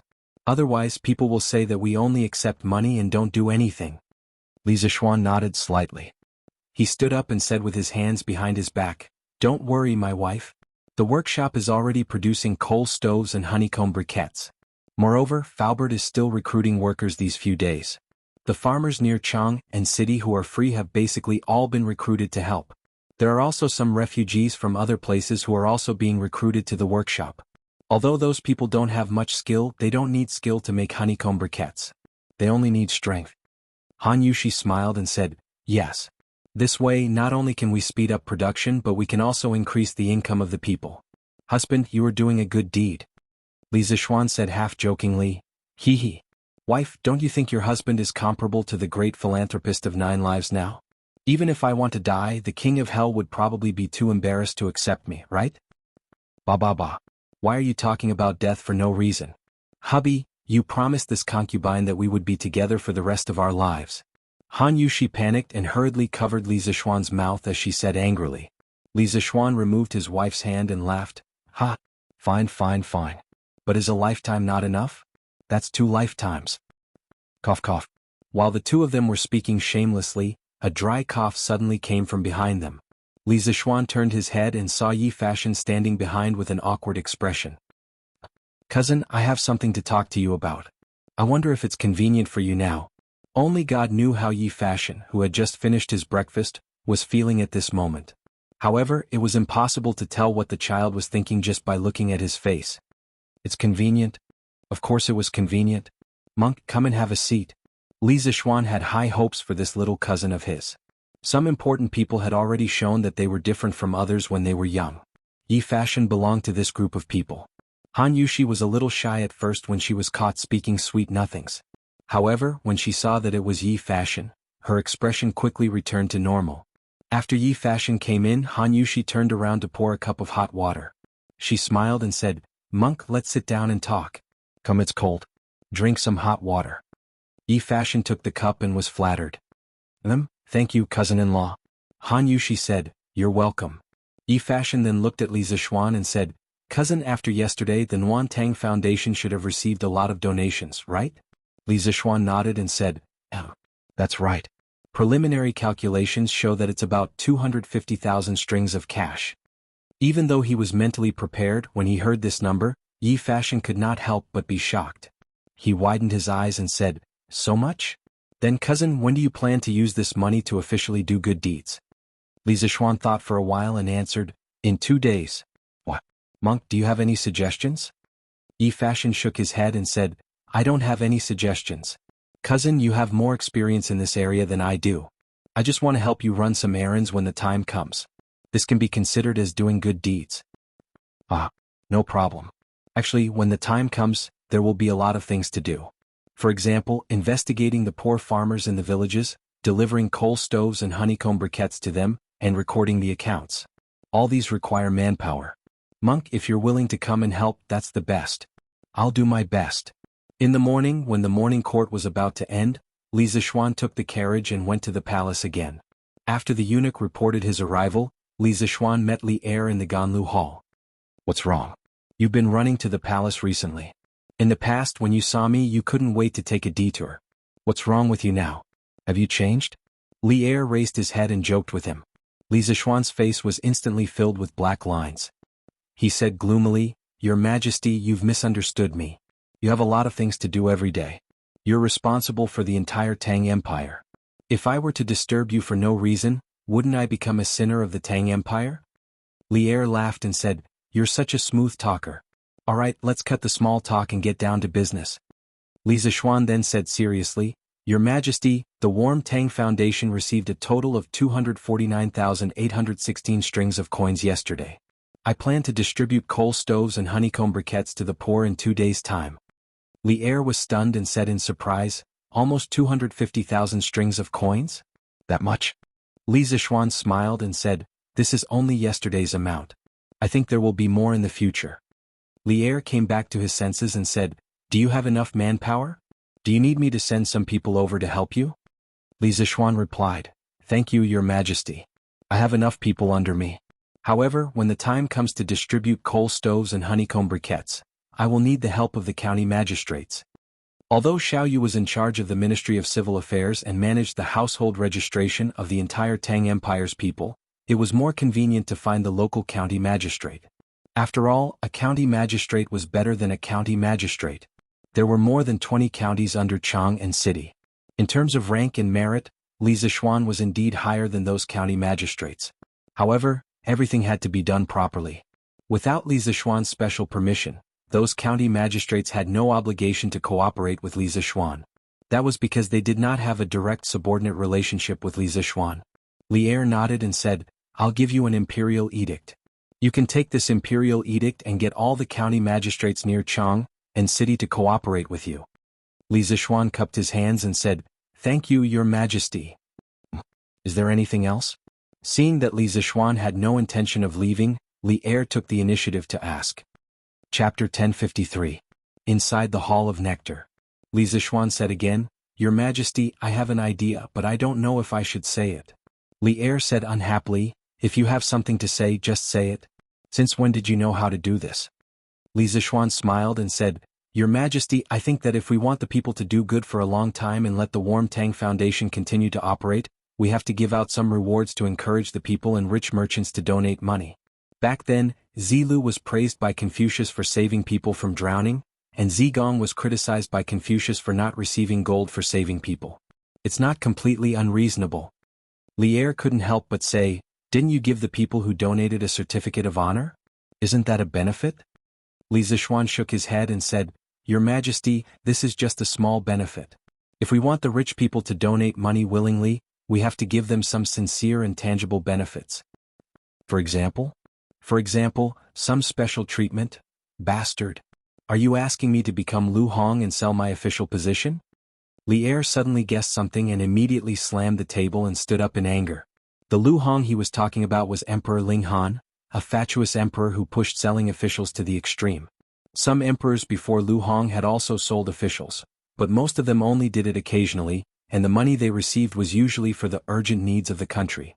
Only this comrade Lu Hong was able to push this shady business of selling official positions to the extreme. The most ridiculous thing was that this comrade had actually opened an official exchange in the West Garden. He had clearly marked the price and openly sold officials. Regardless of talent, character, integrity, as long as one had money they could buy officials. And the money from selling officials would all go into Emperor Ling Han's own pocket. This guy even unified the market price of officials and personally set the rules for selling officials.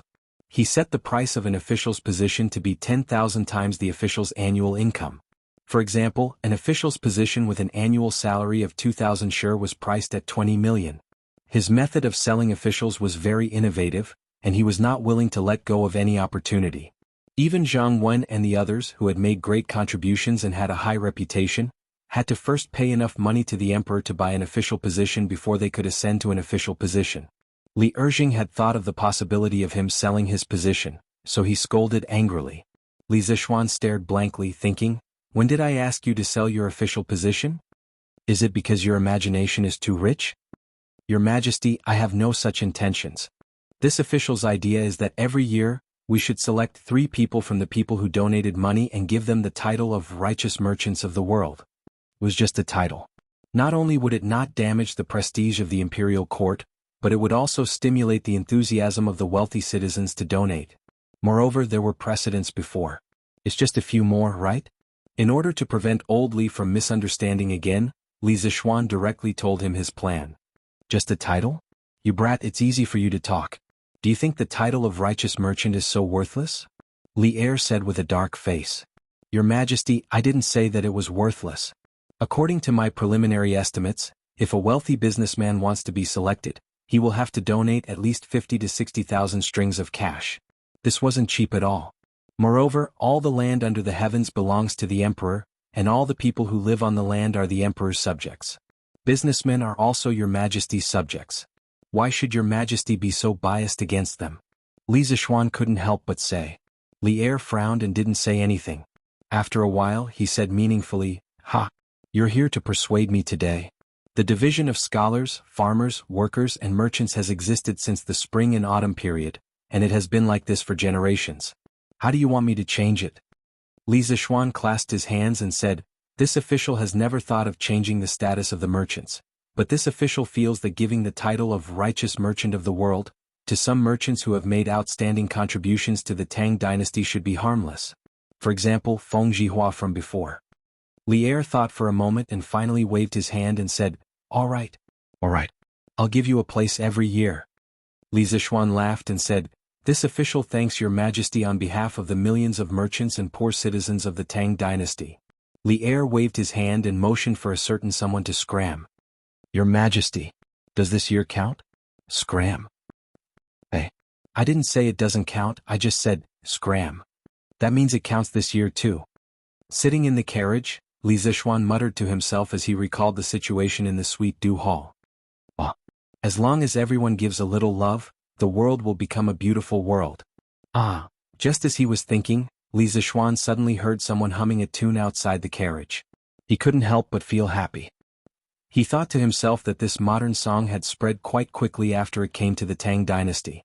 However, he didn't know that the reason why this song Dedication of Love could spread so quickly was that, other than the special tune itself, the main reason was that the first singer, Fang Fian, was extremely charismatic and sang it very well. While listening to people humming along the way, he unknowingly arrived home. "Sir, you're finally back." He jumped out of the carriage and found little Fishy waiting at the door. Li Zishuan smiled and said, "What's the matter? Are you looking for me?" Little Fishy took out the newspaper from behind and walked to Li Zishuan. She pouted and said angrily, "Sir, you're asking the obvious. Why did you insist that I change the headline to this yesterday?" Little Fishy pointed at the headline on Datang Daily with a hint of displeasure on her face. Li Zishuan suddenly understood, but he said, "Oh, this headline. Little Fishy, don't you think this headline has a better meaning?" Little Fishy said angrily, "Humph. Sir, you're still pretending. I did think so yesterday, but I only realized today that I was fooled by you. This headline is exactly the same as the song that was being sung at 100 Flowers Tower in Ping Kong Fong last night. Now, everyone in the editorial department is asking me if I went to Ping Kong Fong last night to listen to that song. Even Steward Ma asked me this morning. Damn it." Li Zishuan wanted to laugh when he heard that, but he quickly held it back. He held back his laughter and said with a straight face, "Ahem. Coincidence. It's definitely a coincidence. Those people in the editorial department are really too much. Little Fishy, you're a pure and innocent girl. How could they say that you went to that kind of place? The next time I go to the workshop, I'll definitely give them a good scolding." Little Fishy's face suddenly turned bright. She said, "That's right. Sir, you must give them a good scolding. I didn't go, but they insisted on slandering me. I did want to listen to that song, but there was no one to accompany me. These people are really despicable." Li Zishuan was stunned. He didn't get Little Fishy's anger at all. What was this little girl thinking all day long? She actually wanted to visit a brothel. Oh my God, was she a demon? Chapter 1054. In the morning, when the doors of the Warm Tang Foundation opened, it welcomed even more donors than the day before. Of course, there were also quite a number of people who came to donate money after listening to the song, Dedication of Love. Speaking of which, the merchants who had donated money yesterday and received a certificate of honor for doing good, all of them had their certificates of honor framed and hung in the most conspicuous place in their shops, attracting the attention of the customers who came and went. When the shopkeepers who did not have a certificate of honor for doing good saw this, they were more or less unhappy, so they came today to get a certificate. Otherwise, if other people had one and they did not, wouldn't they lose out in terms of prestige? Li Zishuan was very happy to see this kind of behavior where people competed even when doing charity. He did not approve of people competing for power and influence, but he approved of people competing for charity. What he wanted was the kind of enthusiasm that if you donate 100 strings of coins, I will donate 200 strings of coins. The Warm Tang Foundation was still popular, but Curious Pavilion was not bad either. In fact, it was even more popular. The people who came to buy the coal stoves and honeycomb briquettes yesterday were all believers of Curious Pavilion. They firmly believed that the things from Curious Pavilion were the best, so they bought them as soon as possible. However, after the first batch of testers tried it, people realized that honeycomb briquettes were indeed better than charcoal by a few hundred times. Therefore, basically, people who were not poor came to buy the coal stoves and honeycomb briquettes. These things were the best tools to survive the winter, boil water, and cook rice. As for those who were really poor and could not afford the coal stoves, they were hoping that the Warm Tang Foundation would come to send warmth. This winter no one in Chang and city would be cold anymore. Yo, Uncle Hu, Uncle Nyo, Second Master Lu, why are you all here? In the afternoon, Li Zishuan went to the workshop in Plum Village to check on the progress of the production of the coal stoves and honeycomb briquettes. However, he saw Hu Hanyun, Lu Wanshan, and the other villagers of Plum Village outside the workshop. Moreover, there were also villagers from other villages in his fief. There were at least a few hundred people in total. Young master, it's been cold recently and there aren't many herbs in the mountains. It just so happens that you need manpower in your workshop. Since we farmers have nothing to do at home, we all came to help. Hu Hanyun was knocking on a piece of coal when he saw Li Zishuan coming over. He stopped what he was doing and replied. Fu Bin and his men were mining happily in Yifang County. Moreover, the goods route from Yifang County to Chang and had been completely opened. Basically, every 2 days a large batch of iron ore, sulfur ore and coal would be shipped here. The sulfur ores were naturally piled up in the warehouse, while the iron ores and coal ores were piled up outside the workshop. Because there were too many of them, they took up space inside. Yes. Young master, you're using the coal stoves and honeycomb briquettes to do good deeds. Even if we farmers donate money, we won't be able to donate much. If we help young master make honeycomb briquettes, isn't that the same as doing good deeds? Just nice, I can do some work in the winter to warm up my body. Second Master Lu was old, but his body wasn't old at all. He always looked hale and hearty, and it felt like some young men in their 20s or 30s weren't as strong as him. Li Zishuan listened and nodded. That's fine too. One more person means one more share of strength. Moreover, the farmers can also earn more money because of this. Not bad, not bad. At first, Li Zishuan didn't let Faubert recruit people from his fief. The main reason was that the commoners usually had to go into the mountains to gather herbs. Moreover, recently, every household was basically distributing bean sprouts. He expected that they wouldn't be able to free themselves. However, since the situation was like this now, he didn't have any objections. It was more reassuring to recruit people from his own side than outsiders. Young Master Xiao Hu and the others refused to accept wages no matter what. This old man has been trying to persuade them until my mouth is about to break. Just as Li Zishuan finished speaking, Faubert's voice came from behind. There's actually such a thing? Li Zishuan was startled. He immediately looked at Hu Hanyun and Second Master Lu and said seriously, Uncle Hu, Second Master Lu, this work is like doing business. How can you only contribute and not receive money? How can I have the face to ask the workshop to hire you to work like this? Old Hu said stubbornly, Young Master. I, Old Hu, have never done business before and I'm not doing business now. We all owe Young Master a favor and we're all here to return the favor. We all know how Young Master usually treats us. At this time it's not a busy farming season and we have nothing to do at home. We're all here to help and put in some effort. How can we still ask Young Master for money? Don't you think so? Yes. Xiao Hu's words are reasonable. We farmers don't know how to do business, but we understand the fickleness of human nature. What's the point of money? Now that everyone can eat, drink and wear warm clothes, it's enough. Why do we need so much money? Second Master Lu couldn't help but interrupt. That's right. We have to have a conscience. We can't accept this wage. Yes, we can't accept it. Young Master, please don't try to persuade us anymore. My family has made a lot of money from selling bean sprouts recently. If we really want to calculate it, we should be the ones giving Young Master money, not the other way around. So we definitely can't accept this wage. At the side, the other farmers in Li Zishuan's fiefdom all shouted loudly. Li Zishuan smiled helplessly. These farmers were usually quite clumsy with their words, but now each one of them was better than the other. Moreover, their thoughts were very clear. He didn't know how to persuade them even if he wanted to. Alright then. I'll accept the friendship of my fellow villagers. It's fine if you don't accept the wage, but everyone has to eat lunch at the workshop. It's best if you call your wives and children over to eat. There'll be enough food. Some friendships could not be measured with money. It would only be an insult to these friendships, so Li Zixuan decisively stopped trying to persuade them. Instead he said half-jokingly, "Good. That's not a problem. I old who can eat a few more bowls of rice to my heart's content." Hearing Li Zixuan's bold and unrestrained words, the other farmers also laughed heartily. When the other farmers who came to work saw Li Zixuan and the other farmers in the fiefdom, their eyes were filled with yearning. At this time they who could get paid started to envy the farmers in the Han village, Plum village and Liujia village who couldn't get paid. This was because they also wanted to have such a kind-hearted master. Faubert asked the people below to improve the food conditions of the construction site.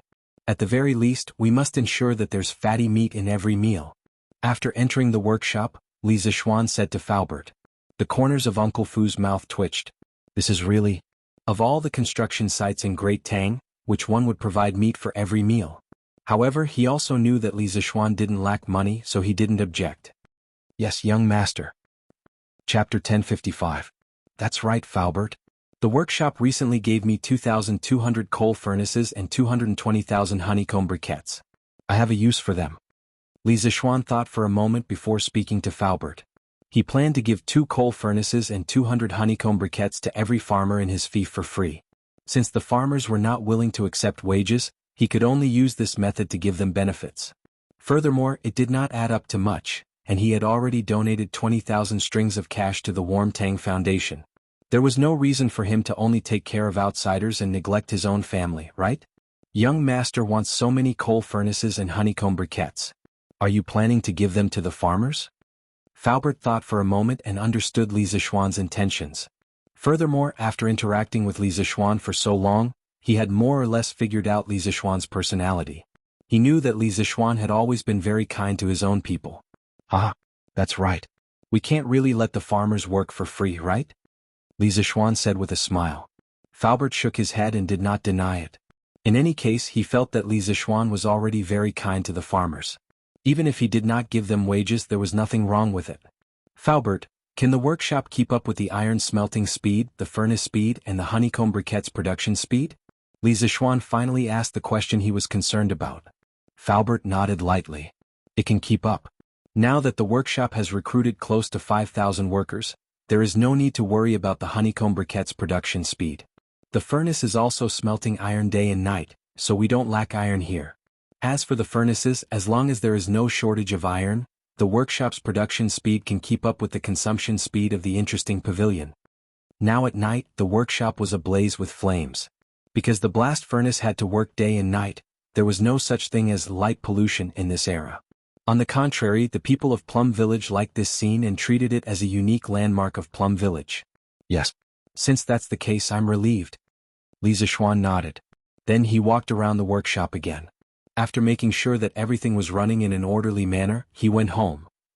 The next day, Thursday. Yinhuang College's final exam was held as scheduled amidst the cries of the students. At 7:45 a.m., the bell and drums sounded, and all the invigilators in the examination hall began to distribute the test papers. The arrangement of the examination venue and time was similar to that of the previous monthly examination. The only difference was that the invigilation was stricter. Entering the examination hall actually required a body search. Fortunately, all the students in the academy were male. Otherwise, it would be very inconvenient to search them. In addition, the inspection team from the previous monthly examination had expanded this time. Mo Zhong, Mo Yun, and the other guards of the academy had also joined in. If you asked these guards to teach, they definitely wouldn't be able to do it. But if you asked them to inspect the exam, they wouldn't have any problem with it. Moreover, with their eyesight, they would be even better than the teachers of the academy if they were to invigilate the exam. With more people, it was natural that they would go to each examination hall more frequently. Basically, every half an hour, there would be an inspection team in front of each examination hall. As a result, no student would dare to cheat in such a strict environment. Li Zixuan didn't stay in the academy all the time this time. He came to the academy in the morning to take a look and then went back.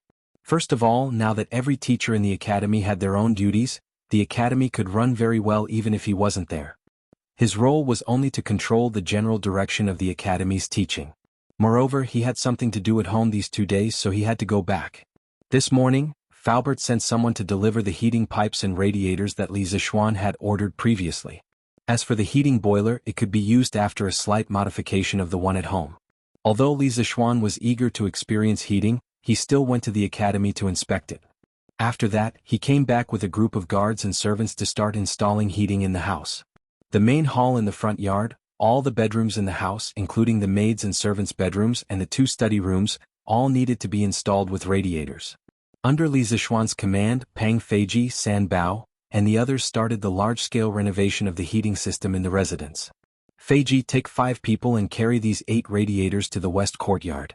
As for the pipes outside, you guys install them according to the method you used in the front yard, understand? Understood. Xiongda Xiong'er.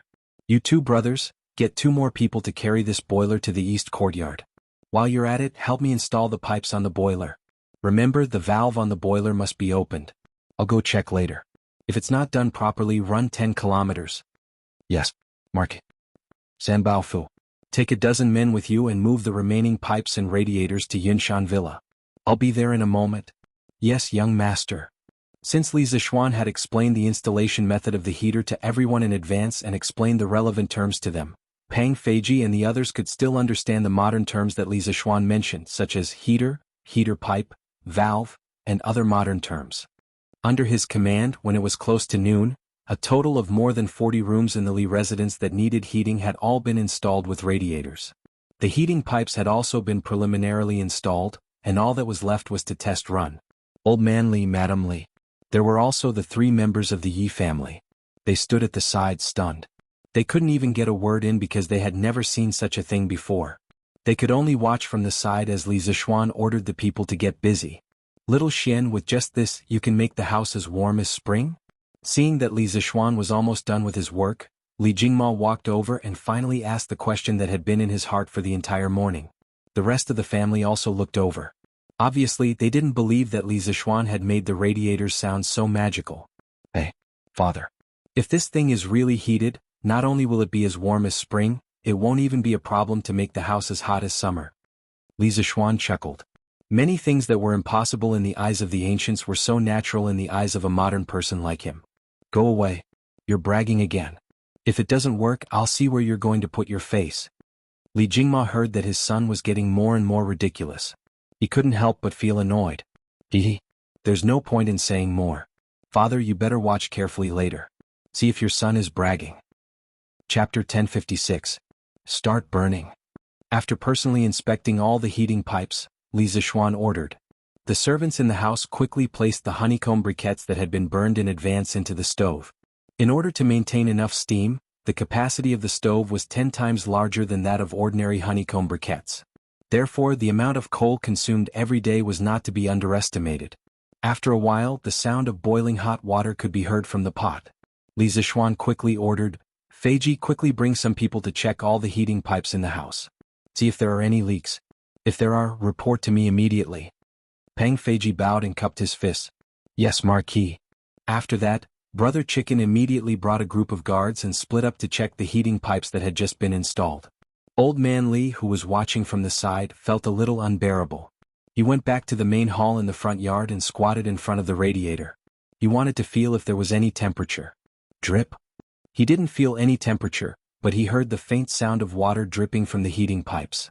After a while, it became the sound of flowing water. It was the sound of flowing water. However, the radiator was still cold. Just as Old Man Li was suspecting that his son's heating was useless, a trace of warmth suddenly came from the cold radiator. At first he thought it was an illusion, but as time passed, that trace of warmth became more and more clear. In the end, it was even faintly hot. How is it, father? You should believe me now, right? At this time, Li Zixuan came in with his family from outside. Seeing his father's face full of surprise, he smiled and asked. Previously, Pang Feiji had brought people to check the heating pipes. After confirming that there were no leaks, Li Zixuan was completely relieved. This was because, generally speaking, as long as the pipes didn't leak steam, they could form a closed loop. There wouldn't be a problem with heating. This thing can actually transfer heat. It's just that our main hall is so big, Xian, or you only put two radiators. If it's far away, can you feel the warmth? At this time, Li Jingma already believed that radiators could indeed conduct heat, but he did not believe that 2 radiators could warm a room. Li Zixuan did not say anything, but Yi Guozhong spoke up. He had just come over to touch the radiators and heard him say, "Don't worry. Jingma, you really won't turn back until you hit a wall. Just based on how hot this thing is, as long as we close the doors and windows and let it continue to emit heat, the hall will definitely become warm. It's just a matter of time." Old Man Yi had been a Taoist all his life.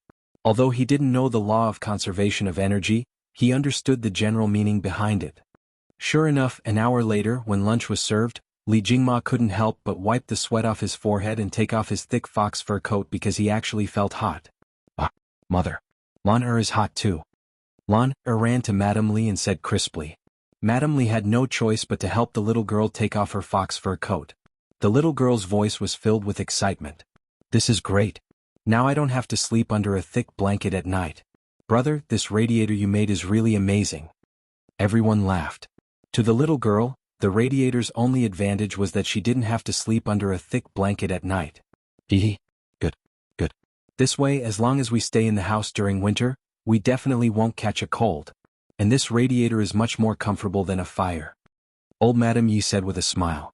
Speaking of which, during this trip to Chang, and the three of them had seen a lot of new things. Of course. Grandmother, it's easy to get poisoned if you stay in the fire for too long, but this radiator won't have this problem at all.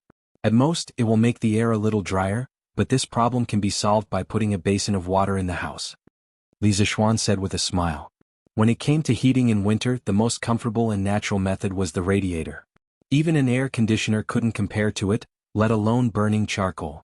Oh, it's really good. This time, our house can really be as warm as spring and winter. When it comes to enjoyment, the whole Tang dynasty added together can't compare to you, Xian. Old Man Li said with a sigh. You old thing, you're always saying weird things. Don't tell me you didn't enjoy the radiator? Li Zishuan's little face darkened, but Mrs. Li rushed ahead of him and spoke up for him. Yi Guozhong stroked his beard and said with a smile, Hee. Jingma, little Xian isn't doing this for his own enjoyment. With his current martial arts cultivation, normal cold won't be able to enter his body at all. He's creating conditions for us to enjoy. Old Man Yi finally said something fair. Li Jingma was embarrassed by his slip of the tongue. Li Zishuan didn't blame his father. Li Jingma was his father, so what if he said a few words? Hee. Don't just talk about it. Father, mother, grandfather, grandmother, let's eat. I'll go to Yunshan again in the afternoon and install radiators there. The next morning, almost everyone in the Li residence was in high spirits.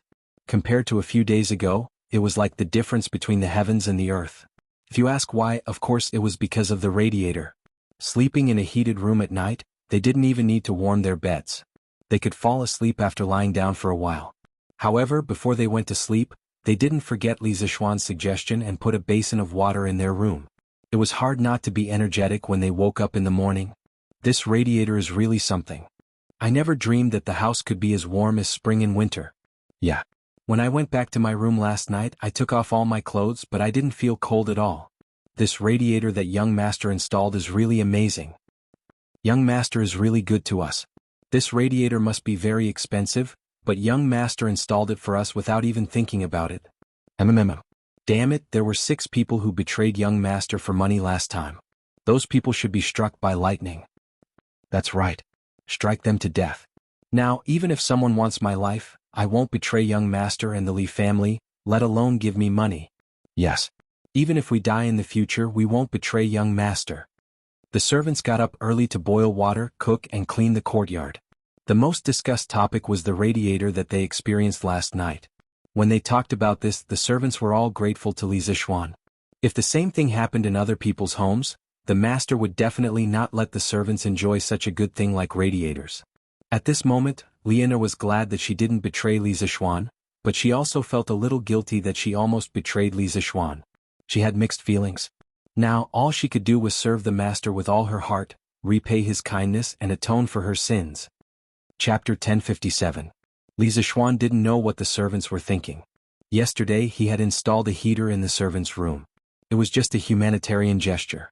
Although he had transmigrated to the Tang dynasty, Li Zishuan still had some modern thinking in his bones. He respected every life form around him. In his dictionary, there was no distinction between upper class and lower class.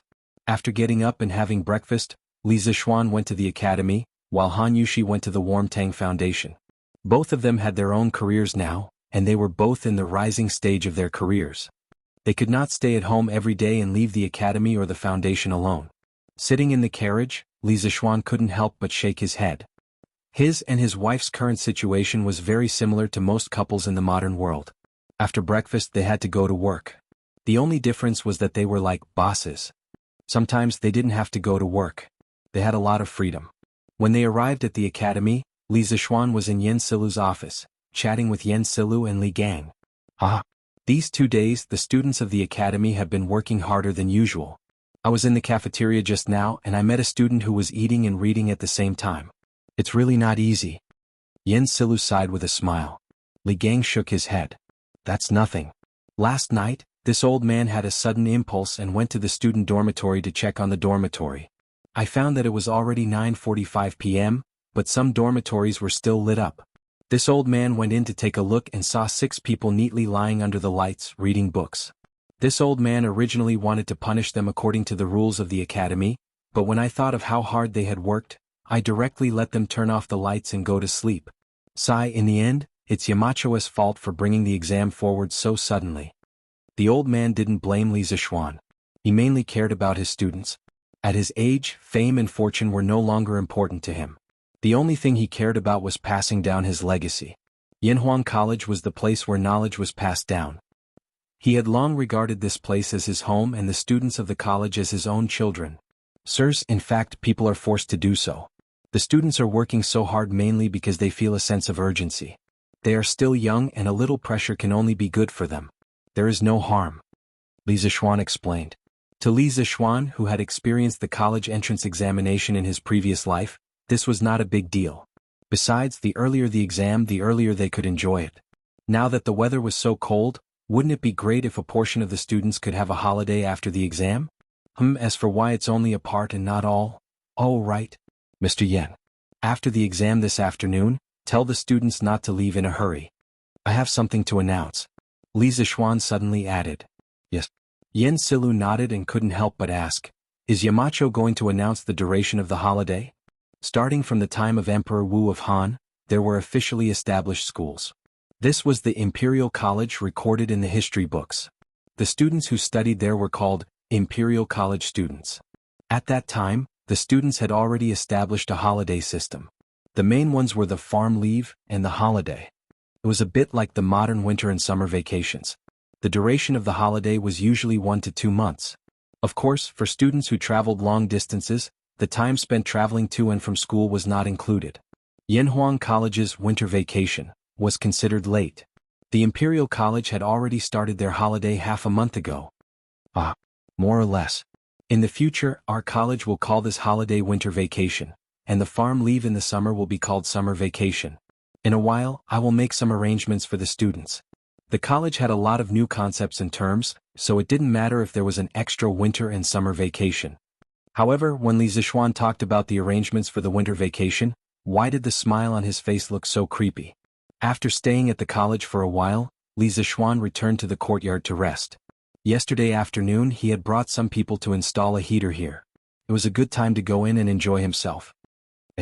I have to find some time to install a heater in Li Gang's house too.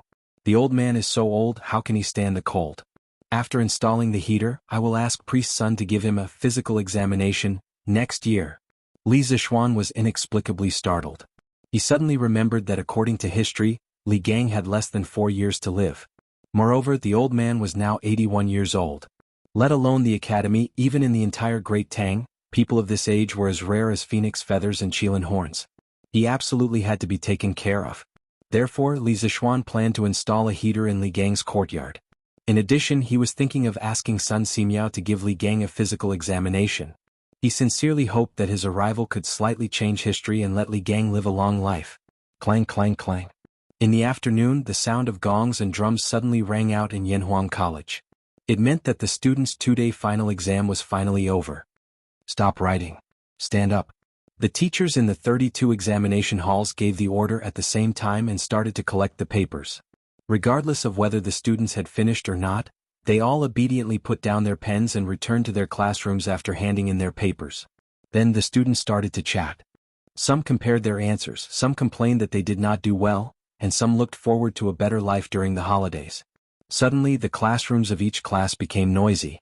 However, not long after, the students regained their silence. This was because their respective form teachers came and brought a notice.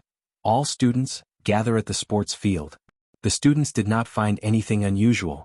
They guessed that Li Zixuan was probably going to tell them some things to take note of during the holidays. However, Li Zixuan's first sentence almost made the students kneel down. Students, although the final exam to test your results for this semester is over, your semester is not over yet. You have more important tasks to do next. Buzz, buzz. Without any pleasantries, Li Zixuan immediately laid out his plan. The students were still fantasizing that they could finally finish their exams and go home to relax during the holidays. They didn't expect that their dreams would be mercilessly shattered by Li Zixuan in one fell swoop. The students found it hard to accept and could not help but whisper to each other below the stage. Damn. Does Yamacho mean that they are not going to give us a holiday? No, it's going to be the Chinese New Year in about 20 days. What does Yamacho mean? Please don't give us a holiday. My house is far away. We have to leave early to go home. Otherwise, we won't be able to make it in time for the Chinese New Year. Isn't this too much? Chapter 1058. That's enough. Quiet down. The students whispered among themselves for a while before Li Zixuan used his penetrating voice to stop them. The rowdy crowd instantly quieted down. Li Zixuan continued, I'm not saying that you're not allowed to have a holiday, but there are more important things that you need to do. I'm also not saying that you're not allowed to go home for the new year. Those who live more than 200 miles away from Chang, and can pack up and go home tomorrow. School will officially start on the 25th of the first lunar month next year. As soon as he said that, many of the students' faces lit up. Li Zixuan paused, then continued, as for those who live closer to Chang, and from tomorrow onwards, you will report to the Warmtang Foundation. When school started, I told you that Yanhuang College does not nurture useless students who only know how to study. You must apply what you've learned to benefit the country and its people. Sending you to the Warmtang Foundation is a very valuable opportunity for you to practice. At the same time, what you're doing is very meaningful. I hope that you'll cherish this opportunity. Yamacho, what does the Warmtang Foundation do? Yeah. Why does the name sound so weird? After listening to Li Zixuan, many of the students were confused. They were not confused because they could not have a holiday, but because they had no idea what the Warmtang Foundation was. On the day that the Warmtang Foundation was first established, the students had received news that the final exams would be held on Thursday. Because of that, they did not even have enough time to study, let alone read the newspaper. This included Qin Tianhua and Liao Feiqin, the two part-time novel writers who did not have time to read the newspaper. Datang Daily's editorial department was still using the manuscripts that they had sent over last week. Therefore, more than 80% of the students had not heard of the Warmtang Foundation that had recently become the talk of the town.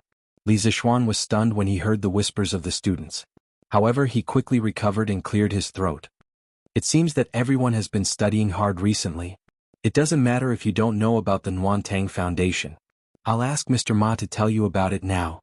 Other than being the leader of the Academy's economics department, Ma Zhou was also the head of the editorial department of Datang Daily. Among all the teachers in the academy, the one who knew the most about the Warmtang Foundation was definitely Ma Zhou. Under Li Zixuan's invitation, Ma Zhou walked up to the rostrum. He did not prepare a speech in advance. If it were someone else, they would definitely be at a loss. However, Ma Zhou was someone who had seen big scenes. How could he be afraid now? Ma Zhou quickly organized his words in his heart. Then he looked at the students below the stage and said in a clear voice, Students, the Warmtang Foundation is a charity department that was personally established by the current emperor to empathize with the people. It uses the donations of the people to help the poor people. Ma Zhou was best at writing and strategy.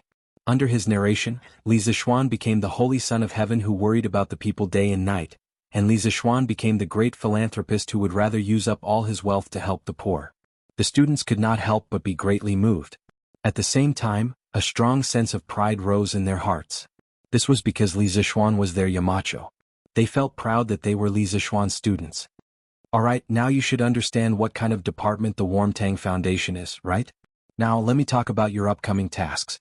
After Ma Zhou spent half an hour introducing the Warmtang Foundation, Li Zixuan continued, the Warmtang Foundation has recently launched a warm winter program. By distributing free coal stoves and honeycomb briquettes to the poor people in and around Chang and city, they will be able to afford warmth. Your task is to be responsible for distributing the coal stoves and honeycomb briquettes. This task is actually not simple at all. First, you have to select the people who meet the requirements and confirm that there is no one who is pretending to be poor because they are greedy for our things. Then, you have to bring people to deliver the coal stoves and honeycomb briquettes to the people who meet the requirements. Finally, you have to make a record of every donation and summarize the accounts every 1 or 2 days. These tasks are indeed difficult for you, but there is nothing in this world that is impossible for those who set their minds to it. Among you, some of you will take part in the imperial examinations after you graduate from the academy and enter an official career. Some of you may stay in the academy and continue your studies. Some of you may only want to use the knowledge you have learned to settle down in a corner and become a rich man. But no matter what, you cannot forget that you graduated from Yanhuang College. Since you are a student of Yanhuang College, you have an obligation to do something for the Tang Empire and the people of Tang Empire. Many years later, when you look back on this holiday practice, you will definitely not regret the effort you have put in. Good and evil will be repaid and the heavens will reincarnate. Your good deeds will definitely be rewarded. I hope that you will put your heart into this holiday practice. I hope that you will use your love to warm this city. Use your love to warm this city. After Li Zishuan finished speaking, the entire field suddenly became quiet. At this time, no one had any complaints about Li Zishuan not having a holiday because Li Zishuan's words had touched them. Use your love to warm this city. The Tang people's sense of national honor was actually the strongest in the entire history of China. They loved this land and their people. Now that they had a chance to help their people, how could they not help because of their own selfishness? Yamacho, I want to join too. I don't have to go home for the new year. On the field, among the silent students, such a voice suddenly rang out. This shout was like a fuse and it was followed by more and more similar shouts. Yamacho, I don't have to go home for the new year. I also want to join this holiday practice. Yamacho, I don't have to go home either. More and more students stood out. They were not locals of Chang'an, and they lived far away from the academy. Li Zishuan had also given them the opportunity to go home for the new year, but at this moment, they felt that some things were more important than going home for the new year. When Li Zishuan saw this, he smiled and said, Good. I am very happy that so many people are willing to give up the opportunity to go home for the new year to help the Nuan Tang Foundation. But I still hope that you will think carefully before making a decision. Those who are willing to go home I will support. Those who are willing to stay at the academy to do good, I will also support. Tonight, think about it carefully and tomorrow you will tell your final decision to your class teacher. Chapter 1059. The next morning, when Li Zishuan arrived at the academy, he found hundreds of students gathered in front of the school building. He glanced around and found that the number was about the same as the one at the field yesterday. He could not help but nod to himself. In fact, he placed great importance on the first batch of students from Yanhuang College. This was because the temperament and style of the first batch of students would determine the future of the academy. If they went astray, then the next batch of students would most likely go astray as well. At that time, it would be impossible to correct them even if he wanted to. Fortunately, the first batch of students from Yanhuang College went astray. Yamacho is here. Quick, stand still. Some students noticed Li Zishuan walking toward them. The noisy crowd immediately quieted down. Yamacho, other than 2 students who have urgent family matters, the rest of the students are willing to join the warm winter operation. Ma Zhou walked to Li Zishuan's side and said. Li Zishuan nodded, then walked to the front of the group of students. He paused for a moment before saying, I'm glad that most of you have chosen to stay. In the next half a month you will definitely get more than what you put in. Alright, I've said everything that needs to be said yesterday. Let's go now. To the Warm Tang Foundation. Okay. The students answered loudly. And so, more than 600 students, led by Li Zishuan, left Yunshan and headed toward Chang'an City. At the headquarters of the Warm Tang Foundation, there were already people lining up at the entrance to donate money. Compared to the first and second day of donations, the amount of donations received every day had gradually decreased. This was something that couldn't be helped. When something new first appeared, there would be a period of popularity. After that, people would gradually return to their rationality. In fact, the current situation was enough for Han Yushi and the others to be busy. Collecting donations every day was easy. However, when it came to closing the accounts every night, it was not easy at all. This was because there were many people helping out, but few people knew how to calculate accounts. Most of the time, Han Yushi was the one who, personally went into battle. Uncle Wang, arrange for someone to go to the workshop and get some more certificates of honor. I heard from Sanbao that we are running out of certificates of honor here. The workshop was originally a small room used to store blueprints. Han Yushi had transformed it into a study room. At this moment, she was sorting out the accounts while speaking to Wang Zhong. "Yes, madam." Wang Zhong accepted the order and left. Han Yushi lowered her head again, but she suddenly heard a commotion outside. She thought for a moment and recalled what Li Zixuan had told her last night, so she quickly got up and walked out of the door. Sure enough, there were already hundreds of students in the front yard of the workshop. They were all dressed in scholarly robes. When they stood together, they looked really imposing. Those who were about to donate money couldn't help but whisper when they saw this scene. "Wow! Where did these half-grown children come from? Are you here to help?" They seem to be students from Yanhuang College." "What? A student of Yanhuang College? Did Marquis bring these students to help?" Ignoring these people's whispers, Li Zixuan was about to lead these students to the backyard when Han Yushi happened to come out. "Greetings, madam." Before Li Zixuan could say anything, the group of students behind him shouted loudly. It was the first time most of them had seen Han Yushi. Sure enough, seeing was better than hearing about her. The students couldn't help but sigh in their hearts that Yamacho and Madame Yamacho were really a match made in heaven. Han Yushi smiled slightly and said, "No need to be so polite. I'll have to trouble you for the next few days." "It's no trouble at all." The students immediately responded when they heard this. Their voices were so loud that it was as if they had been injected with chicken blood. The corner of Li Zixuan's mouth twitched. He thought angrily in his heart, "A bunch of little brats. Why didn't I see you so energetic when I asked you earlier?" "Okay, this is not the place to talk. Let's go to the Drunken Wind Pavilion behind." Li Zixuan waved his hand and led everyone to the Drunken Wind Pavilion behind the workshop. It was his original office courtyard and also the place where he had invented the wireless telegraph. He planned to divide the work and make some strategic arrangements for the students there. "Qingke, now the county magistrates of the 22 counties under Chang, and will cooperate with our work. From today onwards, you will be the first team leader of Operation Warm Winter. You will be responsible for bringing people to contact the county magistrates. You have to quickly draw up a list of the poor in each county. Tell them not to over-report or under-report. Otherwise, if I find out, I will definitely settle the score with them." More than 600 teachers and students were gathered in the Drunken Wind Pavilion. Of course, the house couldn't hold so many people. Li Zixuan simply held an impromptu meeting under a pavilion in the courtyard. Li Tai was the most suitable person to be in charge of contacting the local magistrates. With this little fatty around, how would the county magistrates dare to be sloppy? If you asked them to go east, they wouldn't dare to go west. Li Tai didn't expect good things to come so quickly. He couldn't help but feel energized. He quickly nodded and said, "Yes, Yamacho.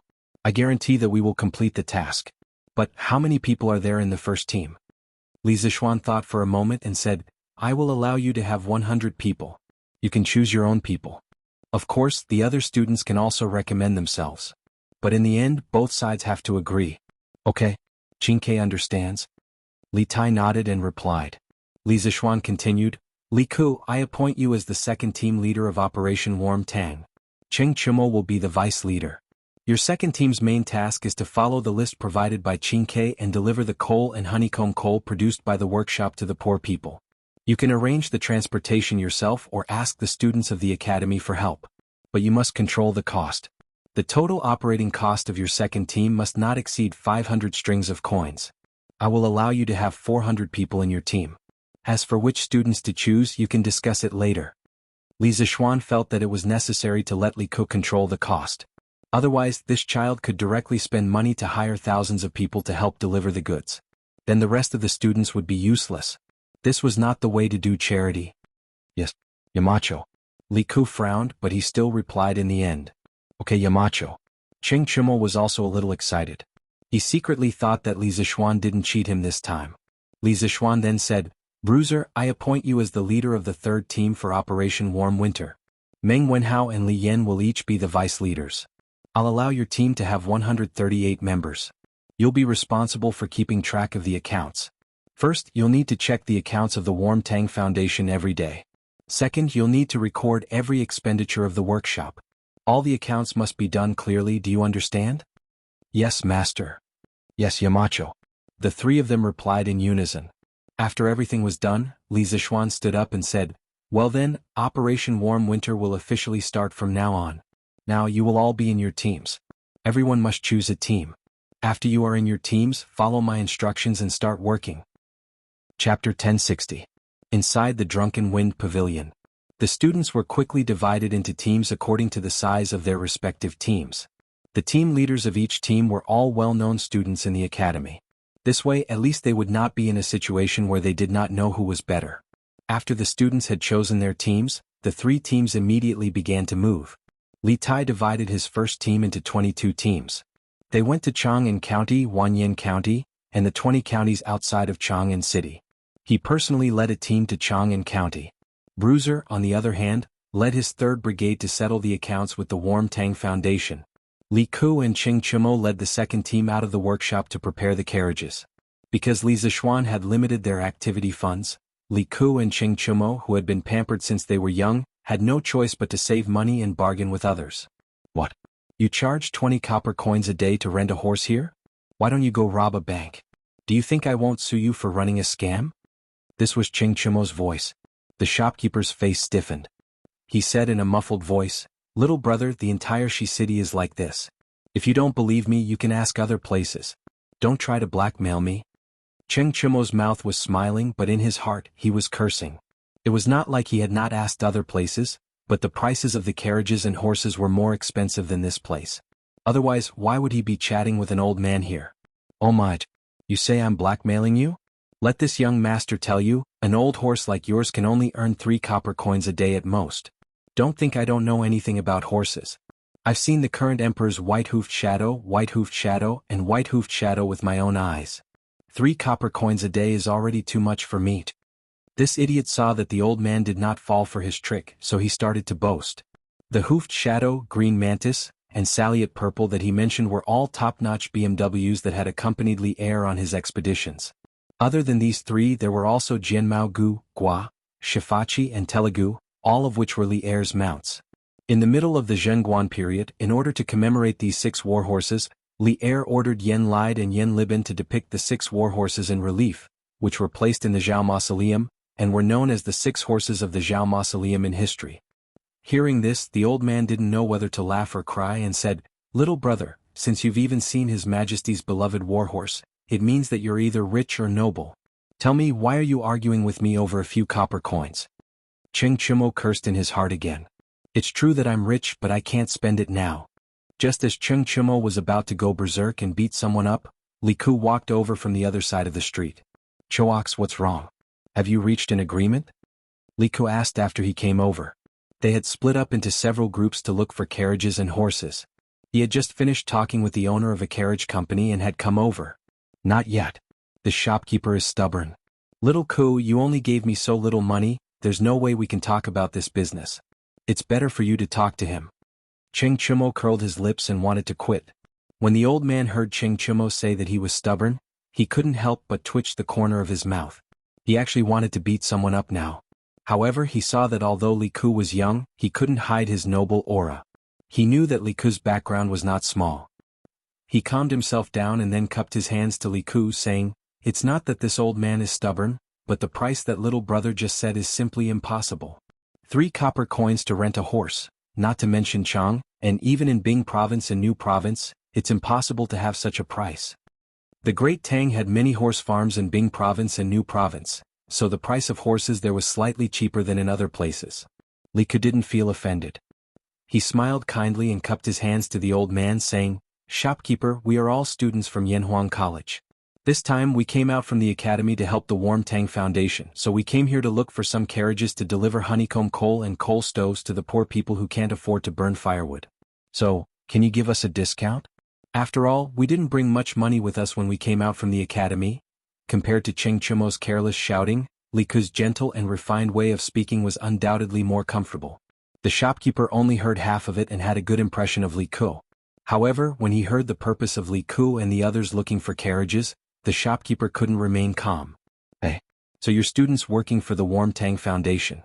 You should have said so earlier. 3 copper coins, right? This old man will rent as much as you want. Just treat it as this old man doing a good deed." "Then thank you very much, shopkeeper." Li Ku smiled and cupped his hands. Cheng Chumo's eyes almost popped out of their sockets when he saw this. How the F*** is this possible? Does that mean that all the effort I've put into talking for so long was all in vain? When he thought of this, Cheng Chumo looked at the old shopkeeper with resentment. As if he could feel Cheng Chumo's resentment, the old shopkeeper inexplicably shuddered. He looked at Cheng Chumo and smiled apologetically. Little brother, you can't blame this old man for this. If you had told me your purpose from the beginning, this old man wouldn't have disagreed no matter what. Cheng Chumo snorted and ignored the old man. Li Ku couldn't help but laugh. Shopkeeper, don't mind him. This brother of mine has always been like this. I haven't asked you how many horses you have here. We'll rent them all. The shopkeeper was stunned when he heard this. He didn't expect Li Ku to have such a big appetite. There are 32 horses in total. Little lord, are you sure you want to rent them all? I'm sure. Shopkeeper, will rent them for 20 days first. Here, the rent is 1,920 copper coins. That's the guarantor we hired. Li Ku quickly calculated the rent, and then pointed to a middle-aged scholar who was walking over. The old shopkeeper couldn't help but feel a toothache. If he rented all the horses to Li Ku for 3 copper coins a day, then his loss would be too great. However, he had already bragged earlier. At this time he couldn't regret it even if he wanted to. He could only accept the money and let the horses go. Ahem. Little lord, since this old man rented so many horses to you at such a low price, can you let Datong Daily mention this old man's good deeds in tomorrow's news? After the handover, the old shopkeeper remembered that Li Ku was a student of Yanhuang College, and the Yamacho of Yanhuang College was the founder of Datong Daily. He had a little evil thought in his heart, so he eagerly asked Li Ku. Before Li Ku could speak, Cheng Chumo said in a rough voice, No. Do you think it's so easy to get into Datong Daily? If you really want to do good, why don't you just give these horses to us for free? Little Ku, ignore him. Let's go. Call someone else to take the horses. Chapter 1061. Little Ku, is this considered cheating? Cheng Chumo could not help but ask on the way back. Li Ku was still riding on his horse. He laughed and said, How is this cheating? The Yamacho only said that we are not allowed to use our status to get help from our underlings and that the total expenditure cannot exceed 500 strings of coins. They did not say that we are not allowed to bargain with others in the name of doing good. Chonyo, things are different now. We have to be careful in everything we do. Otherwise, 500 strings of coins will not be enough. The Li Ku now was a completely different person compared to 4 months ago. At that time he was living like a prince and only needed to practice martial arts in the palace. Why would he need to worry about money? Why would he need to be careful? Hey, Little Ku, what you said makes sense. How many carriages do we need? Which one should we go to now? Cheng Chumo scratched his head and laughed. Actually, as long as they could complete the mission and not be caught by Li Zishuan, he could not be bothered to find out if this was cheating. Li Ku's lips curled into a smile. There's no need for that. We have enough carriages and horses. That's it? Does that mean that Zifan, Yui Baolin and the rest have already rented carriages? Cheng Chumo was stunned for a moment and said in disbelief. The members of the 3rd Brigade had all gone out to look for carriages according to Li Ku's plan. Sun Zifan and Yui Baolin were members of the 3rd Brigade. Ah. This is also a coincidence. Sun Zifan's family opened a carriage company, and the scale is not small, so we rented a lot of carriages from there at a low price. Now all of them added up, it is completely enough. Li Ku said with a smile. He even emphasized the word, low price. It was obvious what he meant. *CK. Sun Zifan's family owns a carriage business? Why didn't this kid say so earlier? He made us look so hard for carriages. *CK. No, he should be back at the workshop now, right? I'm going to find him. This kid tricked me. Aya. Cheng Chumo's eyes widened. His face was filled with disbelief and anger. Yes, anger. At this moment, he felt that Sun Zifan was even more despicable than the old man from the carriage company. After saying that, he slapped the horses but hard, and the man and the horse rushed forward. Hey, ugly bull, don't. Li Ku hurriedly urged his buttocks to catch up and dissuaded him. Zifan usually doesn't care about his family's business.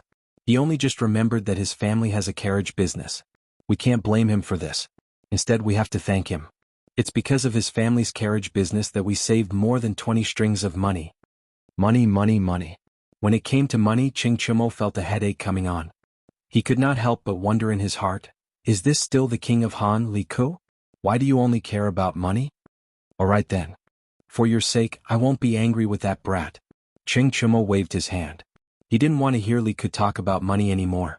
Chinke, how are the preparations on your side? Did you get the list of the poor people in each county? When it was close to noon, all the students returned to the Drunken Wind Pavilion in the backyard of the Warm Tang Foundation. This used to be the workshop of the Strange Taste Pavilion, so of course there was a cafeteria. Half of the chefs in the academy's cafeteria had been transferred here by Li Zixuan, so the students had lunch there. At this time, Li Ku was holding a bowl of rice and chatting with Li Tai about work. "Oh, I got it all. I'll give it to you after I finish eating." Li Tai's cheeks were puffed up.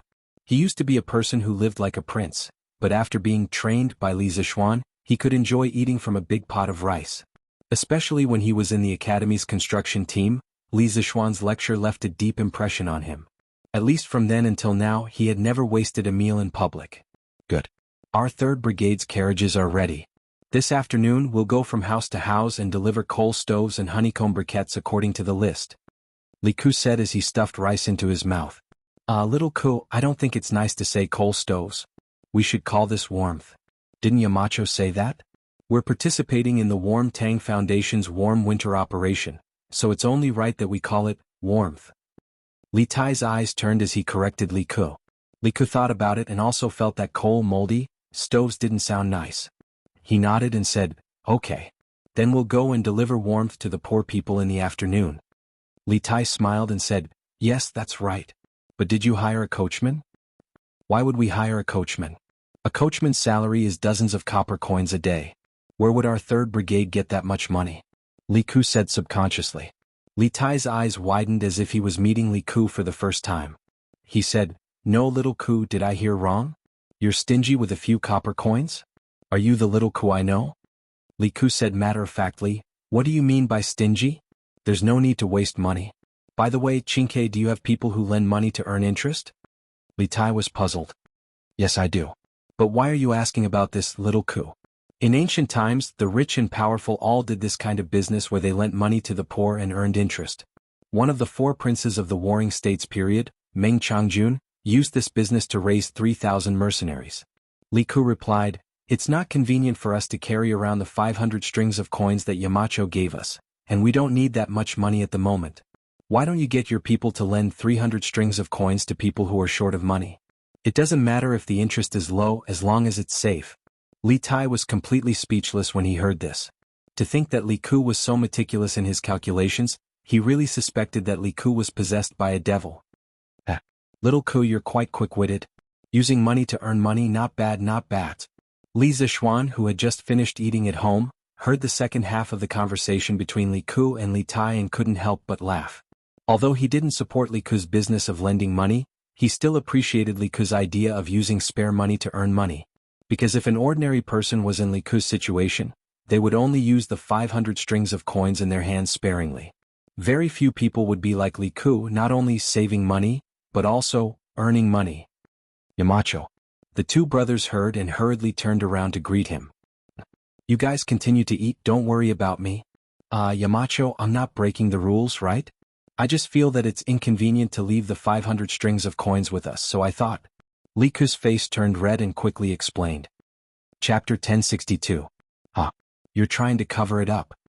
Inside the Drunken Phoenix Pavilion, Li Zixuan looked at Li Ku and said with amusement, "I've said before that you're not allowed to use your status to ask for help from others. Now that you're asking Green Sparrow for help, aren't you asking for help from others?" Yamacho. Li Ku's face froze and he was speechless. Li Zixuan continued, "But I'm glad that you know how to increase income and reduce expenditure. You said that it's inconvenient to carry 500 strings of coins around, and that's not unreasonable. But we're Yanhuang College's people, and we have to solve problems when we encounter them. When this matter is over, little Ku, you can think of a way to solve this problem. If you can solve it smoothly, then you'll start a new era and your name will go down in history." Although, it's inconvenient to carry 500 strings of coins was just an excuse that Li Ku came up with, this was indeed a problem that Great Tang was facing. Not only would a cumbersome currency affect trade, it would also affect the economic development of a country. The Song dynasty was not as strong as Tang, but why was its economy the largest in ancient China? It was because banknotes replaced the heavy metal currency, and it greatly promoted the prosperity of domestic commerce. At that time, the Song dynasty's imperial court collected business taxes every year, and it far exceeded the agricultural taxes. Li Ku's excuse reminded Li Zixuan of the financial plan he had been planning for Tang, banknotes and banks. These two things must be done in the future. Start a new era? Go down in history? Li Ku originally thought that he would be reprimanded, but he never expected to hear such a shocking thing from Li Zishuan. His breathing became a little rapid. Yamacho, what method is so powerful? It can go down in history directly? Li Zishuan laughed. You have to think about it yourself. Come find me when you've thought about it. After that, he left with his hands behind his back, leaving a stunned Li Ku behind. Hey, little Ku, don't think about it. Eat first, we still have work to do in the afternoon. Li Tai saw that his brother seemed to have lost his soul, so he pushed Li Ku's arm and said, Oh. Li Ku came back to his senses and continued to shovel rice into his mouth. Taiju, open the door. The people from the Warm Tang Foundation are here to deliver the coal stove. In the afternoon, in the Maojia village of Xinfeng County outside Chang and City, 4 or 5 students from Yanhuang College were driving a carriage. They followed a middle-aged man with a stocky back and a bear-like waist and knocked on a shabby courtyard door. Mao Lijing, our captain, said that it's to send warmth. You can't call for coal stoves. It turned out that this middle-aged man was Li Zheng of Mao Village. Hearing him shout like that, the students behind him quickly corrected him. Fine. That's called sending warmth. As expected of a scholar, even the way he speaks is different from the people in our village. Mao Li Zheng didn't get angry. Instead, he gave a simple and honest laugh. Then he shouted towards the dilapidated courtyard, Hey! Taiju, open the door. Someone is here to bring you warmth. Only then did a skinny little girl come out of the courtyard. It was winter, but she was only wearing a few pieces of unlined clothing. Moreover, they were all tattered. If one looked closely, one could see that her 2 legs were trembling. Li Zheng, you're here. The little girl opened the courtyard door and greeted Mao Li Zheng. Then she timidly began to look at the students behind Mao Li Zheng. Dia, where's your father and mother? Mao Li Zheng walked in with the students of the academy. He looked around and then asked, Li Zheng, my mother went to the mountains to collect firewood. My father's legs acted up again 2 days ago. He's still in bed now. The little girl replied. What? Taiju's legs aren't listening to him again? It's not good to have an attack in the winter. Mao Li Zheng was stunned. He sighed in surprise and then said to the students behind him, Hey, you guys don't know. Taiju accidentally broke his leg when he was hunting in the mountains. Every time it's cold, he can't get out of bed. Therefore, in autumn and winter, it's usually Diya's mother who is busy with the work inside and outside the house. Let's not talk about this first. Come in. Diya, go and boil some hot water. Today we're all literary stars. We're here to bring coal to your family, to bring warmth. After that, Mao Li Zheng led the group of Yanhuang College students inside. Mao Li Zheng, you go in first. We'll go and take down the coal stove and honeycomb briquettes from the car. A student said. Only then did Mao Li Zheng realize that there was a car full of warmth behind him. He patted his head and said, Hey, look at my memory. I almost forgot about this. You guys are all literary stars. How can you do this kind of rough work? You guys go in and rest. I'll do it. I guarantee it won't be wrong. Although Yanhuang College was in Lantian County, it was very famous. Not to mention Xinfeng County, even hundreds of miles away from Lantian County, there was no one who didn't know about it.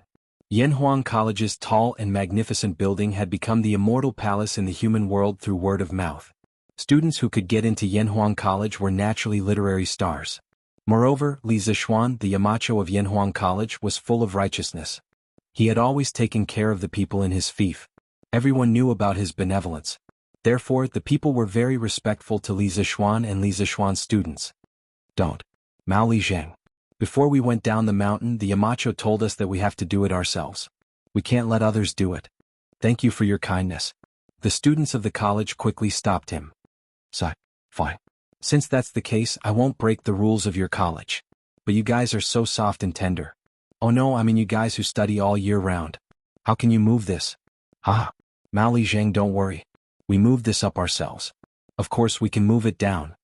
Half an hour later, the students moved a coal stove and 50 honeycomb briquettes into the dilapidated house.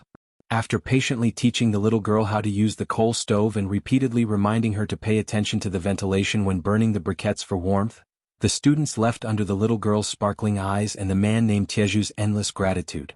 They still had to hurry to the next house. Big brother. Wait a minute. Which one of you dropped your money bag? But who knew that the group of students hadn't gone far when the little girl chased after them again. She was holding an exquisite black purse in her hand. The whistling north wind messed up her hair and blew her little face red, but it still didn't stop her footsteps. Huff huff. Big brother, look, which one of you dropped your money bag in the house? Chapter 1063. Ah, Jishuan, what kind of memory do you have?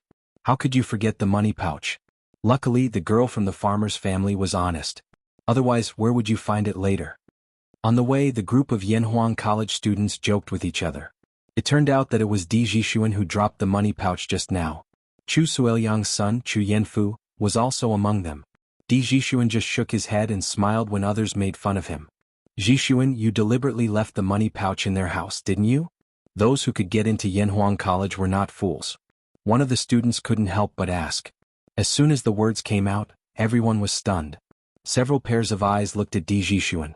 Di Jishuan smiled helplessly and said, I also saw that family's life was really difficult. But if I gave them money openly, they definitely wouldn't accept it. So I thought of this idea. I didn't expect that girl to be so honest. Alas. In fact, it's only a few hundred coins. Even if it's lost, it won't hurt at all for you and me. But for that family, it's a life-saving money. We've sent coal furnaces to almost 5 families today. To be honest, I admire Yamacho's wise decision. If we didn't go down the mountain this time, many of us might not know how difficult it is for the common people to live. Alas. As soon as he said this, the group of people who were laughing and joking just now suddenly fell silent. Among them, Di Jishuan and Chu Yanfu were from the families of officials, while the other 3 students were from the families of merchants. They really didn't know what was called suffering in the world since they were young. Mao Tieju's poor family just now also touched them a lot. There were still common people who lived such a poor life. There were still such poor people in the world. Jishuan, you were right. If I had known, I would have secretly hidden some money in their house just now. The student who laughed at Di Jishuan's carelessness just now said in a low mood. Ah, Chini, it's useless. Even if they can't find the money you hid now, once they find it later, they'll come back to return it to you no matter where you go. Di Jishuan shook his head. The student named Chini was puzzled and asked, Jishuan, why are you so sure? Di Jishuan didn't explain, but Chu Yanfu laughed and said, Enough, Chini. Ji-sun is able to see things clearly and see into people's hearts. In this aspect, you shouldn't doubt him. Ah, let's go. It's almost time for the next one. Di Jishuan's team was not the only one who encountered such poor people. In the evening, all the students returned to Yanhuang College. Compared to the students of the other 2 brigades, the students of the 2nd Brigade, who were responsible for delivering coal stoves and honeycomb briquettes to the poor, were obviously in low spirits. Even Ching Chumo and Yuchi Baolin, who were careless, were quiet when they were eating in the canteen at night. Clearly, what they had seen and heard this afternoon had greatly affected these students. Yamacho, the students don't seem to be in a good mood. Coming out of the canteen, Yen Silu said to Li Zishuan. According to Li Zishuan's rules, the teachers of the academy were not allowed to intervene in the whole process of organizing the students to do good deeds down the mountain. They were only responsible for the logistics at most. Therefore, Yen Silu did not know much about the students' experience this afternoon. However, the old teacher had experienced the vicissitudes of life. How could he not see that the students were in low spirits? Li Zishuan stopped in his tracks, nodded and replied, They must have seen too much suffering in the world today. This was also good. There were some things that could only be learned after experiencing it. Only then would one know how to cherish what they had now. And as students of Yanhuang College, it's not good if they only know how to read and ignore the outside world. Yanhuang College exists for only one purpose, and that is to benefit the people of Tang. Yen Silu stroked his beard and sighed. Yamacho is right. These children can't always stay in the academy and study. It's good to let them see the suffering of the people. On the first day, the students of Yanhuang College visited more than 800 poor families and gave away more than 800 coal stoves and 40,000 honeycomb briquettes. Early in the morning of the second day, the students woke up at 5 in the morning, washed up, and ate. At 7:15 in the morning, the students gathered in front of the teaching building and went down the mountain to deliver the warmth. At this time, there was a thin layer of frost on the withered leaves by the roadside. After arriving at the warm Tang Foundation, the students of the 3 brigades immediately went into working mode. They each had their own duties. Those who needed to go to the government to coordinate, those who needed to deliver the warmth, and those who needed to stay behind to keep track of the accounts. The division of labor was clear and orderly. The news of the students of Yanhuang College going down the mountain to do charity in the name of the Warm Tang Foundation had already spread yesterday. Many people knew about it. Today's Datang Daily's headline was, without a doubt, left to this group of students who silently gave their love in the cold wind. The title was, This Winter's Not Too Cold. There was a paragraph in the news that read, They came from Yunshan, and their hearts were filled with the poor villagers. They drove their carriages to visit one village after another, and they sent warmth to one family after another. It was they who warmed this city, and it was they who made this winter not so cold. Their cheeks were red from the cold wind and they were shivering, but they were still fearless. They still traveled over land and water to deliver their love to the people in need. They are all the students of Yanhuang College. Tisk TSK. Yesterday, I even met a group of students from Yanhuang Academy who were driving a carriage. These kids are really good. On the streets, some of the people in the city who had read the newspaper sighed. Isn't that so? Why don't you take a look at who the Yamacho of Yanhuang College is? How can the students taught by Marquis be bad? Ah, that's right. When Marquis said that he wanted to build an academy, I felt that the academy built by Marquis would definitely be extraordinary. Looking at it now, it was indeed so. Look at the Imperial College and the Hongwen School. Can they teach such students? That's definitely not possible. The Imperial College and the Hongwen School are already on holiday. I heard that the students of Yanhuang College were also on holiday, but they volunteered to do this. Many of the children who live far away might not be able to make it back in time for the new year because of this. Whoa, there's actually such a thing? How can it be fake? Sigh. In the future, if my brat can't get into Yanhuang College, I'll beat him to death. This kind of academy is a good one. Unknowingly, Yanhuang College's reputation in the hearts of the people increased again. However, the Imperial College and the Hongwen School were inexplicably implicated. Chapter 1064. While the students were busy, sending warmth, to the people of Chang'an City, Li Zishuan was not idle either. He brought his personal guards to send warmth to the villagers in his fief. No matter if they bought a coal stove or honeycomb briquettes, they would send 2 coal stoves and 200 pieces of honeycomb briquettes. If they did not accept, they would be disrespecting the master. Young master, the house is so big. 1 coal stove is enough. Isn't it a waste to send 2? What's there to waste? It doesn't matter if the house is small. 1 stove can be used to boil water and cook rice. The other stove can be used to warm the fire. It's so cold today. Don't let these 3 children freeze. Quick, Sanbao, move the coal stove in. We have to hurry to the next house. Hey, don't. Young master, it's better for this old man to move it himself. We can't tire your men out. Sanbao chuckled and said, Second Master Han, it's not tiring. Sanbao won't tire himself out with this kind of work. Let me do it. After unloading the coal stove and honeycomb briquettes in Second Master Han's house, the small team continued to send warmth to the next house. When they went out, they met Hu Hanyun, who had heard the news and rushed over. Young master, it's so cold today. Why did you come over personally? Even if you want to send things to the villagers, you don't have to do it yourself. Han Lijing was now at Hedong Road. Old Hu was now the acting Lijing of the Han family manor. If there was any trouble in the manor, he would be the first to know. This time, Li Zishuan was really planning to visit every single household in his fief. When he heard this, he smiled and said, Hee hee, Uncle Hu, since I have nothing better to do at home, why don't I come out to deliver some gifts to the villagers and exercise my muscles a little? Old Hu sighed helplessly.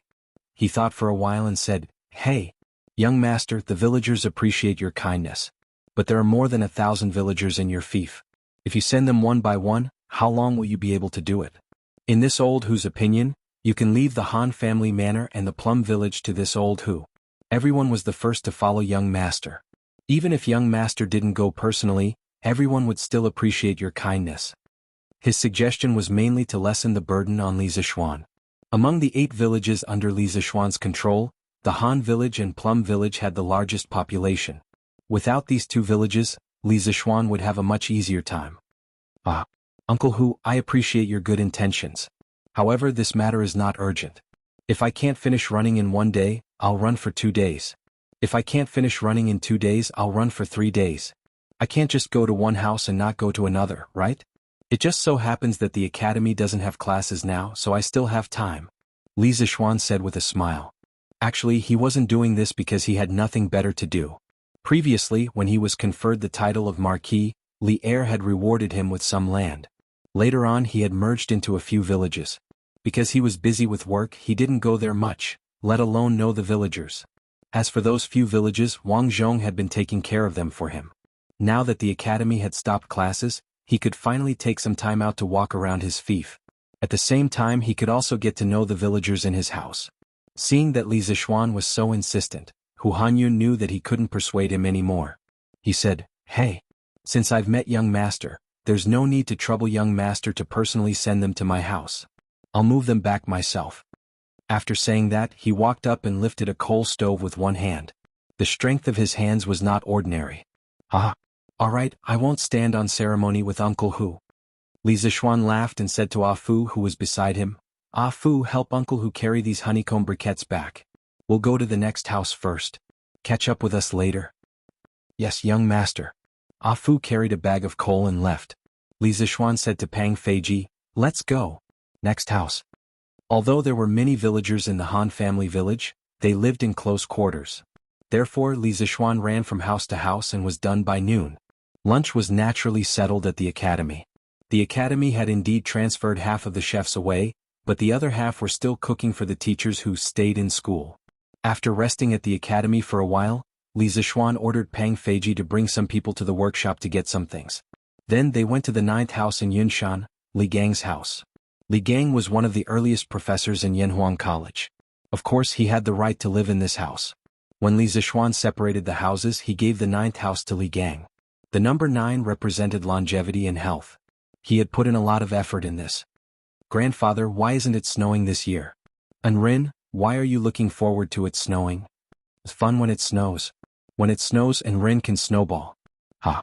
And Rin, you think it's fun when it snows, but those poor people who can't afford to wear clothes will freeze to death when it snows. Do you still want it to snow now?" "Grandfather, why don't they have clothes to wear? Can't Ren let them wear his clothes?" "Ah. If you let them wear your clothes, what will you do?" "And Ren will hide in the blanket and not go out. Then he won't freeze. Ha ha ha." As they approached the 9th courtyard, due to Li Zishuan's astonishing hearing, he was able to hear the conversation between the grandfather and grandson from far away. He couldn't help but feel a trace of warmth in his heart. What an adorable and sensible child. At this moment, he felt that his decision to set up the Warm Tang Foundation and Operation Warm Winter was absolutely correct.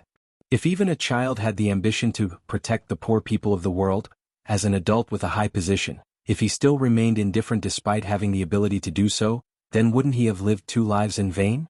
Haha, little Ren, you don't have to hide in the blanket. Those poor people have a fire to roast them now. They won't freeze to death. Li Zishuan pushed open the courtyard door and smiled at the cute little boy in the courtyard. "Yamacho. Wow. It's brother Xiao Xian." Li Gang got up and looked at Li Zishuan in surprise, but Li Anren had already jogged over to greet him. He had met Li Zishuan many times, and his grandfather always praised Li Zishuan in front of him. This made him have a good impression of this big brother Li Zishuan. "Ah. Little Ren, long time no see." Li Zishuan smiled and patted Li Ren's head. Then he looked at Li Gang and said, "Mr. Li, have you eaten?" Li Gang chuckled and replied, I've eaten. Why does Yamacho have time to think about an old man like me?" Li Zishuan pointed at the carriage of pipes behind him and said with a smile, "I thought that it would be a little cold recently, so I brought people over to install a heater in Mr. Li's house. This way when it snows, Mr. Li and little Ren won't be cold." Chapter 1065. Heater? What is heater?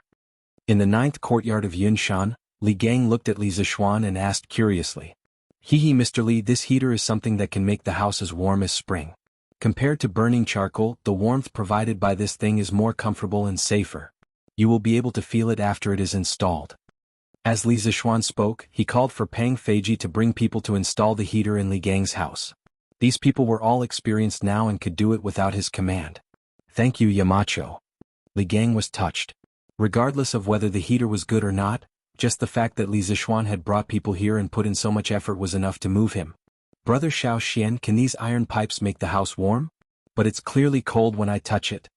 Li Zishuan had said that it was magical, so he ran over to touch the heater pipe, but Li Zishuan couldn't help but laugh. "Ah, of course it's cold now. And Ren, wait for a while. After they install it, you can touch it again. It definitely won't be cold. Then I'll touch it later."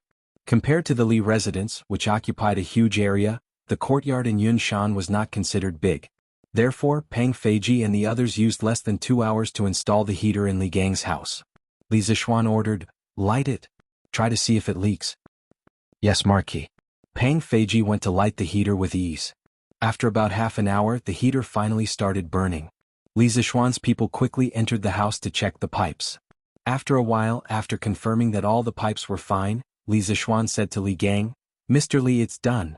In the future, you just need to instruct the servants to put honeycomb coal in the boiler after a period of time, and it will ensure that the house is always warm. Now you and Ren can go in and experience it." Although Li Gang had studied Confucianism all his life, he had been in Yanhuang College for so long. Even if he wasn't proficient in engineering, he could still understand some of the things related to engineering. When he saw Pang Feiji and the rest install the heater, Li Gang could roughly guess the operating principle of the heater. Yamacho's creativity is unprecedented. On behalf of Mai and Ren, this old man would like to thank the mountain head for his trouble. Li Gang politely cupped his hands and said, "Mr. Li, don't be in a hurry, let's try it first." Li Zishuan extended his right hand and made an inviting gesture. "Okay. And Ren, let's go. Let's go in."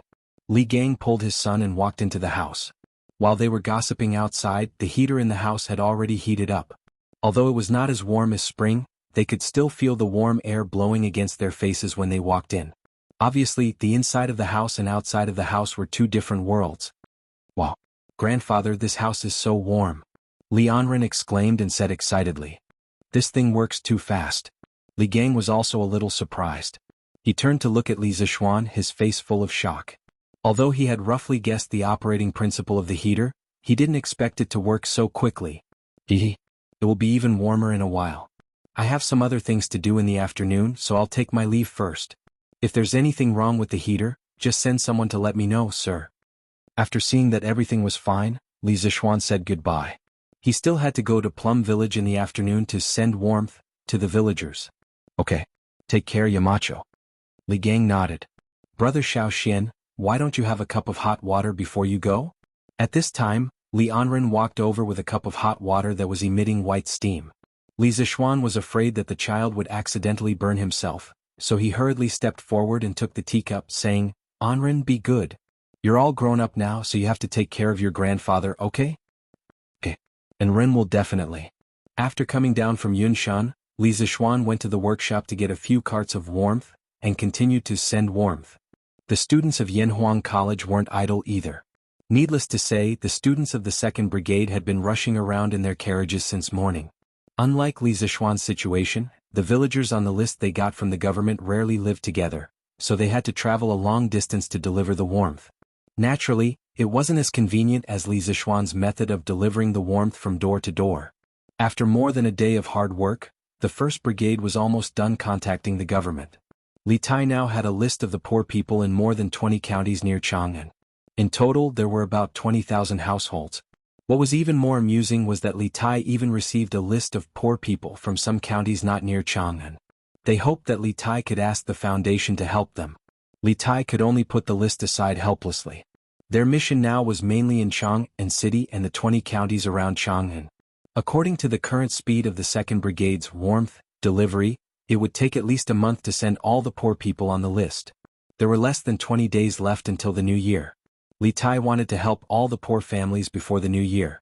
Therefore, in the afternoon he brought more than 100 people from the 1st Brigade and joined the 2nd Brigade. More than 500 students followed the name list and started their journey of sending warmth again. Li Tai could do this mainly because Li Zishuan had already completed the task of collecting the list for the 1st Brigade. 3 days passed in the blink of an eye. Including the first day, the students had actually been warm messengers for 4 days. In these 4 days, the speed of their warmth gradually increased. On the first day they sent 800 families.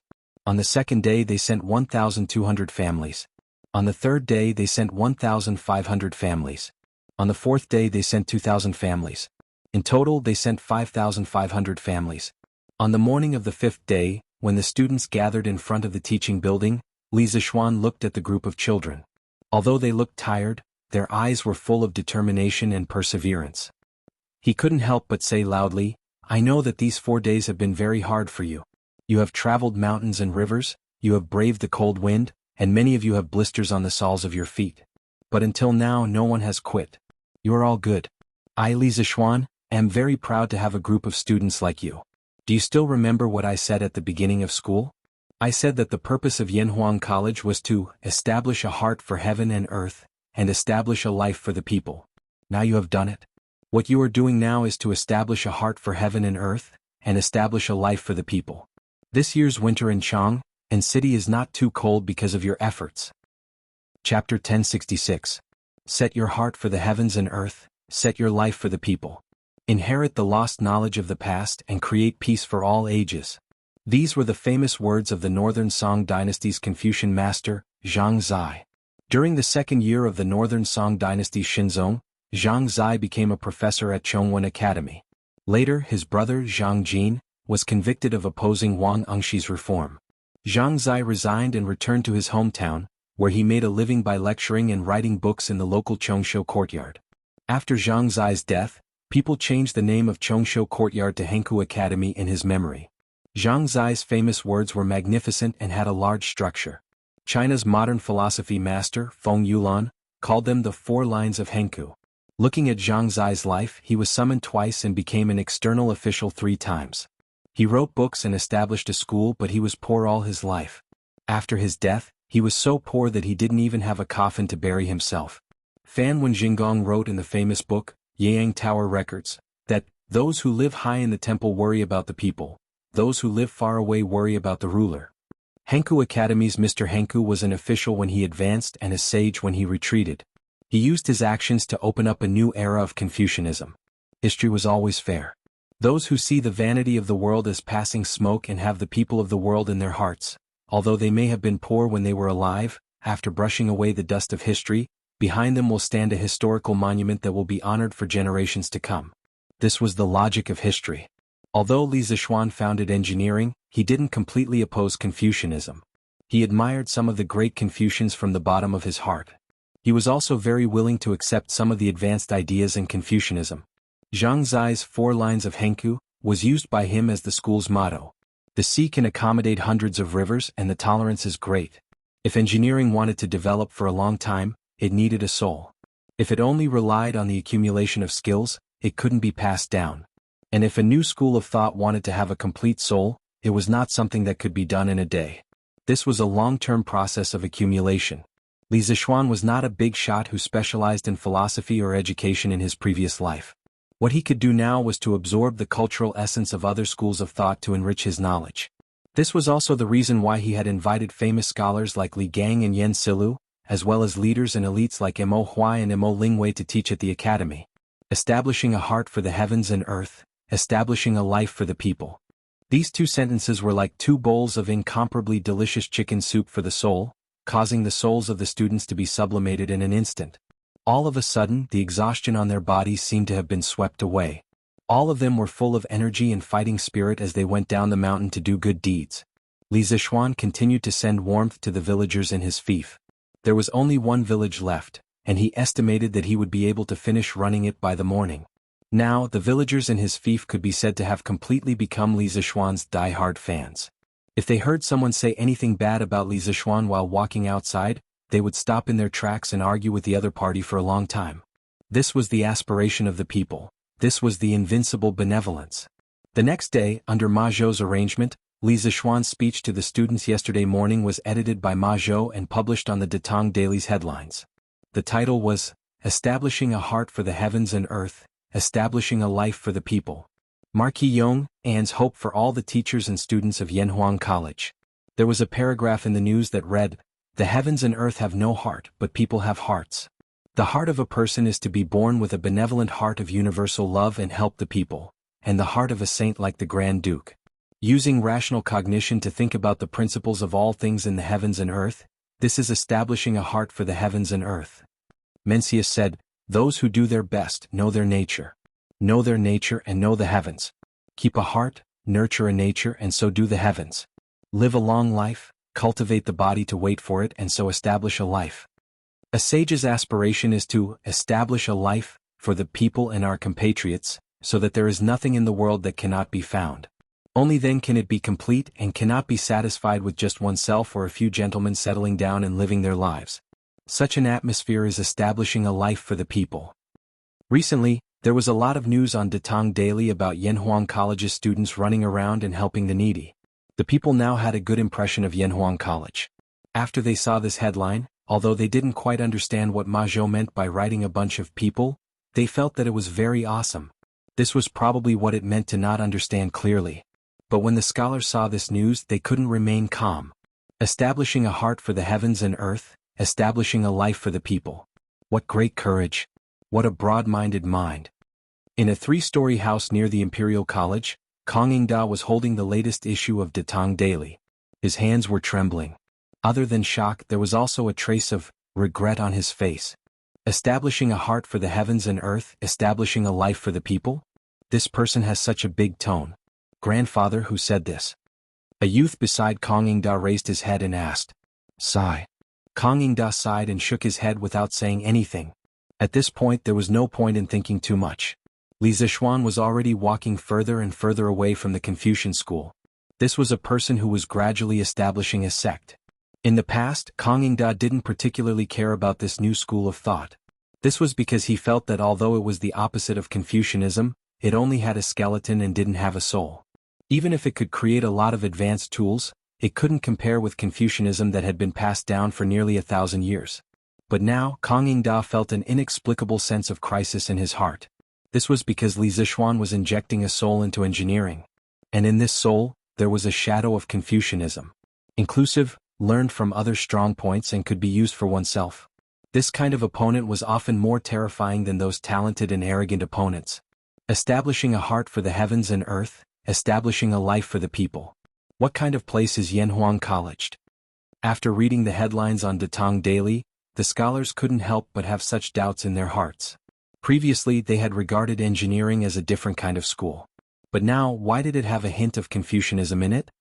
Imperial Palace, Suite Du Hall. Li Er's lips curled into a smile. Ah!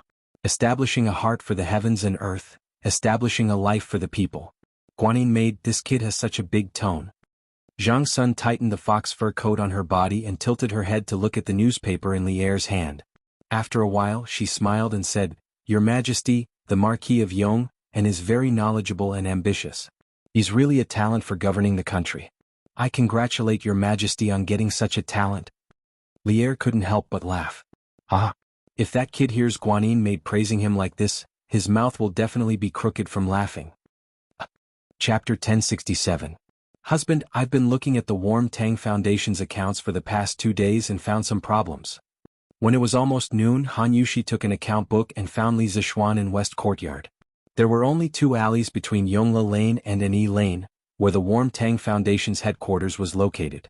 Now that a group of top students from Yanhuang College had joined the foundation, the pressure on Han Yushi instantly disappeared. She didn't even need to do the accounting. This was because the people from Yanhuang College were very good at accounting. Compared to them, she was a layman. Therefore, Han Yushi didn't need to stay at the Warm Tang Foundation all day. Under normal circumstances, she only needed to go once or twice a day. Moreover, the 2 places were close to each other, so it wouldn't take long for her to go back and forth. Oh, wife, what problem did you find? Li Zixuan, who was leaning against the couch and reading a book, raised his head and asked in surprise. Han Yushi held the account book, bent down and said, Husband, look. The Warm Tang Foundation has received nearly 400,000 strings of cash so far, but according to the list Qing Ke got, the poor people we need to help only add up to about 20,000. If we spend 200 copper coins per household, it'll only add up to 5 or 6,000 strings of cash. Compared to the total amount of donations, this is just a drop in the bucket. Li Zixuan frowned. He really hadn't considered this problem at the time. Recently, he had let his wife and students manage the charity business under him, so he didn't know much about the 20,000 poor families. After thinking for a while, he muttered to himself in confusion, What's the matter? Could it be that what I said back then scared the county magistrates? Previously, when he assigned the task to Li Tai, he said that he had to instruct the county magistrates to draw up a list of the poor as soon as possible. They are not allowed to over-report or under-report. Otherwise, he will definitely settle accounts with them. Li Zixuan couldn't help but wonder if the county magistrates were following the principle of the less trouble, the better, and only reported the people who were too poor to live. He couldn't be blamed for thinking too much. The main reason was that the population of Chang and City and the 20 or so counties around Chang and city added up to at least 3 to 4 million people. It was impossible to say that there were only 20,000 poor people. Thinking up to this point, Li Zishuan opened his mouth and said, "Wife, let Qin Ke bring a few people and negotiate with the various county offices.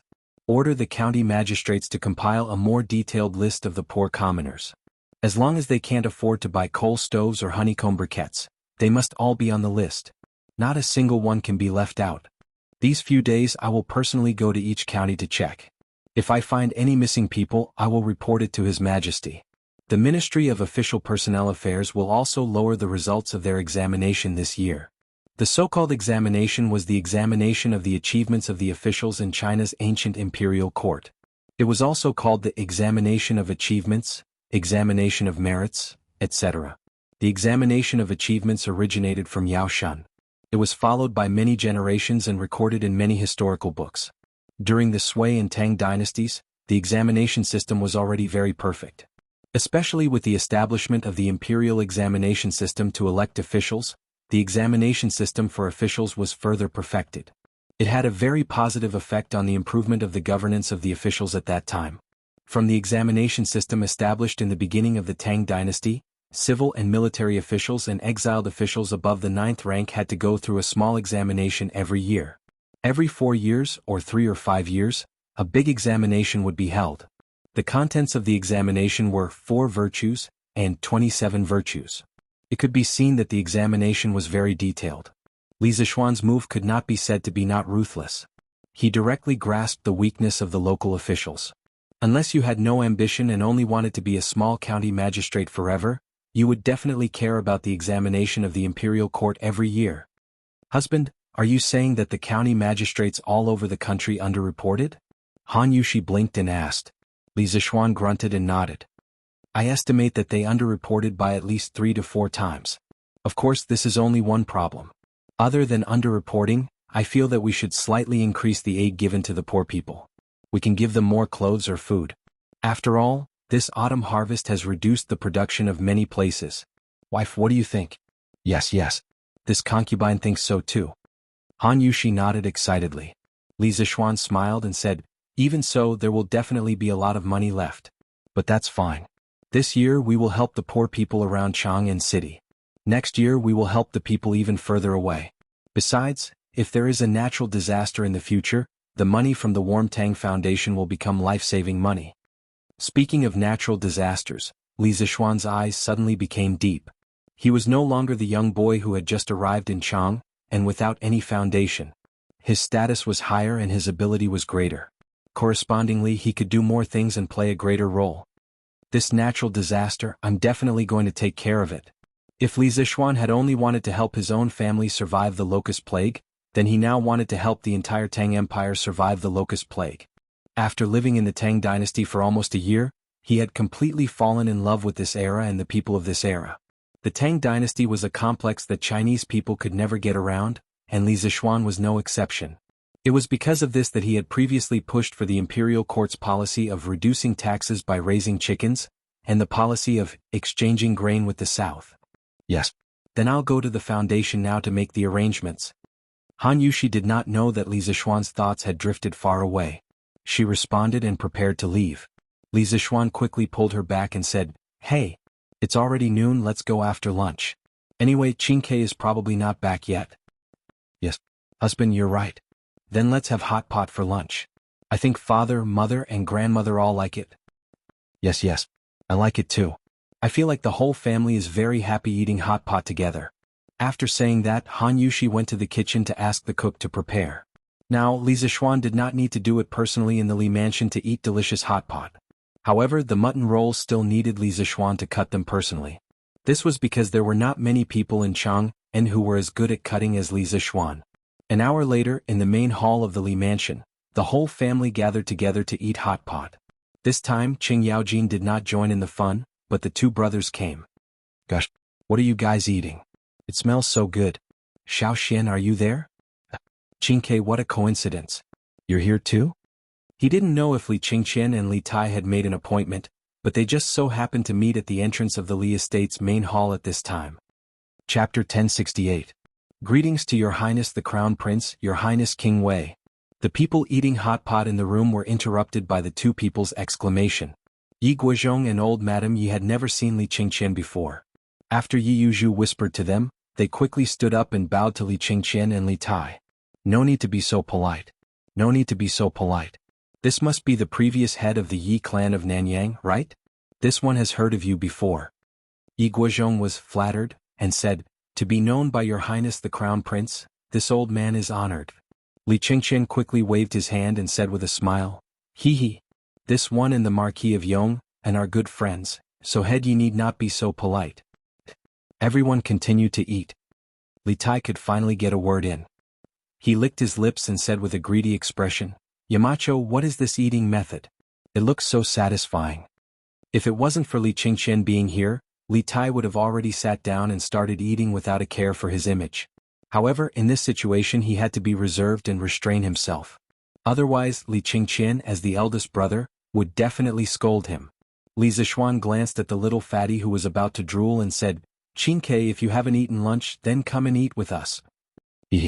Haven't eaten. Then I won't be polite. Xiaohe, I'll have to trouble you to bring me a pair of chopsticks.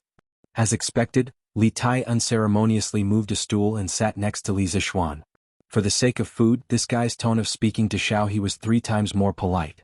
Lan'er gave a dissatisfied humph, because Li Tai had pushed her away from Li Zishuan. While you're at it, help him get a bowl of dipping sauce. Li Zishuan added from behind. If there was no dipping sauce, this unlucky child probably wouldn't be able to take a bite. Then he remembered that Li Qingqian was still standing to the side, so he turned his head and asked, Qingqian, have you eaten lunch? If not, why don't we eat together? In this room he was the only one who dared to invite Li Qingqian, the crown prince, to eat at the same table. The main reason was that he came from the modern era and didn't have much concept of hierarchy in his bones. Furthermore, he had always treated Li Qingqian and Li Tai as friends. I'll eat. I haven't eaten yet. Let's eat together then. Li Tai was just about to say eat when he saw Li Tai dip some bean sprouts into the pot and dip them in Lan'er's dipping sauce bowl. Before Lan'er could react, Li Qingqian quickly put them into his mouth. Li Qingqian couldn't help but feel the gluttony in his stomach, so he quickly corrected himself. Good. Then Xiaohe, go and help me get 2 bowls of dipping sauce and 2 sets of chopsticks. Li Zishuan nodded and instructed Xiaohe. Xiaohe took the order and left. At this time Lan'er screamed, Ah! Smelly brother Qingke, you stole Lan'er's dipping sauce. Yi Guozhong was so scared that he almost couldn't hold his chopsticks. Although Li Tai was Li Zishuan's student, he was still the king of Wei. How dare a little girl talk to him like that? Who knew that Li Tai's face didn't show any anger at all. Instead, he didn't feel ashamed and instead felt proud. With a shameless attitude he said, Ha! At most I'll let Lan'er dip it back later. Li Tai was very happy to be mischievous. Lan'er pouted and said, Humph! Brother Qingke is so shameless. The sensible old lady quickly held Lan'er's hand and said, Come. Lan'er, be good. Grandmother still has more dipping sauce here. Use grandmother's. No. Grandmother, you eat. Lan'er has more here. Lan'er very sensibly refused. Li Qingqian looked at Li Tai and shook his head helplessly. He didn't criticize him because he felt that although the current Li Tai was a little mischievous, he was more sunny than before. In the past, Li Tai would give people a cold and gloomy feeling. After a while, Xiaohe brought 2 bowls of dipping sauce and 2 pairs of chopsticks. The 2 brothers, Li Tai and Li Qingqian, started to eat without holding back. Although they had never eaten hot pot before, they imitated Li Zishuan's family and ate with relish. Oh, is this mutton? Why is it so delicious? I can't feel the smell at all. Wow, it's really mutton. Even the imperial chefs in the palace can't compare to this knife skill, right? When did your cook become so good, Yamacho? Everyone in the Li family liked to eat meat. The 2 brothers immediately launched an attack on the mutton. After tasting the deliciousness of the hot pot mutton, the 2 of them immediately exclaimed. Li Zishuan glanced at the 2 brothers and said lightly, What cook? I cut this myself. You 2 are in for a treat today. Li Tai couldn't help but give a thumbs up with his left hand and said, Yes. Yamacho is Yamacho. You're good at everything. Little Fatty didn't stop when he was flattering. His chopsticks were constantly moving back and forth between the mutton plate and the hot pot plate, as if he was afraid that he wouldn't be able to eat it if he was too slow. After tasting it, Li Qingqian didn't crave it as much. He wasn't a person who particularly valued good food, but he still found the way the family ate around a stove very interesting. After a while he ate a lot. This meal was undoubtedly the most special meal Li Qingqian had eaten in the past 10 years. In the past, when he was in the Eastern Palace, he ate most of the time alone. Sometimes he would eat with Li Er and Empress Zhangsun, but at that time the family was sitting upright and eating in a proper manner. There was a lot less flavor. In Li Zishuan's house, he truly felt the taste of home. Everything was so warm and harmonious. Little Xin, can you teach me how to make this hot pot? I want to bring it back and let Imperial Father and Imperial Mother try it. After the meal, Li Qingqian leaned comfortably on the armchair and asked directly. He had a fantasy in his heart. He imagined that his Imperial Father, Imperial Mother, Imperial Brother, Imperial Sister, and his Imperial Grandfather could also eat hot pot together like Li Zishuan's family. Li Zishuan didn't plan to use the hot pot secret to earn money. He smiled and replied, "Why not? Qingqian, when you return to the palace, send a chef over. My kitchen maid will teach him. As for this mutton roll that is as thin as a cicada's wing, you have to find someone with good knife skills. In my opinion, Steward Zhao is definitely up to the task." The dignified head eunuch, a martial arts expert in the Grandmaster realm, was arranged by Li Zishuan to be a chef. If Zhao Song knew, he would probably cry but have no tears. Li Qingqian didn't know whether to laugh or cry as he touched his nose and said, "We'll talk about it later. Steward Zhao is already very tired from being in charge of my Imperial Father's safety. How can I trouble him for such a small matter?" That's not right. Yamacho, why is your house so warm?" Li Tai, who was lying on the armchair picking his teeth, seemed to have realized something was wrong and asked in surprise. Chapter 1069. Previously, when Li Tai and Li Qingqian entered the house, Li Zishuan and his family were sitting around a coal stove and eating hot pot.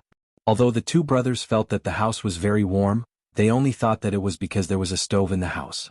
Recently, coal stoves and honeycomb briquettes had become very popular. They had seen it before, so they weren't very surprised. However, after the coal stove was removed, the temperature in the house didn't drop at all. It was still as warm as before. This made Li Tai feel strange. "That's right, Xiaoxian. Is there a heater somewhere in your house? Why is it so warm?" After Li Tai's reminder, Li Qingqian also reacted. He sat up straight and asked, There isn't a heater in this house. Qingke, you've taken chemistry class before. You should know that a heater can poison people, right?" Li Zishuan shook his head and laughed. Li Tai rubbed his chin and thought for a moment. He nodded and said, "There is such a saying. However, if there isn't a heater in this house, why is it so warm? Yamacho, don't keep us in suspense." Li Qingqian nodded in agreement. He also looked at Li Zishuan curiously. Li Zishuan pointed at the row of heaters behind Li Tai and said, "There. Go and touch that piece of metal and you'll know why." When Li Tai heard this, he couldn't help but retract his hand. "You want me to touch a cold piece of metal in the middle of winter? Isn't that asking for my life? I'm very afraid of the cold." Li Qingqian saw Li Zishuan's solemn vow and felt that Li Zishuan wouldn't deliberately trick him. He stood up and took 2 steps forward. Then he reached out to the metal heaters. The expected cold didn't come. Instead, it was a very comfortable warmth. This warmth was even a little hot. What's going on? Not only is this lump of metal not cold, but it's also hot. This is really strange. Even though Li Qingqian was mentally prepared, he was still very surprised at this moment. This clearly went against common sense. Let me try." Hearing this, Li Tai immediately perked up. The little fatty walked to Li Qingqian's side and placed his white and fleshy palm against the radiator. Sure enough, what he felt was warmth and not coldness. His eyes lit up and he said excitedly, "Yamacho, I understand. It's because of this iron lump that your room is as warm as spring, right?" Lana rolled her eyes and said disdainfully, "What a lump of iron. This thing is called a radiator. There's a heater in it, so of course the house will be warm." "Radiator?" Li Tai was stunned. He didn't have time to fight back against Laner's disdain. He turned to Li Zishuan and said, "Yamacho, do you have any extra radiators? I want to install this in the imperial residence as well." Li Qingqian also nodded vigorously and pleaded, "Yes. Little Xian. This radiator is really useful. Do you have any more? I'll take it back and install it in the palace as well. During this winter, father, mother, and Chengel all suffer. I was planning to raise money for father and mother to repair the palace. Now it seems that this radiator is enough." Li Zishuan originally made this radiator for his family to enjoy. He gave it to Li Gang out of respect for the old man's scholarly character. He also planned to prepare another set for the Qin family. He didn't expect that before he had time to prepare, the two brothers Li Tai and Li Qingqian came to ask for it. However, he couldn't not give it to them because he wasn't worried about whether Li Qingqian would suffer or not. He, who had transmigrated from the modern world, knew that Li Qingqian would sit on the throne for many, many years. However, it was different for Zhang Sun and Chang'e. These two extremely virtuous women also contributed a lot to the prosperity of the Tang dynasty. According to history, they couldn't escape the fate of death. According to historical records, one of them died in the 10th year of Jingguan at the age of 36. The other died in the 17th year of Jingguan at the age of 23. Li Zishuan admired Empress Zhang Sun and Princess Chang'e very much. He didn't want these two women to die early from illness. Empress Zhang Sun's influence on Li Qingqian didn't need to be mentioned. Since ancient times, when a country was about to prosper, there would be a wise ruler and a virtuous empress. Empress Zhang Sun protected righteous subjects and lived up to Guanju's beauty. As for Li Lizzie, as the pearl in the emperor's palm, she didn't take advantage of her parents' doting to become arrogant. After marriage, she was filial and respectful. When the court officials couldn't persuade her father to cede land to meritorious subjects, she stood out to help at the crucial moment and put an end to the hidden danger of the Tang dynasty's provinces being divided. In Li Zishuan's view, these two women died because of their illness. They were the two biggest regrets of Jingguan's golden age. From the modern era to the Tang dynasty, Li Zishuan saw the two women he admired. One treated him like an elder, while the other was like his own little sister. He didn't want these two women to die from the bottom of his heart. Previously, he had asked Han Yushi to teach Chang'e Tai Chi. He didn't know if this little girl persevered every day. In fact, even if she persevered every day, Li Zishuan didn't have the confidence to cure Chang'e's illness through Tai Chi. Illness was similar to asthma. It was a stubborn disease that couldn't be cured in modern society. All Li Zishuan could do was try his best to reduce the frequency of Chang'e and Zhang Sun's illness. Winter was the peak season for asthma. The cold air irritated the respiratory tract mucosa and could easily cause asthma. Therefore, the imperial palace also needed heating. Qingqian, this radiator needs to be customized with the heating pipe, and the heating pipe needs to be planned according to the specific size of the building. You can install heating in the palace, but you have to provide Faubert with some size data. Otherwise, if the heating is not suitable, it will easily cause problems. Li Zishuan said. This was considered to be an agreement to Li Qingqian and Li Tai's request for heating. However, unlike modern advanced production processes and technology, the heating pipe made by the workshop was custom-made and formed in one piece. With the workshop's current technology, it was still a little troublesome to make the modern air valve that connected the pipes. Therefore, if Li Qingqian and Li Tai wanted to install heating, it had to be custom-made. This was also one of the reasons why Li Zishuan didn't plan to use heating to make money. This was because the heating technology he made was relatively backward and not suitable for mass production. It wouldn't be too late to promote the heating business when the technology matured in the future. Li Qingqian was stunned. He said awkwardly, "If that's the case, I'll go back to the palace and ask father." The architectural drawings of the imperial palace were confidential. How could they be easily leaked to outsiders? Li Tai laughed and said, "Ha! Then I'll go talk to Faubert in the afternoon and ask him to build a heating for me first." This guy didn't have so many scruples. As long as he could enjoy it, it was fine. Chapter 1070. Yongla Lane, Li Manor's main hall. After agreeing to Li Qingqian and Li Tai's request to install a heater, Li Zishuan thought for a while and said, "Maybe we can do this. Qingqian, send a craftsman to the workshop to find Faubert. Faubert will teach him the specific production and installation methods of the heater. Then, the craftsman will take the lead to install the heater in the palace." Because Li Zishuan did not plan to do a heater business, he did not mind teaching the crudest and most primitive heating method to Li Er's people. Li Qingqian's eyes lit up. He was very touched and said, "Thank you. But don't worry, Xiaoxian. Even if the craftsman knows the method to make the heater, he won't leak it." This child was quite loyal. He knew that he could not ruin Li Zishuan's business because of his own selfish desires. Li Zishuan smiled carelessly. Then he looked at Li Tai and said, "Qingke, did you come to find me at noon?" Li Tai was stunned. It took him a while to remember the purpose of his visit. He quickly sat up and said to Li Zishuan, Yes. There is indeed something. Yamacho, after so many days of running around, the students of our academy have almost run to all the families on the list given by the local government. But when everyone was delivering the coal stoves, they found that many people who were not on the list were having a hard time. And I heard from the people of the 3rd Brigade that the Foundation still has a lot of money left. Yamacho, can you expand the range of the coal stoves? Li Zishuan could not help but think that it was a coincidence. He had just talked to Han Yushi about this in the morning, and this little fatty had come at noon for the same thing. However, the little fatty had really profited from this trip. He had gotten a hot pot and a heater. Thinking of this, he said, I already know about this. I already know about this matter. I think that the officials of the various prefectures and counties didn't want to be meddlesome, so they only put the names of those whose families were especially poor on the list. I plan to ask you to bring some students to the county yamen and order them to do a thorough check. If there are any missing students, I will report it to His Majesty and ask the Ministry of Official Personnel Affairs to lower their exam this year. Li Tai waved his fist and said with an indignant look, Hey! I was wondering what was going on. It turned out that some officials were not doing their jobs. Yamacho, wait for me. I'll go look for them. Li Zishuan hurriedly said, Hey! Stand. Wait. Li Tai halted in his tracks upon hearing this. Li Zishuan continued, It was originally a good deed to accumulate virtue and do good deeds. Qingke, don't use your status to ruin it. That won't happen. Apart from this, there is one more thing. Qingke, you said earlier that the Foundation has a lot of money left in its account, so I plan to send some clothes and food to the poor people in the future in addition to coal stoves and honeycomb briquettes to help them through the winter. Li Tai immediately laughed when he heard this. Ah, that's good. Yamacho, you don't know, but there were many students who saw how pitiful those poor people were, so they gave some money to those people. These few days, not only did the students put in effort, but they also gave money. Ah. Li Zishuan couldn't help but praise the first batch of students from Yanhuang College. Their character was really not bad. Tell the students to report all the money they gave to the people these few days. Let the 3rd Brigade do the tabulation.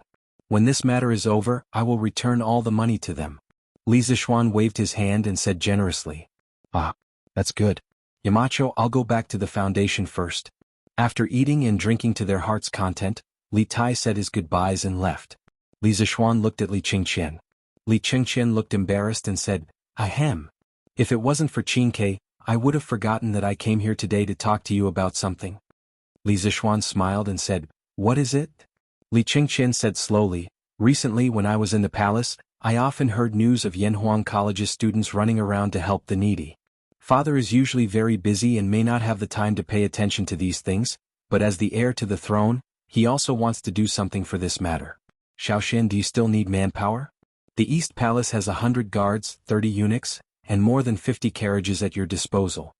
He didn't come here to freeload today. This was his main purpose for coming to the Li family.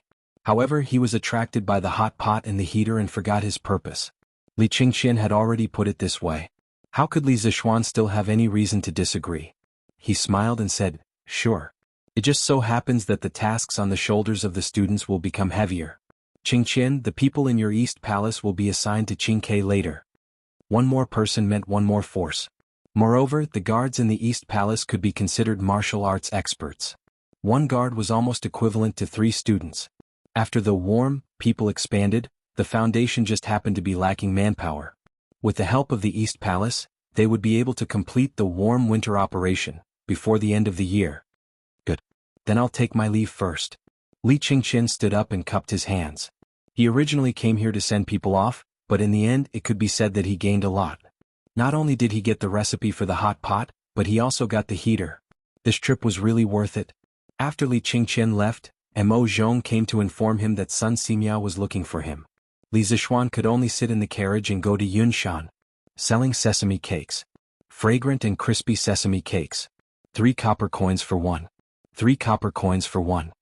Just as the carriage left Yongla Lane, Li Zishuan heard the voice of an old woman hawking outside the carriage window. He couldn't help but be startled. Logically speaking, this kind of wandering peddler rarely came out in winter. Moreover, it was selling sesame cakes. That was even more impossible. Sesame cakes cooled quickly in winter. In this era there was no cheap way to keep them warm. Who would buy them? This sesame cake was baked with sesame and flour. Among them, the Tang dynasty's Chong and Fuha Square's production was more outstanding. The poet Bai Ji once wrote, "Sesame cakes imitate the capital in every aspect, crispy and fragrant from the oven." Later on, it gradually evolved into sesame cakes. Thinking of this, Li Zishuan quickly asked Sanbao to stop the carriage. He jumped down from the carriage and curiously looked in the direction of the old woman hawking sesame cakes. The scene in front of him immediately stunned Li Zixuan. He saw that the old woman was pushing a wooden cart. On the cart was a coal stove. On the stove was an iron pot that emitted waves of steam and fragrance. In front of her was a line of people who came to buy sesame cakes. Damn. Wasn't this similar to those peddlers in the future who pushed a cart on the street and sold roasted sweet potatoes from the stove on the cart to passers-by? In the end, it was because honeycomb coal had replaced charcoal and became a more economical fuel. If it wasn't for this old woman wouldn't be pushing a cart out to sell sesame cakes. Otherwise, she would have to spend a day burning charcoal to pay for it. Hey. This young master has inadvertently opened up a new business for the people. Li Zixuan thought proudly in his heart. Chapter 1071. Young master, here's the sesame cake you wanted. On the streets of Yongla Lane, Li Zixuan saw that there was more than one vendor by the roadside. On a whim, he asked San Bao to buy him a sesame cake.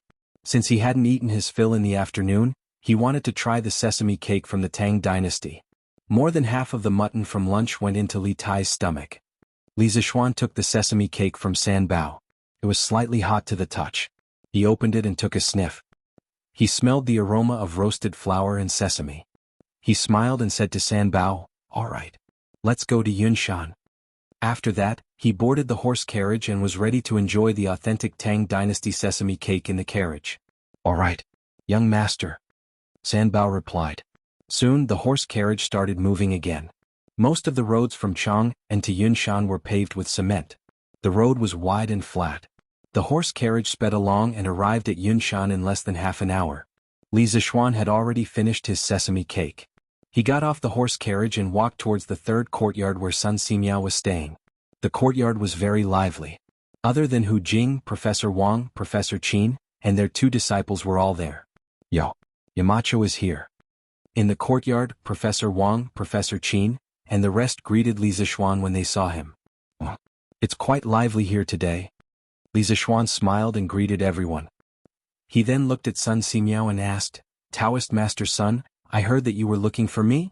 Sun Simiao stroked his beard and smiled. "Yes, there is. Xiao Xian, take a seat first." Li Zixuan found a stool and sat down. Sun Simiao continued, "Xiao Xian, recently the students of Yanhuang College went down the mountain to help those in need. I've heard about it.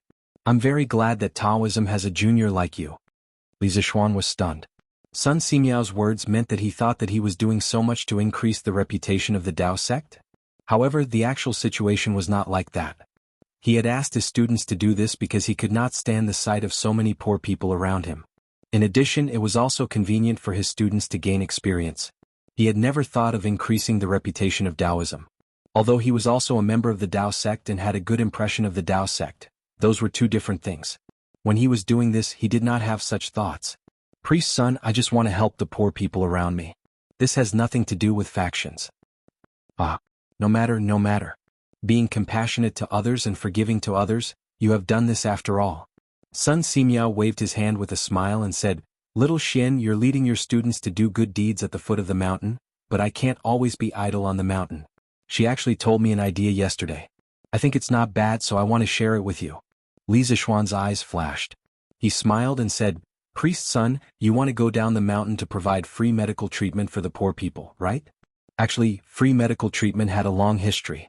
At the end of the Eastern Han Dynasty, there was a plague epidemic in Changsha. The governor of Changsha, Zhang Zhongjing, who was also known as the medical sage by later generations, personally sat in the court and provided free medical treatment for the people. Since then, doctors in ancient times were known as sitting in the court when treating patients. Sun Simiao nodded with a smile and said, "Ha, that's right. I have the same idea. Little Xian, what do you think?" "Yamacho, now that the academy is on holiday and we have nothing important to do at the academy, we would also like to provide free medical treatment with Dr. Sun. Just treat it as giving our two students a chance to gain experience." Professor Qin interrupted at this time. Li Zixuan frowned and thought for a moment, then nodded and said, "No problem. Priest Sun, Professor Wang, Professor Qin, if you want to go down the mountain to provide free medical treatment for the people, I support. When the time comes, all the medical expenses will be covered by the Warm Tang Foundation. Also, the Academy's guards can go down the mountain with you so you can take care of each other when the time comes." These people were all old antiques in the Academy. It was not an exaggeration to say that they were the living treasures of the Tang Empire. Li Zishuan was not at ease with them going down the mountain to provide free medical treatment. What if a few unruly pestered them endlessly and hurt them?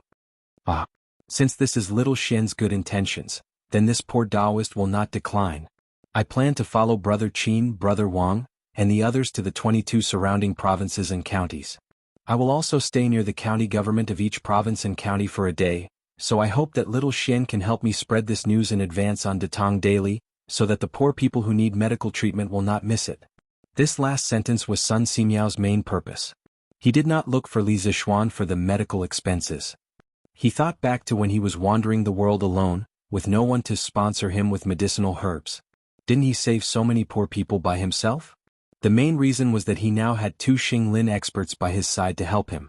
He wanted to save as many poor people as he could, so he needed Li Zishuan to help him advertise on Datong Daily.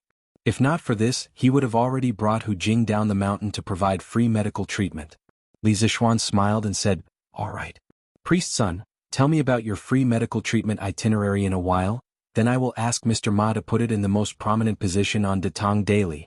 As for the county yamen, I'll send someone to contact them. In my opinion, you might as well do a volunteer clinic in the county yamen. It's winter, and it's not a good idea to do a volunteer clinic on the streets." Sun Simiao waved his hands and said, "No need, no need. We can't delay the local government from handling the case. I have been living in the open all these years and I am used to it." Li Zishuan said, "How can you do that? It is almost the new year, and the local government probably won't have any cases. Besides, didn't the medical sage do the same back then? It even became a story that was passed down from generation to generation. It's settled then." In Li Zishuan's opinion, if a godlike figure like Sun Simiao went to the counties to provide free medical treatment for the people, the county officials would be very happy. Because in their areas of jurisdiction, fewer people would die of illness, and for them, their political achievements would be much better. After settling this matter, Li Zishuan went down the mountain directly and went to the workshop to find Ma Zhou. Since he had promised Sun Simiao, he had to help advertise this free medical treatment in the newspaper. When he arrived at the workshop, Li Zishuan found Ma Zhou in the editorial department of Datong Daily and told him about Sun Simiao's free medical treatment plan in detail. After hearing it, Ma Zhou agreed. In the end, Ma Zhou said with a smile, "Marquis, something interesting has happened at Datong Daily recently." "What is it?" Li Zishuan asked curiously.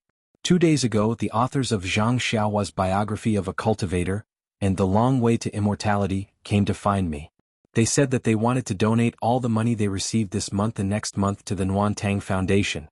From this, you can see how influential the Nuantang Foundation is now. Chapter 1072. Oh, there's such a thing? Inside the Datong Daily editorial department, Li Zishuan was a little surprised after hearing Ma Zhou's words.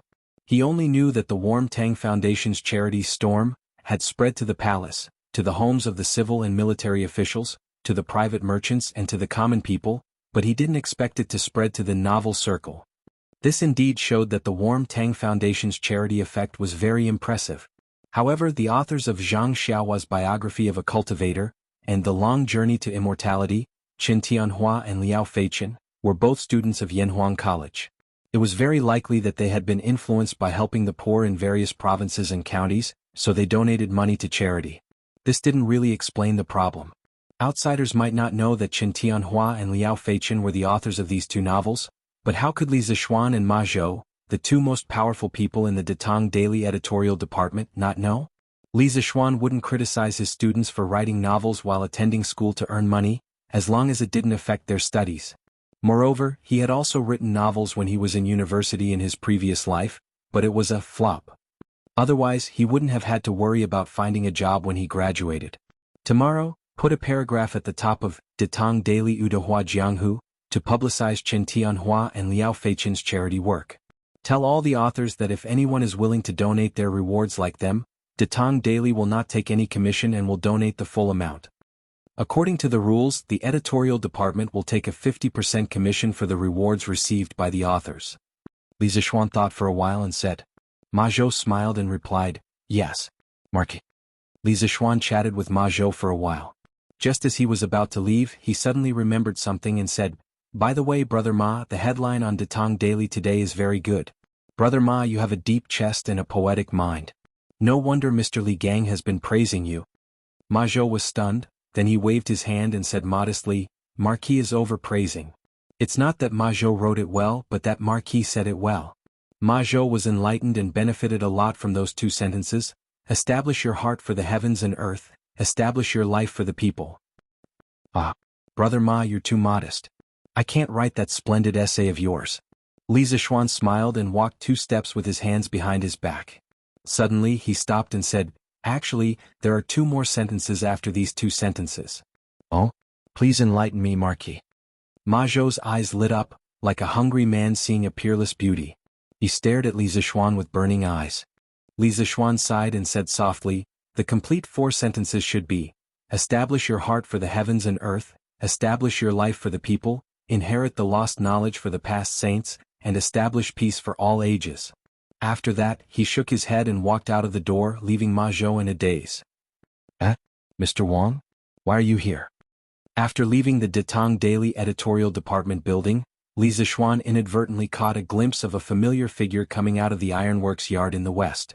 He couldn't help but be curious. He chased after him and found that it was Wang Ji. He couldn't help but ask, Oh, so it's Yamacho. Wang Ji's hair was disheveled and his beard was unshaven. He looked like a prisoner who had just been released from prison. His appearance was completely different from the glorious image that a teacher of the academy should have. When he saw that the person who called him was Li Zishuan, he hurriedly tidied up his messy hair and said, Yamacho, I heard that a big blast furnace was built in the workshop, but I was too busy with the academy's affairs to take a look. Later, when the students finished their exams, they were dragged down the mountain by you, Yamacho, to help the needy. I wanted to take a look and verify some of the chemical reactions recorded in the textbook, Chemistry. Li Zishuan was speechless. No wonder it was not easy to meet Wang Ji in the academy recently. It turned out that this old man came to the workshop. Looking at his sloppy appearance, he probably ate, drank, and slept in the workshop. How much hatred did he have to work so hard? I'm just verifying some chemical reactions. Mr. Wang, you don't have to be like this. Li Zishuan pretended to be puzzled. Wang Ji's expression was awkward. He laughed and said, Ahem. I've been a little busy recently and forgot to clean up. Sorry for my rudeness. But with Yamacho's current state, you shouldn't judge a book by its cover like the rest of the world, right? Moreover, compared to those people who look good on the outside but are rotten on the inside, I'm much better. Li Zishuan cursed in his heart. This old man had been in the academy for so long, when did he become a little shameless? Was he influenced by the bearded man? Oh, that's right. Yamacho, I've recently discovered something new. Come and take a look. Suddenly Wang Ji patted his head and said excitedly. Li Zishuan was just about to ask what it was when old Wang pulled him by the arm and walked quickly to the workshop's office building. After going up to the 3rd floor, they turned left and right again. The 2 of them walked to the door of a room. Wang Ji said as he opened the door, This is a room that I asked Manager Fu to specially use to test some chemical reactions. Recently, according to the teaching materials, I found someone to help me burn some tools. I've been doing experiments in this room for the past few days. While they were talking, the door had already opened. Li Zishuan almost thought that he had transmigrated back to the modern world because the table in the room was filled with glass containers of various shapes, such as distillation bottles, beakers, measuring cylinders, test tubes, and so on. Also, Li Zishuan even saw an alcohol lamp. This old man really knows how to make a mess. At this moment, Li Zishuan really admired Wang Ji. When he was writing the academy's chemistry teaching materials, he only drew some rough outlines of the experimental equipment and briefly introduced the principles of some chemical reactions. He didn't expect the students to understand all the chemical reactions in the book. He felt that it would be good enough if the students could understand the nature of matter through the chemistry class. In other words, the chemistry teaching materials he wrote were incomplete. Due to the lack of experimental materials and equipment, the whole course lacked a lot of experimental evidence. Most of the time, it was only limited to theoretical explanations. Of course, such a chemistry couldn't be considered complete. But even if it was incomplete, he still wanted to introduce this course. He wanted to present the theory first and leave some of the specific things in it for future generations to verify when the conditions were right. For example, the periodic table of the elements that he proposed. At this time, the students might not think much of it, but in a few decades or 200 or 300 years later, people would definitely be amazed by the periodic table of the elements. He wanted to introduce the knowledge of chemistry to the Tang dynasty and be a prophet in this field. Chapter 1073. Ahem. Yamacho, this room is a bit messy, please don't mind it. But everything that should be here is here. Take a look. This is the beaker that you mentioned in the chemistry textbook, this is the measuring cylinder, this is... In a room in the workshop's office building, Wang Ji introduced the experimental equipment in the room to Li Zixuan with great familiarity. In fact, there was no need for him to introduce them. Li Zixuan knew better than anyone else. If one paid close attention to Wang Ji's tone, one would notice that when it came to chemistry, his attitude towards Li Zixuan became more respectful. This was because in the field of knowledge, the one who was more knowledgeable was the teacher. Li Zixuan was better than him in this field, and that was a fact. Very good. I can see that Mr. Wang has been working hard these days. Li Zixuan looked at the experimental equipment in the room and nodded in admiration. Wang Ji heard this and immediately grinned. In the end, it's all thanks to your workshop, Yamacho. Without the help of those craftsmen, no matter how capable I am, I wouldn't be able to create so many things in such a short period of time. He was right. Li Zixuan was definitely the one who contributed the most. If he hadn't invented the method of burning colored glaze, Wang Ji wouldn't have been able to make any of the experimental instruments in front of him. Mr. Wang is too humble.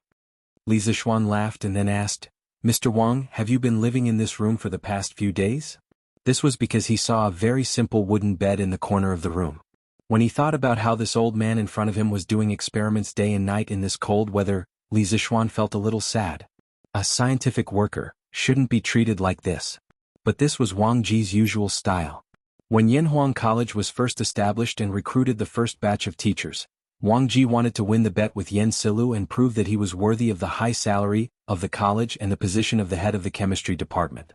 He crazily studied the chemistry textbook day and night for nearly a month and finally won the bet with full marks and proved his ability. After the exam, the old man fell into a coma for a day and a night. This showed that this was a stubborn old man, but at the same time, a very capable old man. This old man was sometimes very cruel to himself. Ugh. This is fine as long as there's a place to lie down, it doesn't matter where I sleep. Yamacho, you don't have to worry about me. Wang Ji only wanted to show Li Zixuan his research results. He didn't have time to care about his living situation. Li Zixuan said decisively, no. The body is the body. The body, the capital. Mr. Wang, if you continue like this, you'll definitely fall sick in a few days. I'll ask Faubert to send someone to install a heater in your room. Heater? What's a heater? Wang Ji, who was only focused on various chemical equations, obviously didn't notice that the workshop had recently produced several heaters, so he asked curiously. Let's not talk about this first, Mr. Wang, you'll understand when it's installed. Li Zixuan waved his hand and then got to the point. Mr. Wang, just now outside you said that you recently discovered something new, what is it that made you so happy? Wang Ji immediately became spirited. He quickly walked to the experiment table and took a small glass bottle with a label. There was still half a bottle of colorless liquid in it. Then he smiled and took the glass bottle in front of Li Zixuan and said, Yamacho, this is it. What's this? Li Zixuan took it with one hand and asked subconsciously. But before he finished, he had already seen the H2SO4 label on the bottle. The doubt on his face suddenly turned into surprise. Sulfuric acid? Wang Ji nodded proudly and stroked his beard. Yes. That's right. It's sulfuric acid. Geezer Wang had painstakingly studied the chemistry textbook, so Li Zixuan wasn't surprised at all that the old man could say the name sulfuric acid. But now Wang Ji actually said that he had made sulfuric acid, which made Li Zixuan feel very incredulous. Mr. Wang, how did you make sulfuric acid? The foundation of the modern chemical industry was 3 acids and 2 bases. It could be said that without 3 acids and 2 bases, there would be no modern chemical industry. And sulfuric acid was one of the important components of 3 acids and 2 bases. If Wang Ji really made sulfuric acid, it would be awesome. The 3 acids were sulfuric acid, hydrochloric acid, and nitric acid. The 2 bases were sodium hydroxide and sodium carbonate. Wang Ji took out a small box from the drawer and a small paper bag from the wooden box. When the paper bag was opened, a small pinch of green powdery substance was revealed. Wang Ji smiled and said, Yamacho, this is it. This old man placed the green vitriol on a flame to heat it up and discovered that it would produce a kind of gas. Furthermore, this gas is very soluble in water. After this old man used the chemical equation to calculate, this solution is very likely sulfuric acid. Green alum. Isn't this thing a water crystal of ferrous sulfate? Li Zixuan was stunned. He suddenly remembered that according to the chemistry books in his previous life, you can indeed make dilute sulfuric acid by burning green alum. The chemical equation was 2FeSO4 7H2O equals high temperature Fe2O3 plus SO2 plus SO3 plus 14H2O. Sulfur trioxide dissolved in water is dilute sulfuric acid. But where did Wang Ji get the green alum? Mr. Wang, with doubts in his heart, Li Zixuan was just about to ask where Wang Ji got the green alum from. Suddenly, the memories of his previous life made him realize that green alum was a kind of Chinese medicine in ancient times. Wang Ji must have gotten it from Sun Simiao. Tang Ben Xiao and Compendium of Materia Medica both had records of green alum's medicinal properties. It could be used to treat typhoid, malaria, and other diseases. Hehe, Yamacho, you guessed right. This green alum was borrowed by this old man from divine Dr. Sun. Wang Ji seemed to have seen through Li Zixuan's thoughts and said with a smile. As for the borrowed, he mentioned, it must be that he did not return it. Sun Simiao reacted after a while. He would probably find trouble with Wang Ji. Mr. Wang is really a genius. You actually thought of using green alum to make sulfuric acid. Admirable, admirable. Li Zixuan was sincerely convinced.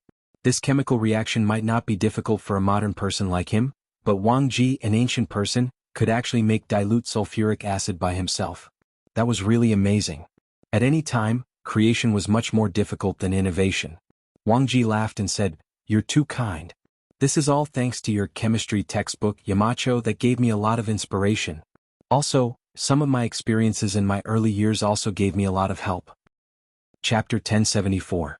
In one of the episodes of the TV series, The Palace, the female lead, Luo Qingchuan, recalled a quote from a teacher in a modern school. Sulfuric acid has been around since ancient times, but it wasn't called sulfuric acid back then. It was called green vitriol, and it wasn't used in industrial production. It was usually used to treat diseases like typhoid and dysentery.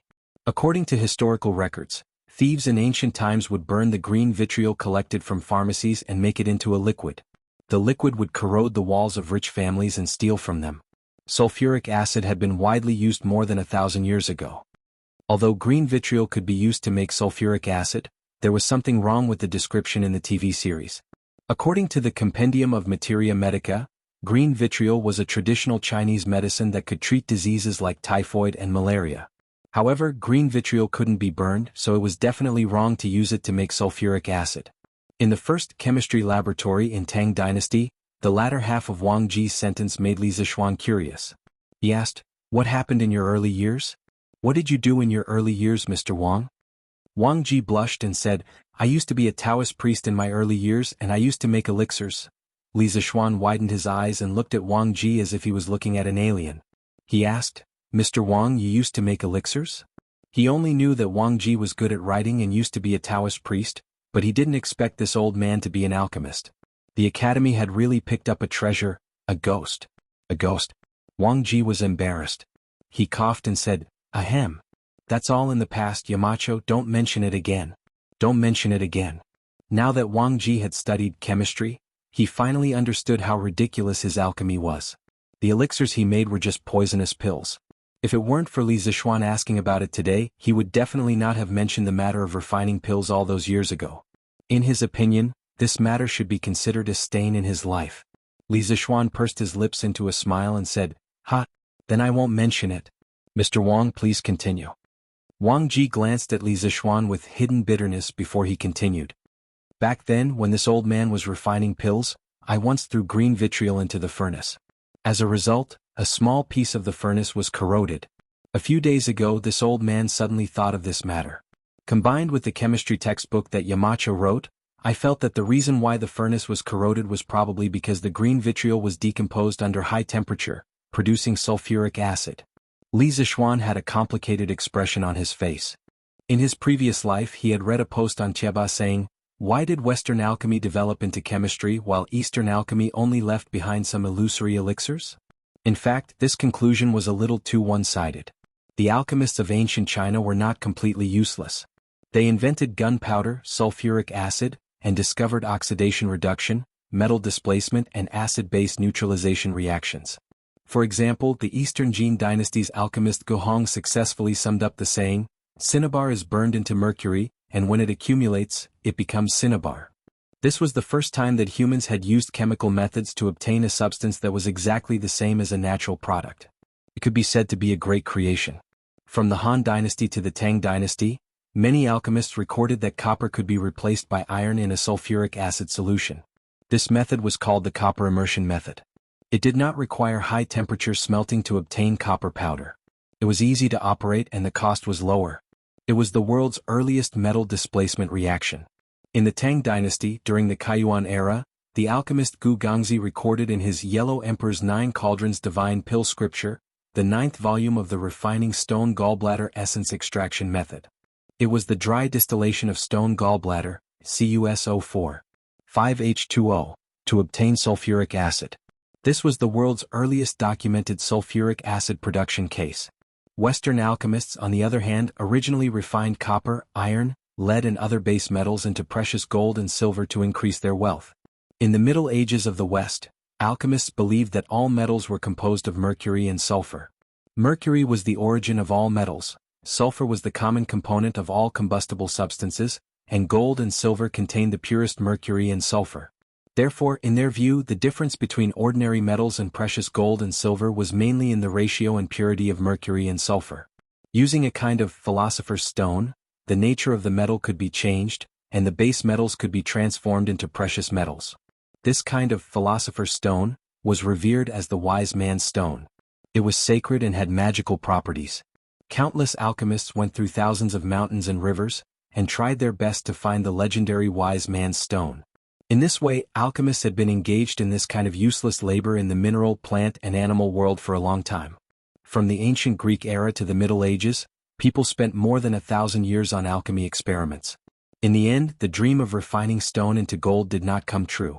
However, 1,000 years of pursuit did not make them give up their dream.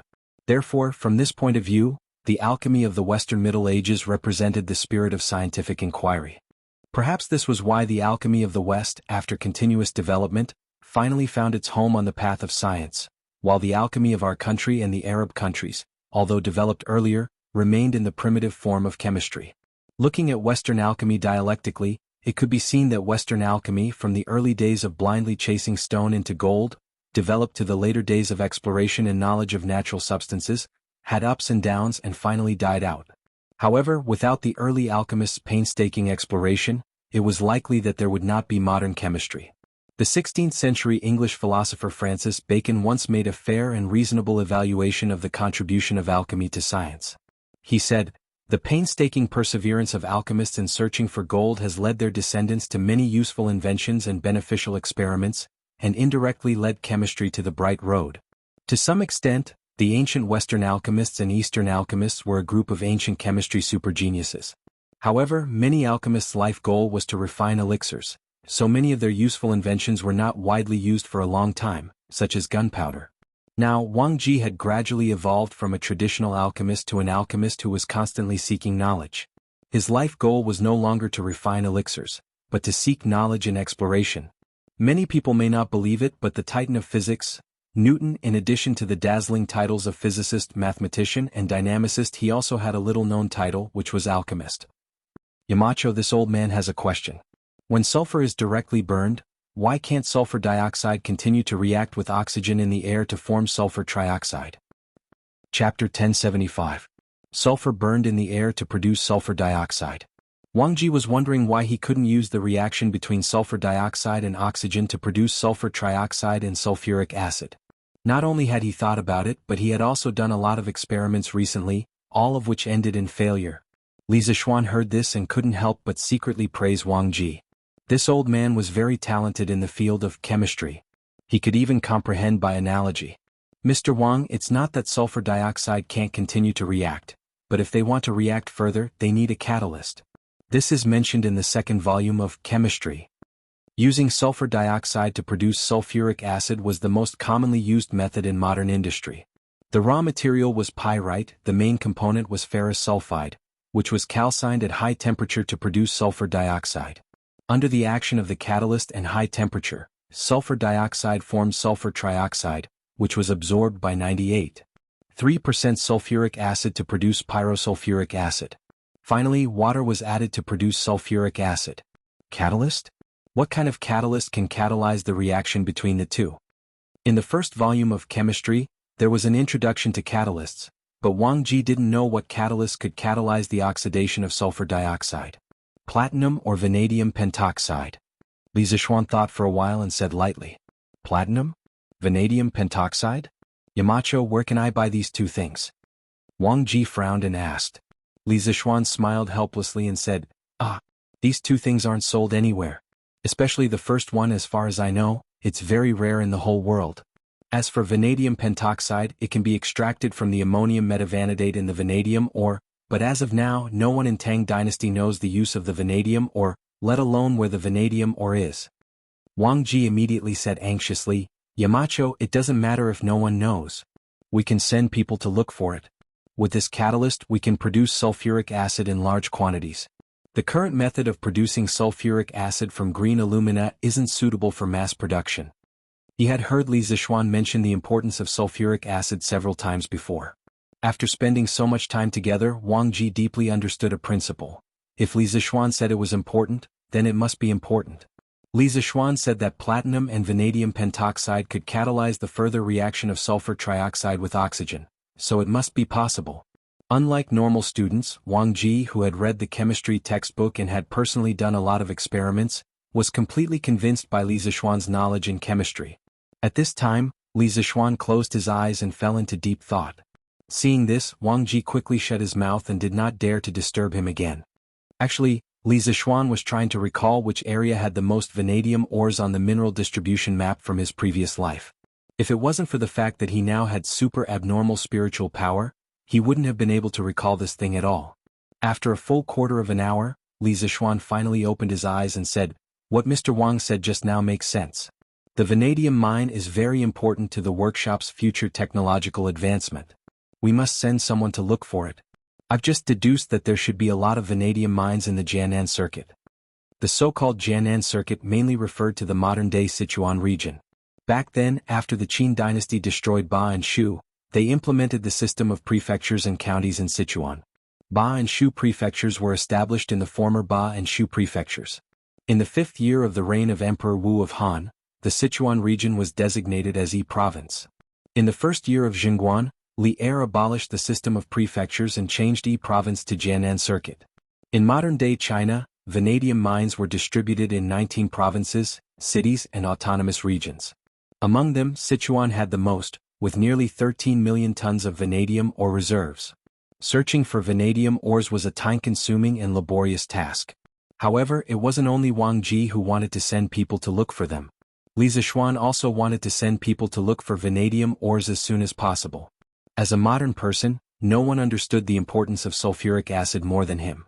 Putting aside the daily necessities derived from sulfuric acid like pigments, detergents and cosmetics, for now, Li Zixuan felt that if the Tang dynasty could produce sulfuric acid in large quantities, it should first be used in fertilizers, metallurgy and petroleum industries.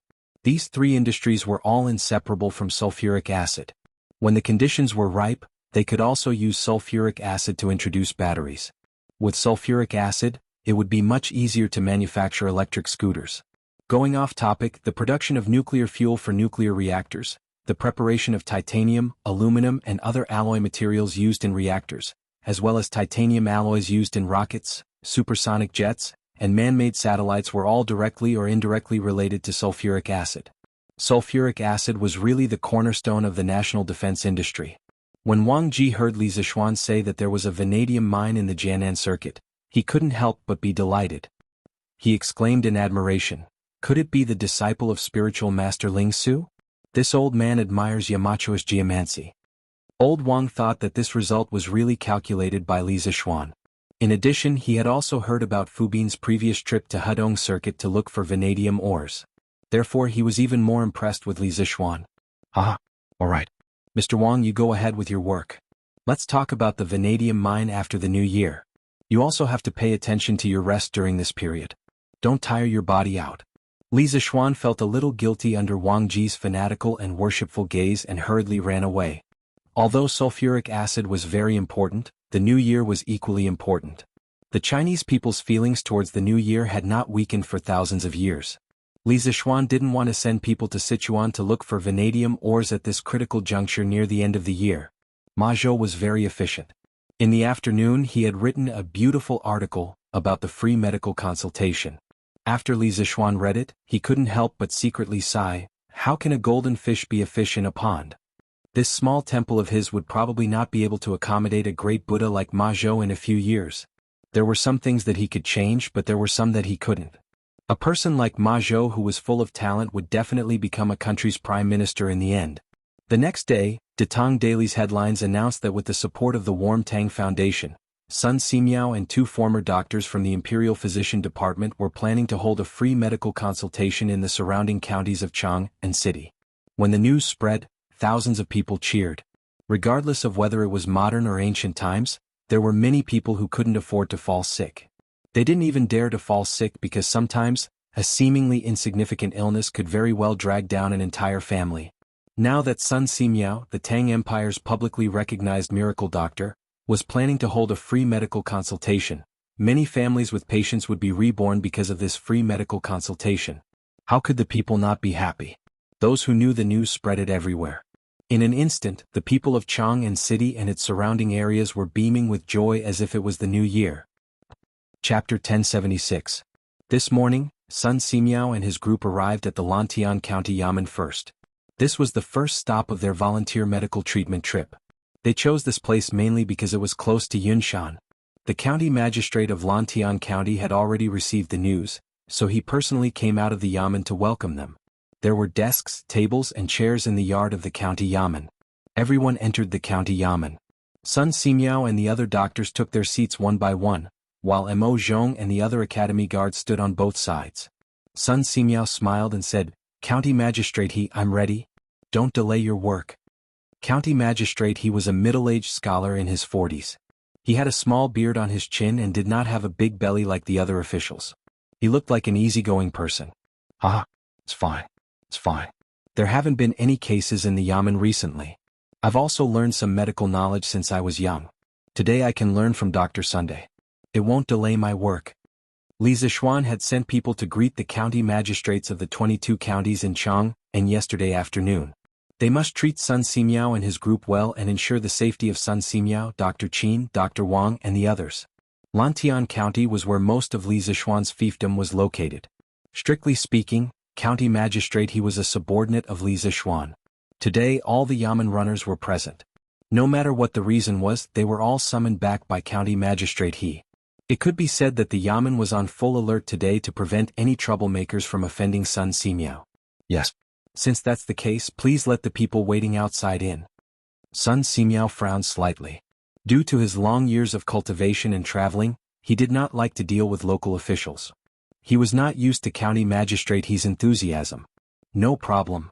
County Magistrate he answered and turned to the runner behind him. Arrest her son, let the people outside the Yamen line up and come in. After that, he gave the latter a look, indicating that he should be more vigilant and prevent any bad people from mixing into the crowd. Yes. Constable's son agreed loudly and nodded almost imperceptibly. Line up, don't squeeze. There was already a sea of people outside the Yamen. The commoners were squeezed into the crowd with their families. None of them wished to miss today's free medical consultation. If they missed it, it wouldn't just be a matter of waiting a year. Seeing that the officials of the Yamen were finally willing to let them go, the commoners cheered. The previously crowded and noisy crowd immediately lined up into 2 columns and began to enter the Yamen for treatment. Elder, where are you feeling unwell?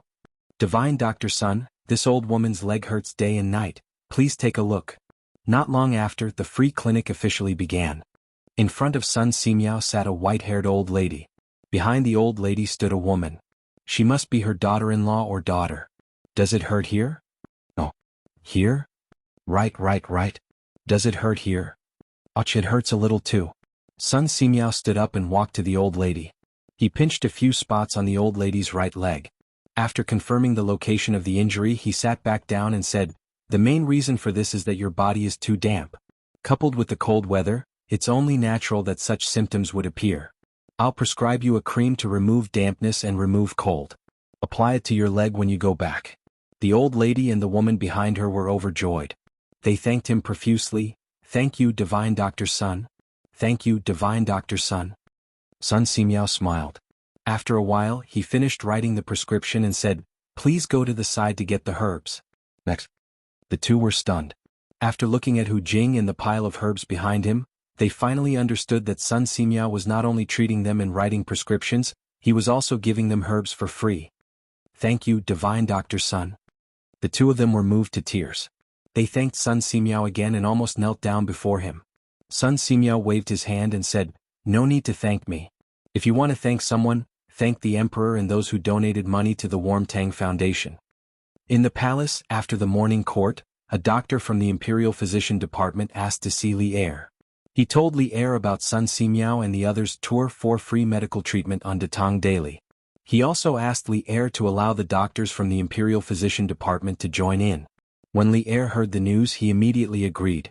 Therefore, when it was close to noon, the doctors from the Imperial Physician Department brought more than 50 students from the Imperial Physician Department to the Lantian County Yamen to join in the free medical treatment team.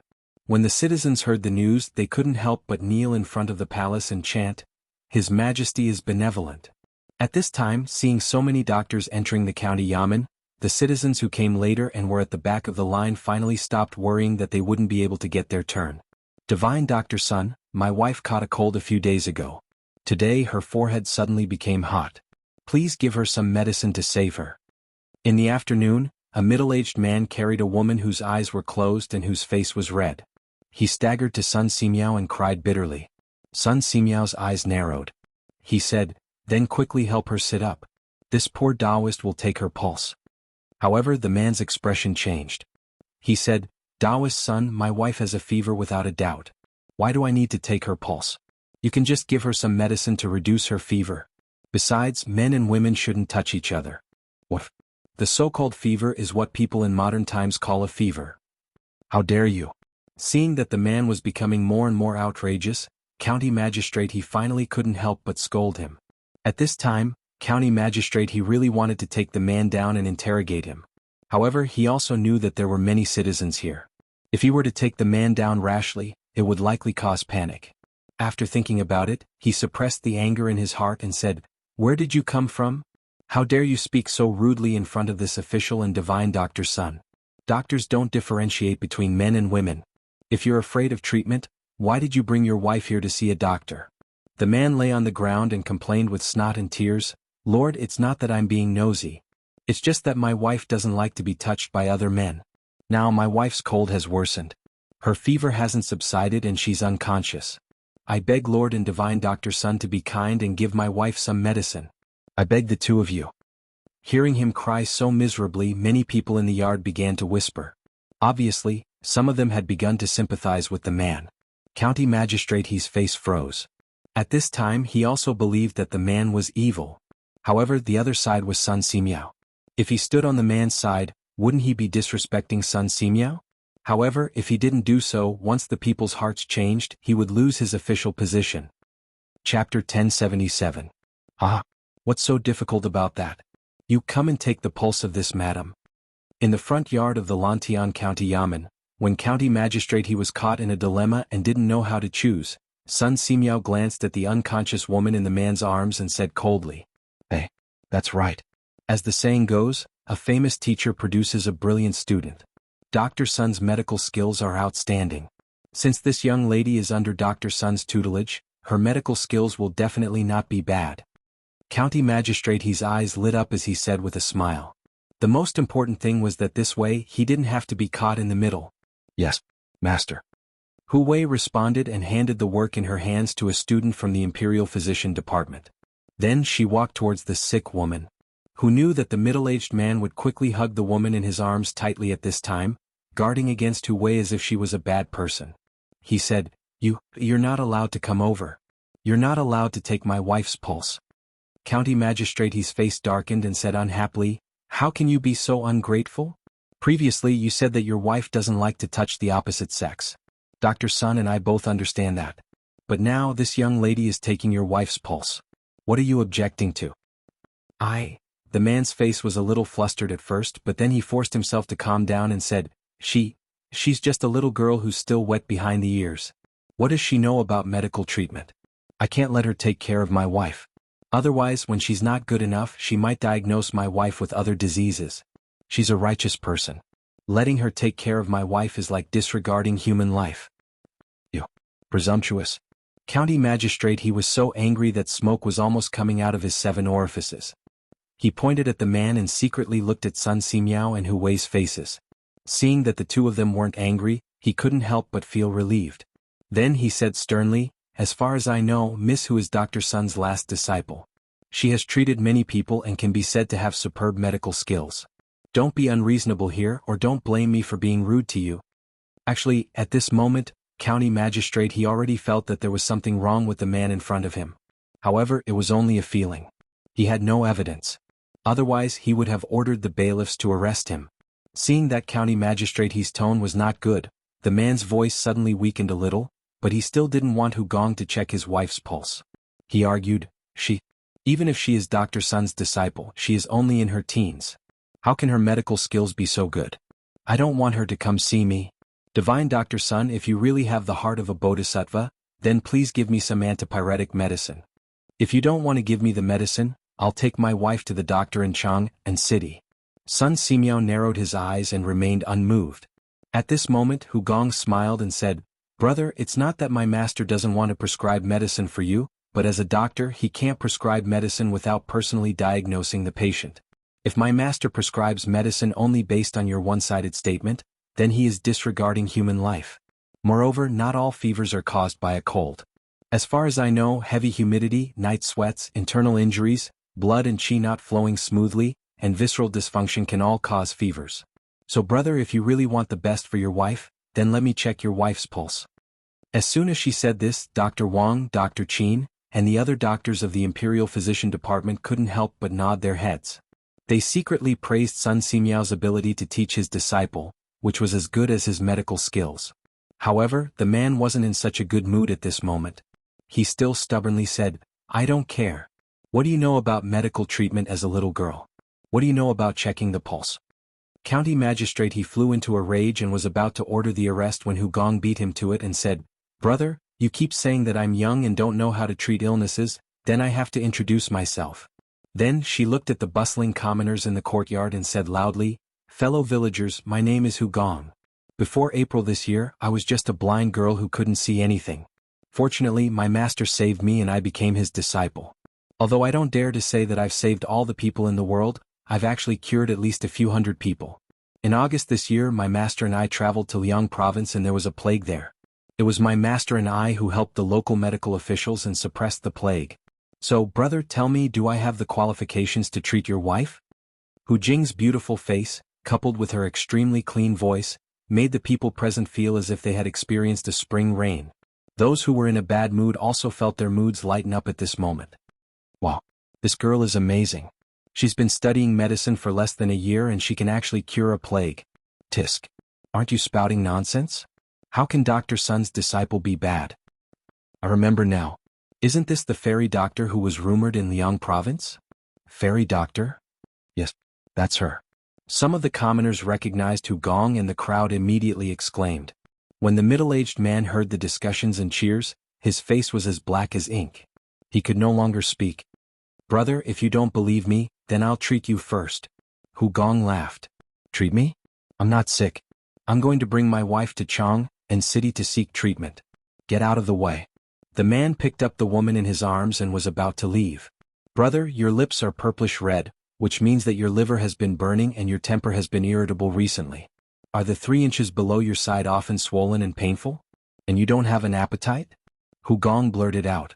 When the man heard that, his body trembled and he could not help but stop in his tracks. Hu Gong continued, "Other than that, your mouth and tongue have been dry recently. You've been eating less and your chest feels stuffy. This is very likely a symptom of depression." "Ridiculous. What stingy atmosphere, I've never heard of it.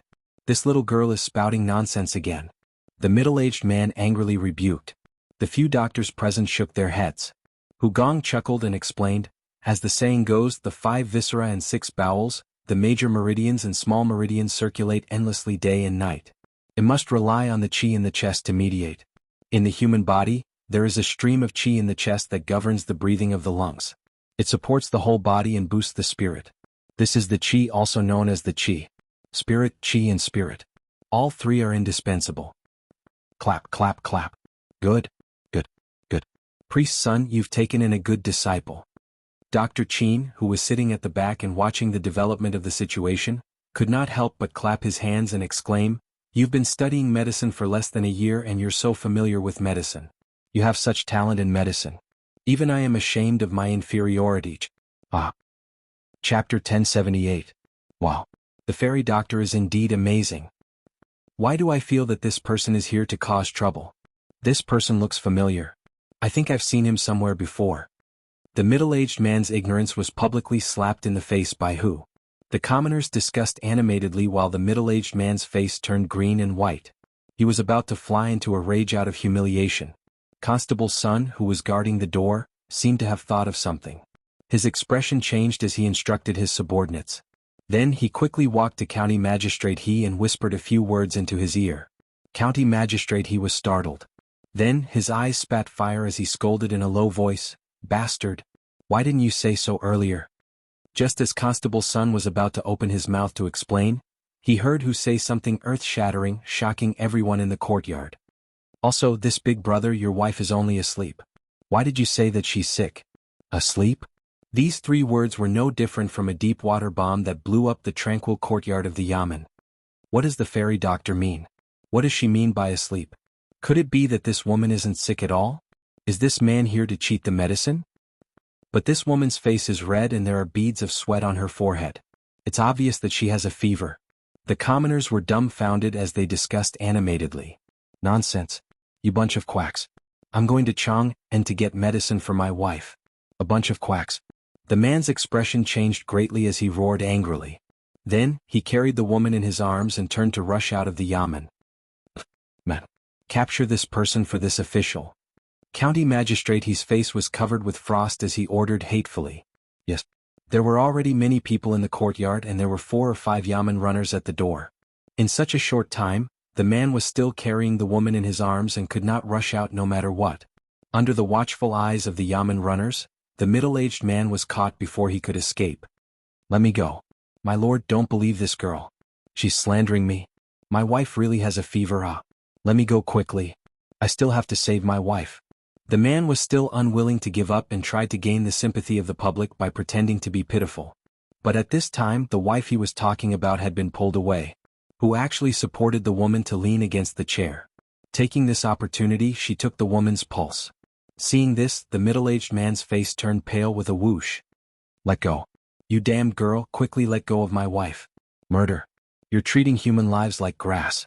The middle-aged man tried his best to break free from the yamen runner's hold, but how could his small body fight against these burly yamen runners? Thus, he could only act shamelessly like a woman. "All right. This big brother, I'm not treating human life like grass. Earlier, I saw that your wife's chest was rising and falling very regularly, which proved that her breathing was very even. She didn't seem to be suffering from a fever at all, so I guessed that your wife wasn't sick at all. Just now, I took your wife's pulse and found that her pulse is stable and her body is very good. You just took some knockout pills?" At this moment, who actually walked over with a cold look in his eyes as he spoke to the man who had been pinned down by the bailiffs.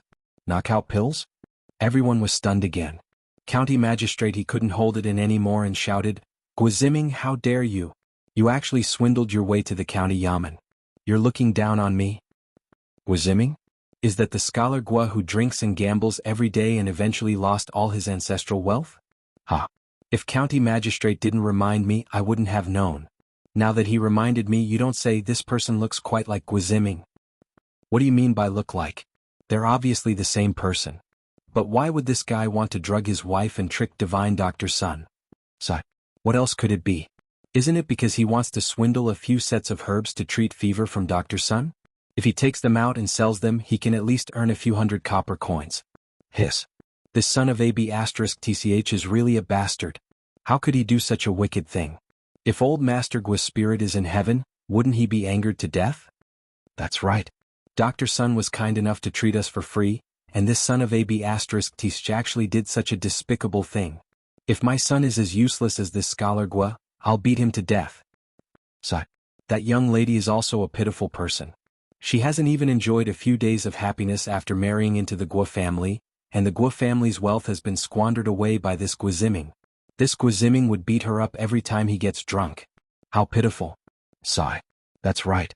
Now this young lady of the Guo family has been drugged by this bastard, and then brought here to swindle and embarrass herself. This Guiziming is really heartless. Beat him to death. Beat this bastard to death.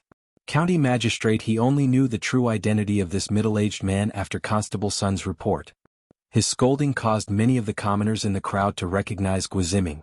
After a series of discussions, Guiziming's dark history was instantly exposed. The commoners were even more enraged, and each of them wanted to rush up and beat Guiziming to death. The atmosphere in the county office was a little tense. County magistrate, he saw the situation and quickly shouted, "Everyone stop! Men, take this Guiziming to the prison and wait for trial." Yes. The bailiffs lifted Guiziming from the ground and escorted him to the back door of the county office. In fact, these bailiffs wanted to beat Guiziming up even more than the commoners, but they knew that even if they wanted to beat him up, they couldn't do it in front of so many commoners. Otherwise, if the commoners came over and beat him up, he would definitely be beaten to death. If that happened, they wouldn't be able to bear the consequences. "Dr. Sun, I'm really sorry. I was careless and almost fell into this unruly commoner's trap." After Guiziming was taken away, county magistrate, he coughed twice and bowed apologetically to Sun Simiao. "No worries. As long as you didn't waste the Nguyen Tang Foundation's donation for no reason." Sun Simiao waved his hand and said. Seeing that Sun Simiao didn't have any intention of blaming him, county magistrate, he sighed in relief and said, "I heard from Constable Sun that Guiziming was originally from a scholarly family. However, he later got addicted to alcohol and gambling. After his father passed away, he became even more uncontrollable and quickly squandered away all the family's wealth. Who knew that after squandering away all the family's wealth, he still didn't know how to restrain himself. Not only did he look for people to borrow money, he even swindled people into the county office. This is really outrageous." Hu Ming glanced at the woman lying on the chair and sighed faintly. "It's just that I pity this sister. She was ruined by a man like Guiziming. County magistrate, please help her more in the future." County magistrate, he smiled and said, "Ha, of course, of course. However, there's one thing that I don't understand. Please enlighten me." Hu Ming raised her head and said, "County magistrate, you want to ask why this madam's face is so red, right?" County magistrate, he gave her a thumbs up and said, "Miss Hu is really smart. You got it so quickly." Actually, county magistrate, he wasn't the only one who wanted to know. Everyone else wanted to know too. As expected, everyone in the courtyard pricked up their ears. They wanted to know the truth of the matter. Hu Ming pursed her lips and said, "Actually, it's not as complicated as you think, county magistrate. This madam's face is just a little more rouge." "Rouge?" County magistrate, he choked and almost vomited blood. When the doctors and students from the Imperial Physician Department heard this, they were even more embarrassed. They had studied medicine for so many years, but they were almost fooled by Guiziming's little trick. Chapter 1079. The farce finally ended with Guiziming's arrest. The people continued to line up for medical treatment, but while they were lining up, many people didn't forget to condemn Guiziming. The news reached the Li residence. During dinner, Yi Guozhong sighed and shook his head. "It's hard to predict people's hearts. This is what it means to predict people's hearts. Sometimes you want to be a good person, but you will always meet people with ulterior motives." Li Zixuan was silent for a moment, then said, "But in this world there are always many good people. We can't give up the persistence in our hearts because of a few rats." Old Madame Yi laughed and clapped her hands. "Ha! Xiao Xian said it well. I always believe that the heavens are watching everything that people do. Some evil is not unpunished, but it's not time yet. Some kindness is the same. Good and evil will eventually be repaid. This is the truth." Yi Fashion nodded and said, "I agree with grandmother and cousin. No matter how evil others are, we just need to stay true to our hearts." Mrs. Li rubbed her nephew's head with a smile and said, "All right. Don't talk anymore. It won't taste good if it gets cold." Everyone put down the topic and began to eat. After dinner, Li Zixuan and Han Yushi returned to the west courtyard, but they didn't go to bed immediately. Han Yushi took out an account book and began to flip through it. Li Zixuan stood at the side and watched. After a while, he frowned and couldn't help but say, "Wife, we spent more than 7,000 strings of coins today?" "Yes. Why are you so surprised?" Dr. Sun brought a group of doctors from the Imperial Medical Department for a day and used so many herbs. Don't they need money? Han Yushi felt that her husband was making a fuss about nothing, so she said. Li Zishuan smacked his lips and sighed, Tisk tiske. I know that herbs cost money, but I didn't expect it to be so expensive. This is more expensive than sending coal stoves and clothes. He couldn't help but sigh in his heart. It seems that whether it's in ancient times or modern times, seeing a doctor is quite expensive. At the very least, it's much more than the usual expenses of food, clothing, housing, and transportation. Han Yushi rolled her eyes at her man and said, This is still because Daoist Sun and a group of imperial physicians tried their best to replace some of the expensive medicinal herbs when prescribing medicine. Otherwise, it wouldn't have been 7,000 strings of coins. Speaking of which, who had actually helped the Nguyen Tang Foundation reduce their losses? Husband, this child is becoming more and more promising. Uncle Hu and Aunt Lu don't have to worry about them anymore. While Han Yushi was rejoicing over the recent emergence of talents in the Han village, Li Zishuan's focus was different. When he heard that Hu had actually helped the foundation save 2 or 3 strings of money, he was immediately surprised. 2 or 3 consecutive hits. Wasn't it just a few decoctions for febrile diseases? Is it that expensive? Speaking of which, in modern times a cold medicine costs only $1, right? Now that he had finished 2 or 3 rounds of medicinal soup, what he was eating wasn't medicinal soup, but immortal herbs. Han Yushi pursed her lips gloomily and then said angrily, Does husband think that fever is so easy to treat? It's very difficult for a normal doctor to treat it. In our Tang Empire, who knows how many people die from fever every year? Daoist Sun's medical skills are top-notch. The decoctions that he prescribes, not to mention the medicinal herbs, are worth more than 2 or 3 strings of coins. Li Zishuan instantly understood. In the past, he had heard that febrile diseases were considered serious illnesses for ancient people. If they were not treated well, they might even die. He didn't expect it to be true. After thinking about it, he thought to himself, Looks like there's a problem with the medical skills of this era. A small prescription for a cold decoction hasn't been popularized yet. It's not good to keep it to oneself. Medical skills must be constantly exchanged to improve. Old Sun probably hasn't started writing his 1,000 gold prescriptions yet, right? I have to hurry him up and give him some advice while I'm at it.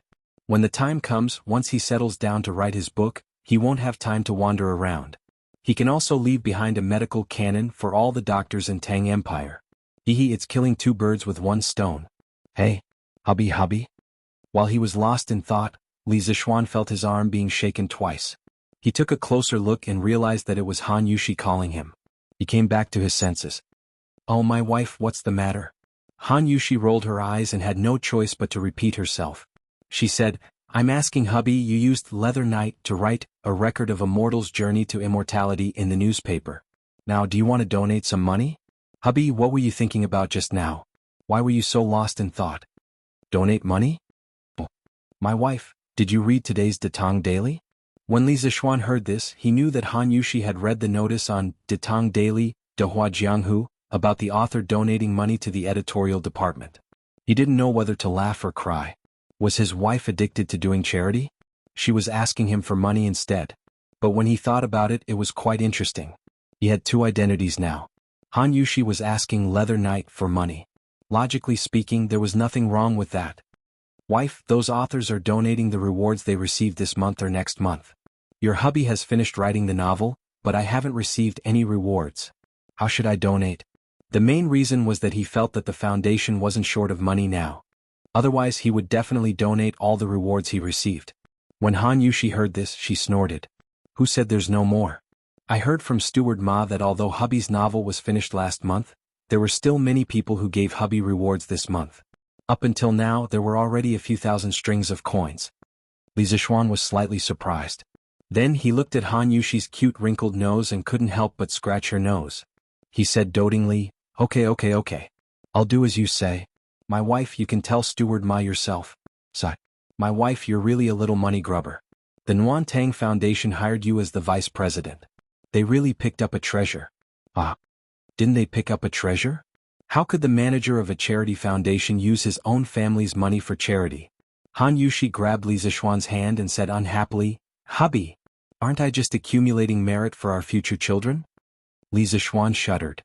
His head moved closer to Han Yushi's face and he said nervously, My wife, you're pregnant? He remembered that the safety measures had been done quite well recently. That shouldn't be. Han Yushi was stunned. When she came to her senses, she was instantly embarrassed and said, "Hubby, I'm talking about the future." "What are you talking about? What's there and not there?" Li Zixuan let out a big sigh of relief and said, "Phew, that's good." When Han Yushi heard this, she glanced at Li Zixuan faintly and sighed softly in her heart. Chapter 1080. In the West Garden of the Imperial Palace, Li Er had just finished reviewing memorials from the Sweet Nectar Hall. He saw that Zhang Sun was wrapped in thick clothes and that there were 2 stoves burning in the room. He guessed that Li Qingqian or Li Tai had told her about the need to open the windows for ventilation. The west window was half open. When Li Er pushed open the door and entered, the air on both sides formed convection. The cold wind blew past Empress Jiangxuan's ears with a whoosh, causing her to shiver uncontrollably. Seeing this, Li Er couldn't help but laugh. "Ah! After tomorrow the heating in this bedroom will be finished. At that time Maid Guanyin won't feel cold anymore." "Your Majesty, the heating that Qingqian and Qingke mentioned 2 days ago, is it really that amazing?" Empress Zhang Sun resisted the cold and stood up to help Li Er take off his cloak as she asked. Li Er helped Zhang Sun sit down on the couch and said with a smile, "Qingqian and Qingke both personally experienced it at Li Zixuan's home. How could it be fake? If I hadn't been so busy recently, I would definitely have gone to that kid's home to experience it." Empress Zhang Sun covered her mouth and laughed. "Your Majesty is joking again. However, I have discovered that Your Majesty seems to be especially close to the Marquis of Yong'an." Li Er was startled and speechless for a moment. He retorted, "Is that so? Maid Guanyin, you said it the other way around, right? Who in the imperial court doesn't know that I often reprimand that brat?" Empress Zhang Sun laughed softly and didn't refute. She thought in her heart, "Only when you close the door deeply will you reprimand him. Just based on your attitude toward the Marquis of Yong, and only Qing Jijie, Qin Xiong, and the other founding generals can compare to you." Li Er saw that although Empress Zhang Sun didn't refute, it was clear that she didn't believe him. He smiled helplessly and didn't make any more excuses. Instead, he skipped the topic and continued, Let's not talk about anything else. The hot pot we ate tonight was truly delicious." "Ah." Li Qingqian and Li Tai not only did they introduce heating into the imperial palace, they also introduced hot pot. Compared to heating, which required time to produce, hot pot was something that could be made easily. Ever since Li Qingqian returned to the palace with the secret recipe for the hot pot yesterday afternoon, Li Er had actually eaten 3 hot pot meals. In other words, old Li's 3 meals a day were all hot pot. This was simply insane. This hot pot is indeed extraordinary. Moreover, this method of cooking the vegetables before dipping them in the sauce not only retains the freshness of the ingredients, but also allows the ingredients to be infused with flavor. Changel had never eaten mutton before. She didn't expect that because of the hot pot, she had eaten a lot in the past 2 days. In this concubine's view, the Marquis of Yong'an's skill in gourmet cuisine is truly unmatched in the entire Great Tang. Speaking of hot pot, Empress Zhang Sun couldn't help but sigh with emotion. The taste was only one aspect. The liveliness of eating hot pot with the whole family was what she missed the most. When Li Er heard that, his mood was great. It was only to hear him laugh loudly and say, "Ha! Then tell the imperial chef to prepare the ingredients every day. In the future I will accompany Maid Guanyin to eat hot pot every day." When Empress Zhang Sun heard that, she was secretly delighted. Suddenly she opened her mouth and said, "But in this way won't Steward Zhao be burdened?" Hearing her say that, it seemed that the great Grandmaster Zhao Song was actually doing as Li Zixuan had predicted. He was actually doing the work of cutting mutton. Li Er thought for a moment and said, "Aren't there still 2 imperial concubines? When the time comes they will take turns with Zhao Song." When Zhang Sun heard that, she was speechless. In the entire world, only Li Er could be so extravagant to have a Grandmaster Master as a chef. Sun Simiao's tour of free medical treatment had improved the people's impression of the Warm Tang Foundation. The next day, even more people went to the Warm Tang Foundation. Especially the people who had been treated at the Lantian County Yamen yesterday. They had received free medicine from Sun Simiao and the other imperial physicians. Today they all came to express their sincerity. In the past, when the people in the family fell ill, they would usually go to the temple to pray to the gods. If the family recovered, they would go to the temple to fulfill their vows. What they were doing now was similar to praying for blessings and fulfilling vows. The only difference was that they were not doing it at the temple, but at the Warm Tang Foundation. The people could not afford to donate large amounts of money, but they were a group of people who knew how to be grateful. Sun Simiao and the others were treating them for free. Even if they could not afford to donate tens or hundreds of strings of coins, they would still donate tens or hundreds of coins to ease their hearts. Moreover, they felt that donating here was more meaningful and genuine than going to the temple to fulfill their vows. In terms of treating illnesses, Sun Simiao seemed to be more powerful and effective than the gods and Buddhas. As a result, the temples in and around Chang and city received less money from incense offerings. The monks guarded the gates all day long, hoping for a few big customers. Did you guys notice? On the Merit Monument, all the famous families in Chang and city have come to donate money, but why didn't I see the Chui family donating? In front of the Warm Tang Foundation, someone pointed at the huge monument and asked in confusion. Back then, not long after the Warm Tang Foundation was established, Li Zixuan ordered the craftsmen to build a huge monument in front of the gate. It was called the Merit Monument, and it was used to record the names of those who had donated more than 1,000 strings of coins to the Warm Tang Foundation. The person had only said it casually, but as soon as he said it, many people subconsciously searched for the Chui family's name on the monument. After a few minutes, the people were not surprised to find that there was no one related to the Chui family on the monument. Therefore they were instantly enraged. Even poor people like them were willing to donate money to the Warm Tang Foundation, but why was a top family like the Chui family doing nothing? There really is no Chui family. The Chui family is one of the 5 families, the role model of all scholars in the world, but they are so heartless and cold-blooded. This is so disappointing. A down-and-out scholar could not help but beat his chest and stomp his feet after looking at the monument. Originally, the 5 surnames and 7 hopes had a very high reputation in the minds of scholars. However, the scene today made many people recognize the reality of the situation. The Chui family was also stingy, cold-blooded, and heartless. What bullsh *T Chui family? They are one of the 5 families. How stingy. That's right. The Chui family's young masters and young mistresses have hundreds of servants. They live a luxurious life, and they can't even bear to donate 1,000 strings of coins. His Majesty and Her Majesty have already donated a few thousand strings of coins. Bah! After donating, I will go to the Chui family's gate and spit on them. I want to go too. The Chui family is rich but heartless. They will suffer retribution. Originally, it was just a curious question, but in the end it quickly turned into a public rage. Moreover, this rage would soon burn the Chui clan's headquarters in the capital.